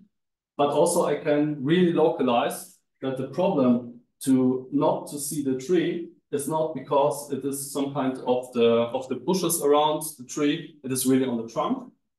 And also that, for example, a commercial, whereas maybe a person in the city is really located on the commercial on a wall. It's not the wall, it's really the pattern information that is localized there. And what does it, and also it could be, and this is mostly the interesting thing, I can observe the system behavior over different kind of driving scenarios. So it means the advantage is coming then now when I'm seeing lots of kind of serieses, or if a failure is recurring all the time, or also ambivalent. So an example, we can see all the time some kind of explicit failures. So let's say that my system always have the problem with commercials or with some kind of trunks because maybe of some kind of geometry, but also because, like I said, ambivalent statements, it can be that in some kind of a domain, my system still can work with a scooter, but when it comes to a park, there is an imbalance with it and it's coming out. So I need some kind of graphical representation where I can see fastly this kind of deviation in also these upper orders. And I did an application for it. This is something I did with some kind of scenarios I applied in simulation and real life. And I will not go in every point, but I show you some kind of my favorite failures. So these are what I said, explicit failures, and there's also implicit failure. So there's some kind of, like we can see, the more it shifts right, the more amount of failures are coming out. And on November 2023, I tested around YOLO with a very low resolution and found out that it has a problem with the stop sign in the simulation. So I just put a person there in the city and made some kind of stop shield and saw that it always had the recurrent problem that it misclassified these kind of patterns on the person and as an equipment as a real traffic sign. As also, I had the problem that I was driving in our hardware in the loop simulation all the time, a car through the street, and all the time it was failed after a few seconds. And I thought we thought maybe the simulation time was too fast, but it was not the problem. It was not that the car collided with the pedestrian that comes later on the crossway, but here it detected the 30 sign point with 80% precision as a car. And this is for us completely unexpected, and a scenario test would not be able to describe it at the moment because we are not describing some kinds of patterns in the scenario-based testing. So what does it give us now to know that about? Because now we are able to say some kind of optimization statements. So when we are looking then again back in the training data of the neural network, we're able to say we need some kind of more information about the spatial representation of some kind of traffic signs so that maybe they need to be upright. And also I found out some kind of in the right, mostly there were some kind of wrong labels in the COCO data set. So there are often stop sign prints also on t-shirts that were also declared as real traffic signs. So also you can find this out. And the last one is close to Kitty. When we are coming back to the story, I was driving 1 kilometer away from the Kitty dataset and catching this street with the LiDAR semantic segmentation that was trained on the Kitty dataset. And we had the problem that now this road was not detected as a road completely. So it should be completely dark violet. And I having some kind of theory that I always saw in the last years also when I did it with the leader Bonatar and did some measurements on the ground of Fraunhofer ISB, also in Karlsruhe. And it was often like this, that if you see the Kitty data set, all the pedestrian walks are right and left, but there are nearly no meadows again on left and right side. So I think because on one part the height is a differentiating, and also the meadow and the material, so the LiDAR always taking the intensity values inside for the neural network detection, and both informations are underrepresented. And this means we also need to think about geometries and materials sufficiently if we want to be safe that our neural network is operating correctly in the operating domain. So in conclusion, I've made some kind of conceptual framework how we could test more precisely and more specifically telling where is the failure cause of for a black box neural network, and what should we do, and how we can, so with statements where we really can say in the development, where should we optimize when it's coming, at example, domain shifts. And especially the biggest limitation is that I thought like we have some kind of multi-scalar environment analysis that decomposes the images and point clouds in entities, but it really depends on that all these everything statements what we do about the test object always require a trustworthy analyzable. So when we are going also into vision transformer, or when we are going into maybe an AI pipeline, I need to be very sufficiently when I'm trying to understand my test object, that also my analysis method is also very trustful. And I think this is a big challenge. Yeah, thank you very much.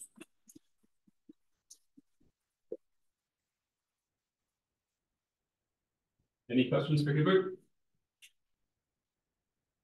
Thank you very much. I have a comment. Yeah. Is your interest only on object detection and recognition?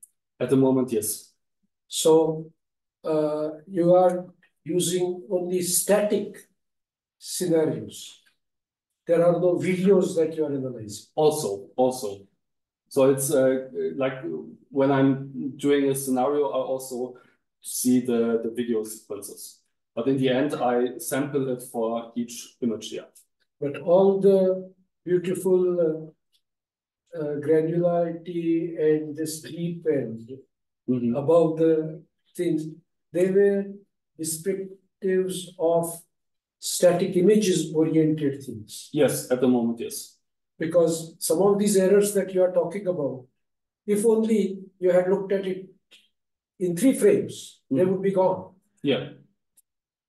So why do you make your life harder by ignoring the videos and then focusing on these ghost labels and things like that? I would say because, for example, the 30 print sign was at first recurrent. So it was all the time at the same time, but it was not just only for 1 frame. It was about 5 seconds. We had all the time this phantom detection. So it was not in different kind of perspectives. Right. Okay. Thank you. Appreciate it.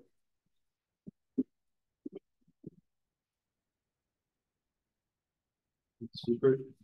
And now welcome our next speaker, Abhinav, who is a PhD student at Carnegie Mellon University. And here is his presentation. Thank you. Yeah.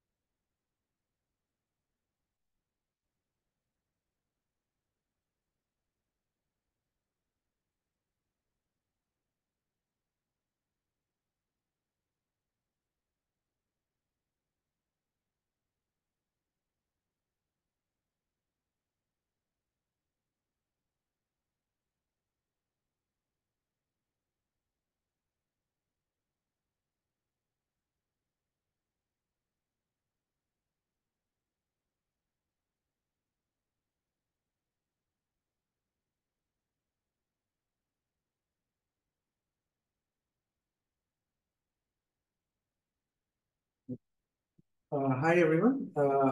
My name is Chandraker and I'm a PhD student at Carnegie Mellon University. Today I'm going to be talking about my work on context VLM, which involves zero-shot and few-shot context understanding for autonomous driving using vision language models. So to start with, autonomous vehicles have to handle various safety critical scenarios, which can be quite challenging. So autonomous vehicles have to handle parking lots, tunnels, which can result in loss of GNSS signals. It might have to drive in rain, snow, and other weather conditions, which can be difficult for sensors to deal with. It also has to work in low traffic and also heavy traffic in cities. So there are various such cases that autonomous vehicles have to handle.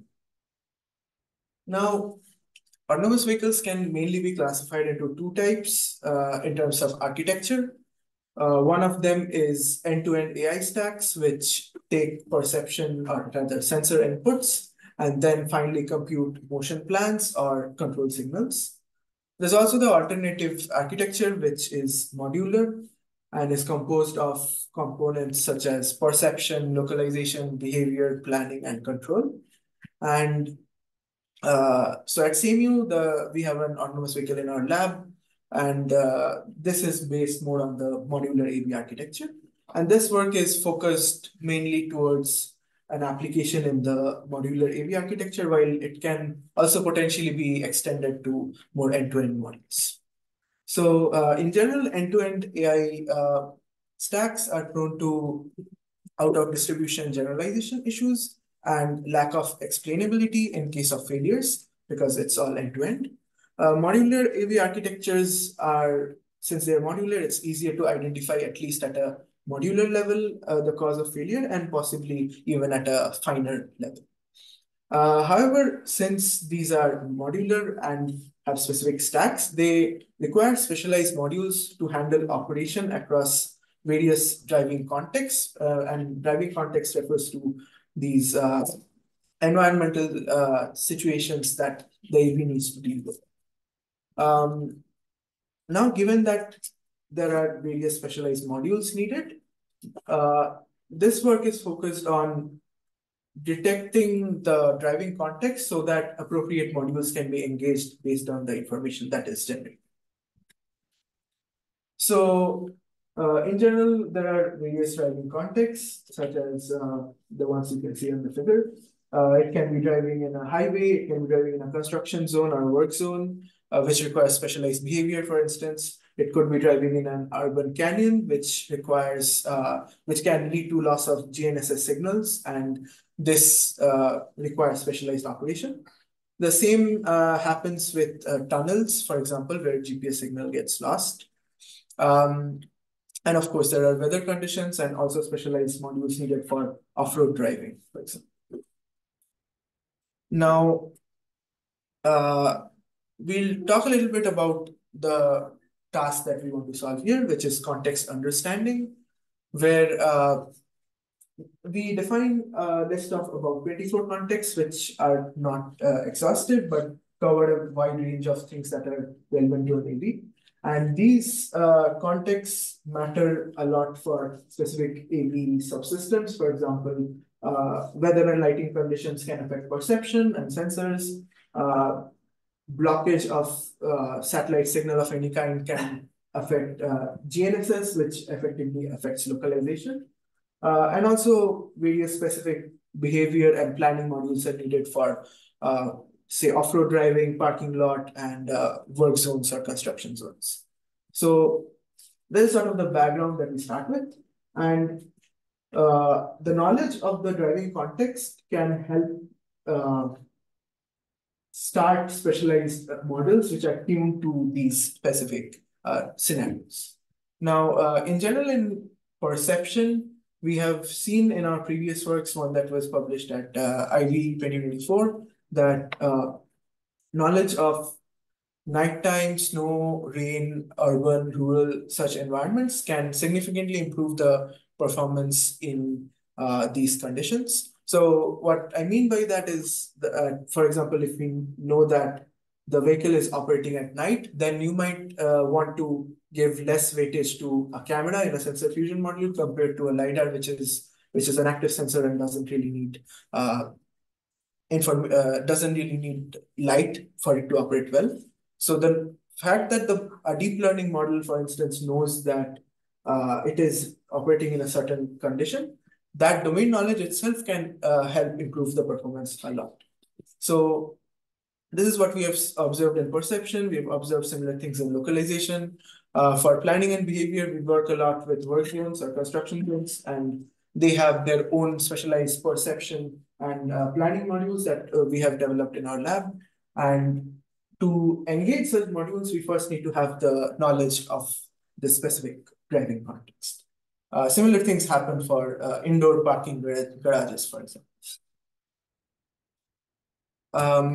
So given all of this, we design and build our own driving context dataset, which has about 66,000 images with 1.6 million image question answer pair annotations.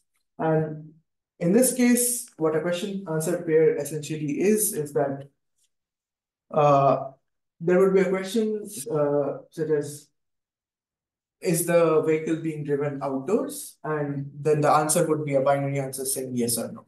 So this is done for 24 contexts that we identify, and that is what composes our data set.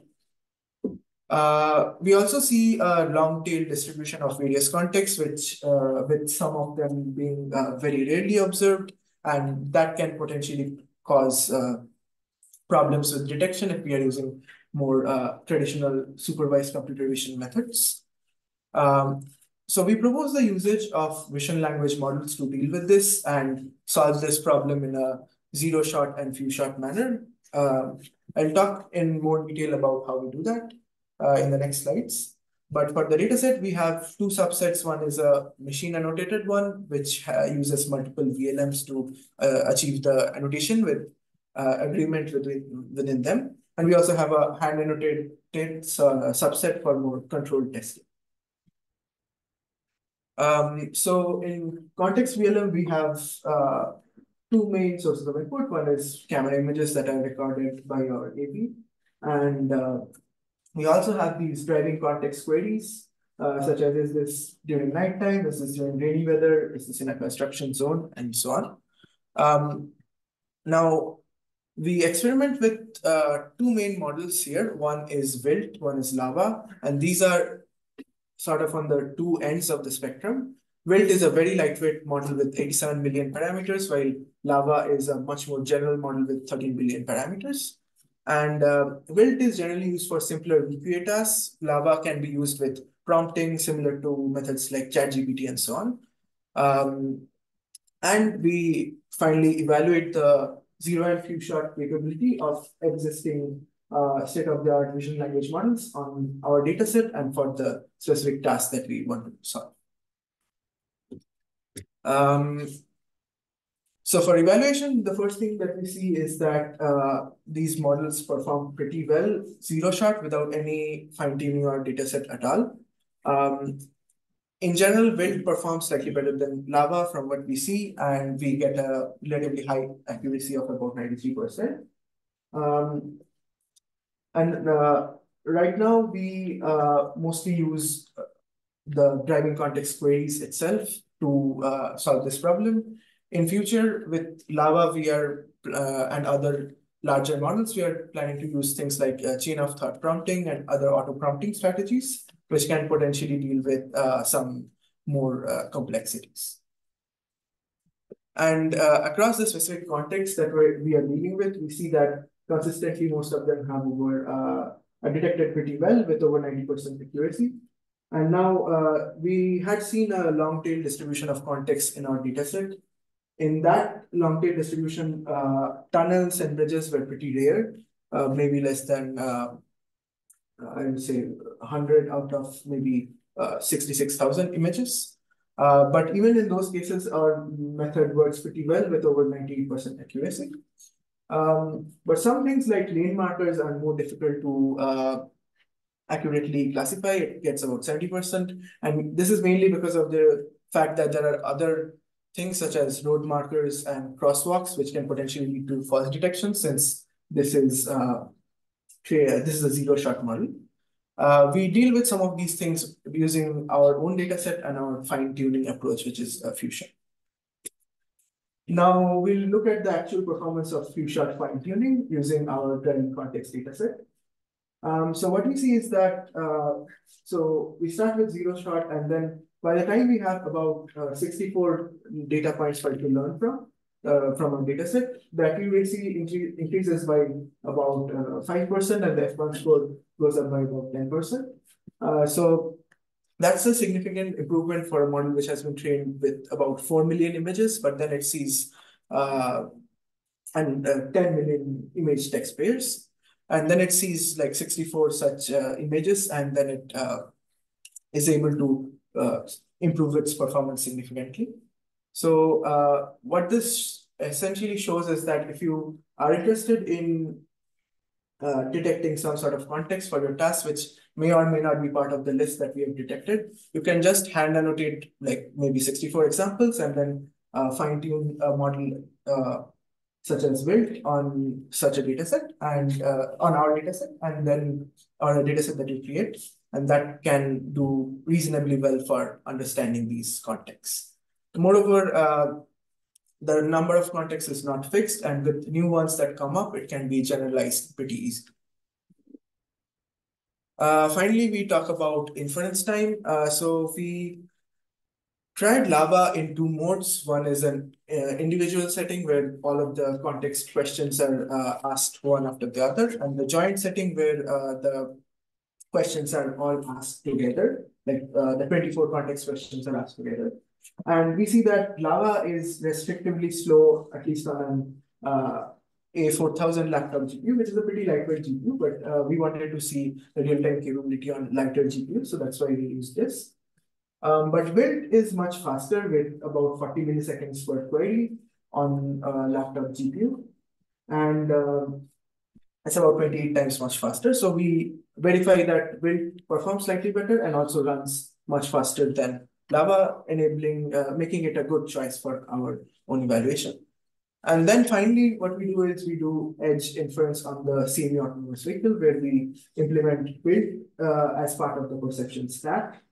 And this runs with a latency of about 10 milliseconds per query on a pretty lightweight 4 GB NVIDIA GPU. And we drive our vehicle around in Pittsburgh, Pennsylvania, in the US, and see that buildings, when the vehicle moves through places such as the downtown of the city, where there are tall skyscrapers, it can detect the fact that there are tall buildings around with close to 100% confidence. And this is useful because there are, so in these downtown areas, there's often a loss of GNSS signal and localization can get messed up. So for planning or behavior, specialized modules have to kick in, which cannot rely on GNSS. It might rely on visual cues, for example. But for that switch between a default mode and a mode which can handle something like this, our model can provide an output at a pretty high frequency, and we can do the switching quickly using this model. So yeah, so this is effectively the practical impact of the work. So we have context VLM. This creates these detections, which can effectively be fed into a top-level controller for our autonomous driving stack. And in our case, it's a modular stack. And this controller, so for example, we have specialized modules for localization in certain environments, specialized behavior control, and these modules. And out of the ones that are available, the correct one to be chosen can be determined pretty well based on the detections that we have. That part of it can be rule-based about choosing which submodule to be used. That is one way our method can be used on an autonomous vehicle. And the second way is still using, say, for example, in the perception stack, still using a deep learning model as it was being used, but having this additional domain knowledge about the fact that it is snowing or it is nighttime and so on, and add it as an additional input to these deep learning pipelines and benefit from the domain knowledge about how sensors behave or how planning behaves in such scenarios. And the knowledge of the context does improve performance by a lot in those situations, as we saw in our other work called Contextual Fusion, which was published at IEEE earlier this year. So, yeah. So that is most of it. So overall, what we propose is a method called context VLM, which only takes a handful of annotated examples to identify these driving contexts. We also present a data set with about 1.6 million image context pairs, which can be used for various tasks, and we make this publicly available. And the long tail distribution in autonomous vehicles has always been a problem, and this is our approach towards dealing with that while being in a more traditional modular pipeline. And we have also demonstrated that it can run in real time, making it feasible for various tasks. In future, we can use more reasoning-based methods to have better understanding of driving context, such as the lane detection, which was lane marker detection, which was a bit lower in performance. But in the same spirit as domain knowledge integration, this can also be used with larger VLM-based planning methods, which is more towards the end-to-end side. But if we use this detected context as domain knowledge, that can also potentially improve driving performance in those situations. Thank you very much for it. And there's a link to the paper, and thank you. Any questions, Abhinav? Yeah. So that was a very interesting talk, and I understand it's more than zero shot. I think because the build worked better because it's kind of a very simple classification task on each thing. So did you try to just train a very simple traditional or neural network model just to do the classification task? Or? Right. So we had experimented with something like that before, and one of the problems was that the context for which we want to do the detection. For example, we want to do the detection, for instance, in tunnels. And if we look at some data set like new scenes or any publicly available data set, it's difficult to get a lot of instances from it which are in this specific domain. So out of maybe, I guess, new scenes has 40,000-ish images, there would probably be 5 or 10. With that, it's very difficult to train a model. But if we did have thousands of images with tunnels, it would of course be very easy to train. So zero shot. Yeah, that's very Sean, yes. Very interesting work. Thank you. Just carrying on with what was discussed here. Yeah. With what Professor Rajkumar has his vehicle you are driving. Yeah. Why can't you just go around in Pittsburgh collecting tunnel data? Yeah, so we can do that, and we can do that and train supervised. Give it to people, as you said. People at New Scenes don't have it. You will be very famous as a tunnel data. Yeah, of course. So one thing, one very similar thing that we did do is for work zones or construction zones. So we did collect a lot of data with. So we have a project with USDOT. So they set up a lot of work zones, and we have collected a lot of data. So we are planning to release it actually in another paper that we are writing. So, but again, the problem is we can do that for 1 or 2 things. But if we have a new module coming up where we want to exploit the information, then again it would involve the process of collecting it for that new thing. Yeah, but then I had another question. Yes. You had an evaluation about are there skyscrapers in the area? Right. Yes. One specific example you gave. Right. They said it worked 100% of the time. So it works. So basically, the network predicts with about so associated with the network, there's a confidence score. So how confident it is about the prediction, and that is close to 100%. So how many different queries you were asking?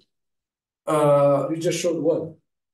So, so for this one? Oh yeah, so in that we have all the 24 queries that... So what was the worst performance? So the worst average performance was for lane markers, which we saw, which was about 70-75%. So yeah, that's the worst one that we saw. So the query would be, are there lane markers? So we experimented a lot with various types of these queries. So it could be, are there lane markers visible? It could be something like, are there yellow lane markers? Are there white lane markers? Because those can be different. We also tried to do some experimentation with whether there are markers on the left or the right. And one thing that we saw is that spatial information doesn't work very well with the VLMs, but in general, it is able to detect like the colors and the types of lane markers. So very simply, if I'm trying to understand this, is your main goal was to understand, figure out whether you can understand context. Yeah. Is that right? Yeah. Okay. Thank you. Thank you.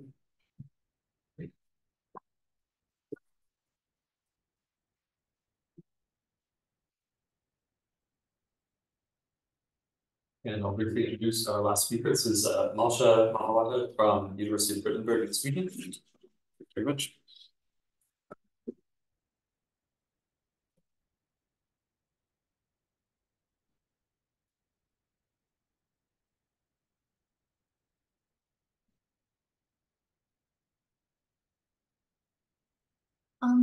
Okay, so thank you very much for inviting me for this session. So today I decided to talk about how we can use LLMs to support perception-related tasks within vehicles for ADAS and AD.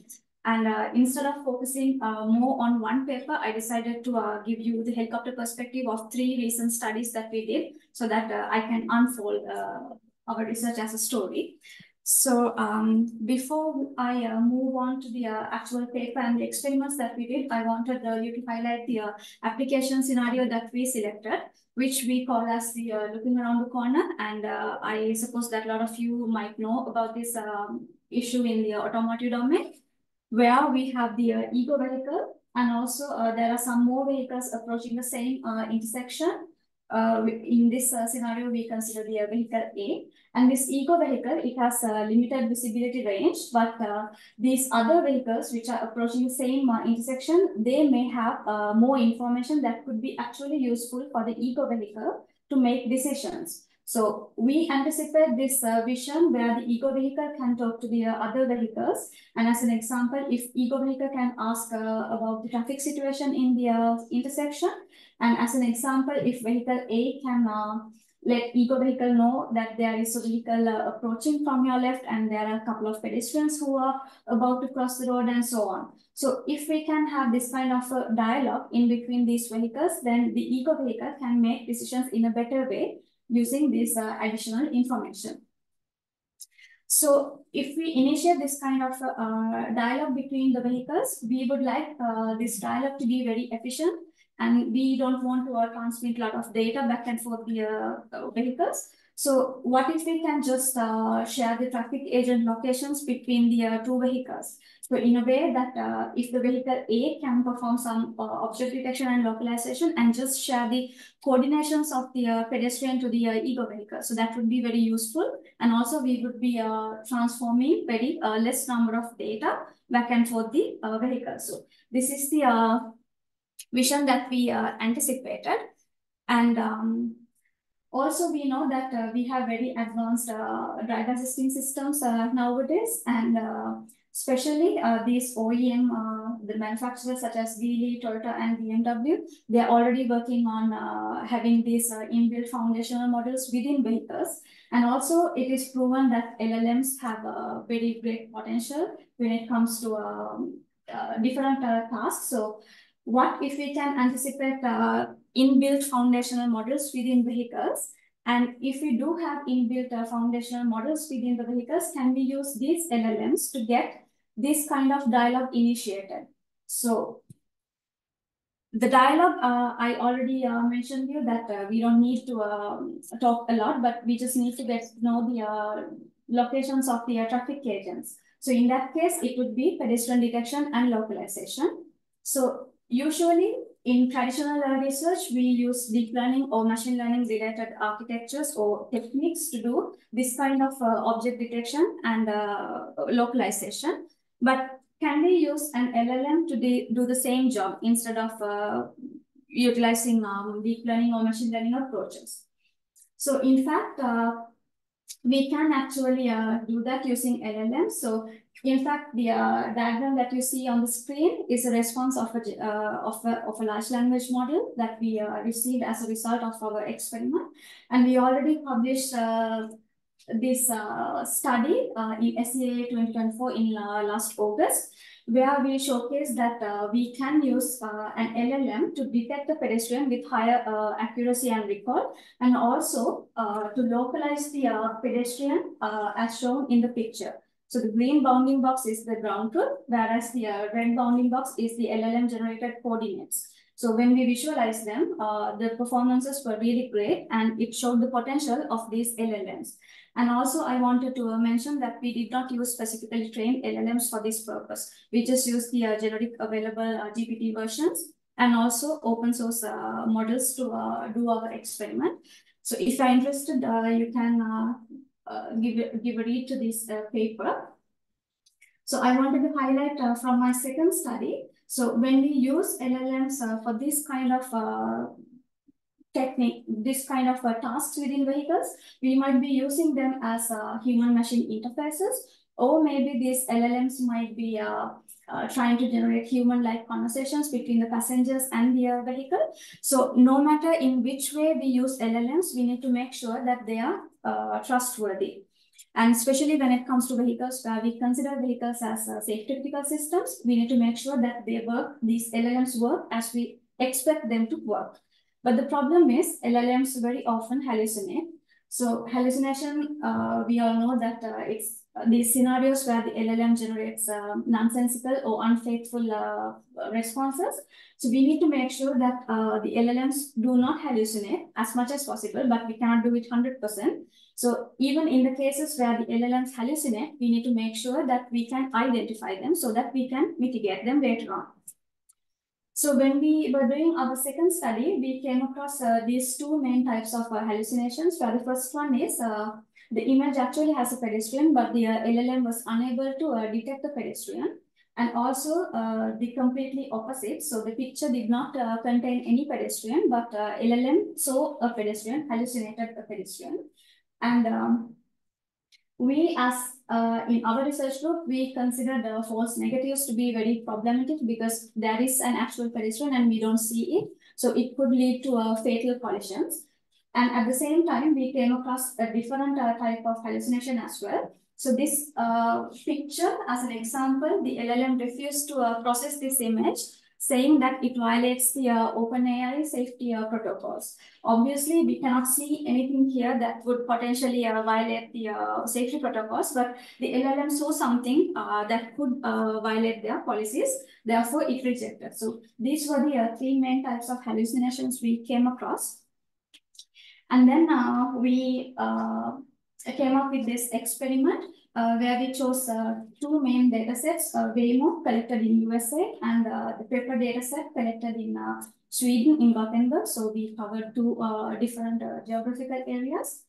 And what we wanted to do is we wanted to curate a sub data set where it contains driving scenarios. So we wanted to take multiple frames in the same sequence where we can see the trajectory of the pedestrian, so that we have temporal data to conduct this experiment.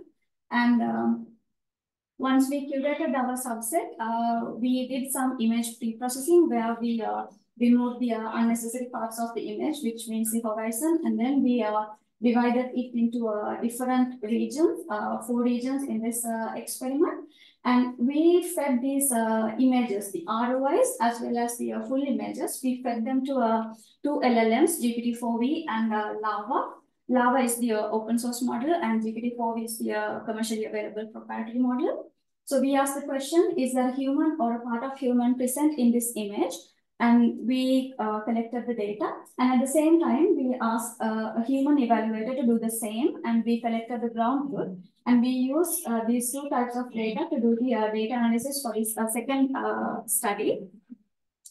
And while we were doing the data analysis for unmodified full images, GPT-4V, it kind of demonstrated near perfect accuracies on detecting the pedestrian.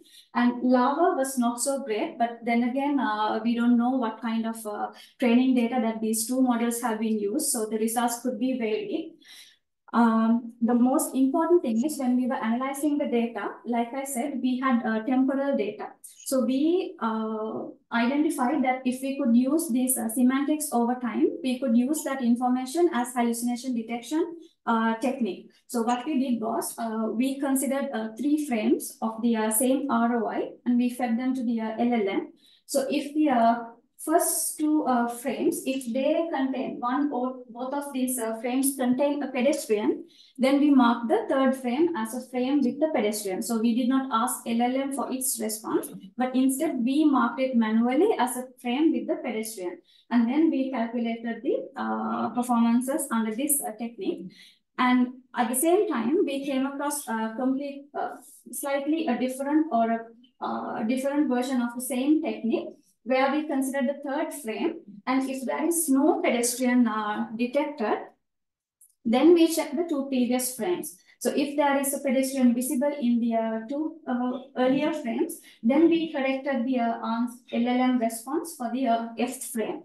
And by doing this second technique, we could improve the results for Lava. So earlier, Lava showed very poor results, but when we use temporal data, we could enhance the results for Lava. That means it could detect the hallucinations and mitigate them. But overall, GPT-4V was better than Lava.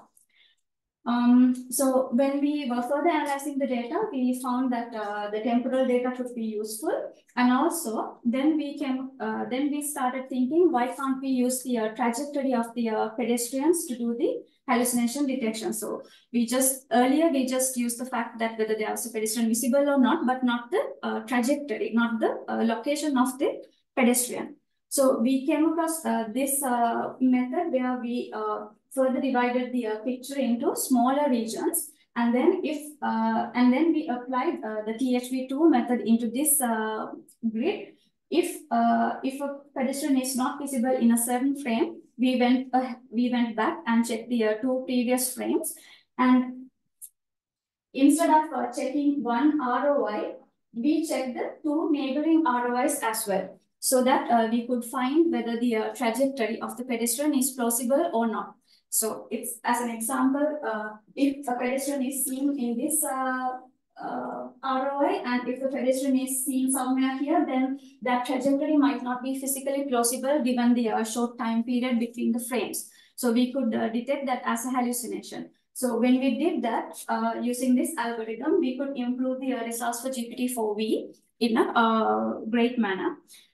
So this was the final part of that paper, which will be presented tomorrow as a poster in the foil. So we conducted another study after this paper, so that we wanted to check whether LLMs can check their own results. So we conducted this study and it was accepted in ICTSS 2024, which will be presented next month. And what we try to do here is we try to adopt this self-check GPT technique into the domain of ADAS-AD, where we try to generate multiple captions describing the image using LLMs. And what we did was we took the response 1 and we fed it to another LLM, providing the rest of the responses as context. So it's kind of like a RAG here. So we provided context as the next responses, and we asked for consistency of the response 1. So in this way, we could adapt this self-check GPT, which is mostly text-based. So we could adapt it into ADAS-AD, where we change it to accept multimodal data. And it could help the consistency checking, and therefore we could detect hallucinations. So that's a bit about all these 3 studies that we recently completed. So the main takeaways is LLMs can support LLMs can support perception-related tasks within vehicles, and the problematic thing is LLMs do hallucinate, and we need to be very mindful about that. And especially for ADAS-AD, it's very important that we detect the hallucinations and mitigate them. And at the same time, in the third study, we found that using temporal data and having semantics over time, it could greatly help us to detect hallucinations and mitigate them. And finally, LLMs can check their own results. So these are the main takeaways and our contact details, our research group. So yeah, thank you very much.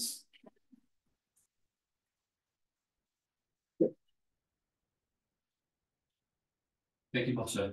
Any questions? Yeah, I guess for the for GPT-4V, did you guys compare it to like other like open world vocabulary object detection models like OWL-VIT? No. Oh, okay. No, we just compared between GPT-4V and Lava, but Okay. no, we did not do any other object detection algorithm. Okay, and then was like prompt engineering like a big problem for the object detection as Yes. well? That okay. Yes, we did prompt engineering, in fact. So we tried with a couple of prompts, and then we tried to re-engineer the prompt using an LLM as well. So that's when we came up with this final prompt to be used in the experiment. So we played around with prompts, and this was the prompt that gave us the most the results. I have a question for you. You had the slide where you showed the regions of interest for the pedestrian and that you were taking subregions and feeding them to the model. At what point does resolution become a major problem, and how do you up or down sample when you need to? Yeah, actually, so when it comes to regions, we did not go for further smaller regions. So in the first study, we removed the horizon and then we divided into 4 regions because when we tried to feed the unmodified image, LLMs were unable to pinpoint the location of the pedestrian. So instead, we wanted to find out at least whether the pedestrian is left or right or far or close. So that's why that's the reason behind dividing it into 4 regions. But other than that, no, we did not go for much smaller regions. I see. Great, thanks. I have one. So very nice presentation. I really enjoyed it. You said, which is the next paper that you have coming up, that LLMs can check themselves. Give me something that I can take with me, the importance of what is the significance of it, because I can have LLMs which all hallucinate and they check in each other's thing and keep on hallucinating also. Is it possible or not? Yes. So, but we are excited about. I like what you are doing, and what is so significant, and how we can really say that by having LLMs check themselves, Yes. something better is going to happen. It's mainly because for ADAS and AD within a vehicle, like there is no other way for us to manually check it. Given the time-sensitive awareness of the application scenario, we need to do the checking as soon as possible. And if we are to manually do the checking, because we don't have ground truth when it comes to a driving car. So we need to come up with a way that it could do it in a faster way, and also in a way that we can reduce the hallucinations as much as possible. So doing a manual checkup is not in the equation at all. And yeah, that's actually why we wanted to use the LLM itself to do the checking. I also like you showing cases with pedestrians, but did you do much larger number of objects and more so behaviors? No, for this study, we actually selected the driving scenarios where a pedestrian is clearly visible and the pedestrian is walking around the path or crossing the path. So those are the specific scenarios that we selected. But then again, yes, we should have been generalized the study by picking more generic situations or images where we can see group of pedestrians as well, and also different traffic scenarios. So one last thing, if somebody reads your paper and they are interested in bicyclists or scooters, scooters. Yes. How much work is involved to take what you are doing and generate wonderful results for those? I think we can do the same. So we don't have to modify anything, because in this study, we are using zero-shot learning. So we have not trained anything. So we are using the LLM as it is. So even if it is for cyclists, then yes, it should work. So you can take pictures from Yes. Mumbai or Bangalore or somewhere and then generate results and then publish another paper. It should work. But then again, the accuracy might not be the same because in this study, we chose a very specific driving scenario. No, that's for generalization. Yes. It's not accuracy. But very nice. Thank you so much. Thank you.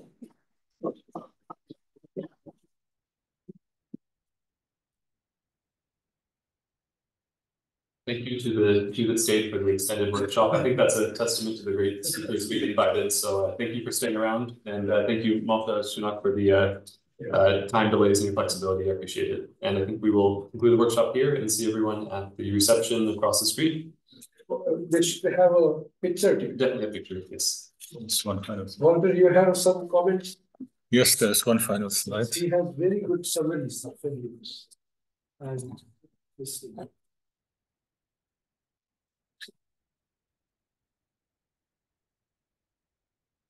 We have people on the Zoom also. Some are still there. It is. What's up? It's probably it. Okay, thank you everyone for attending our workshop. Now come to the end, and thank you everyone. And yeah, I just want to announce our two papers that we will be presenting on Friday. So there's one paper called Warm Trivedi that we will be presenting on Friday between 10:30 and 12:30. And a second paper called Graph Relay 3D, another 3D object detection paper in the same room. So please come by if you want to know more about our research. Thank you so much.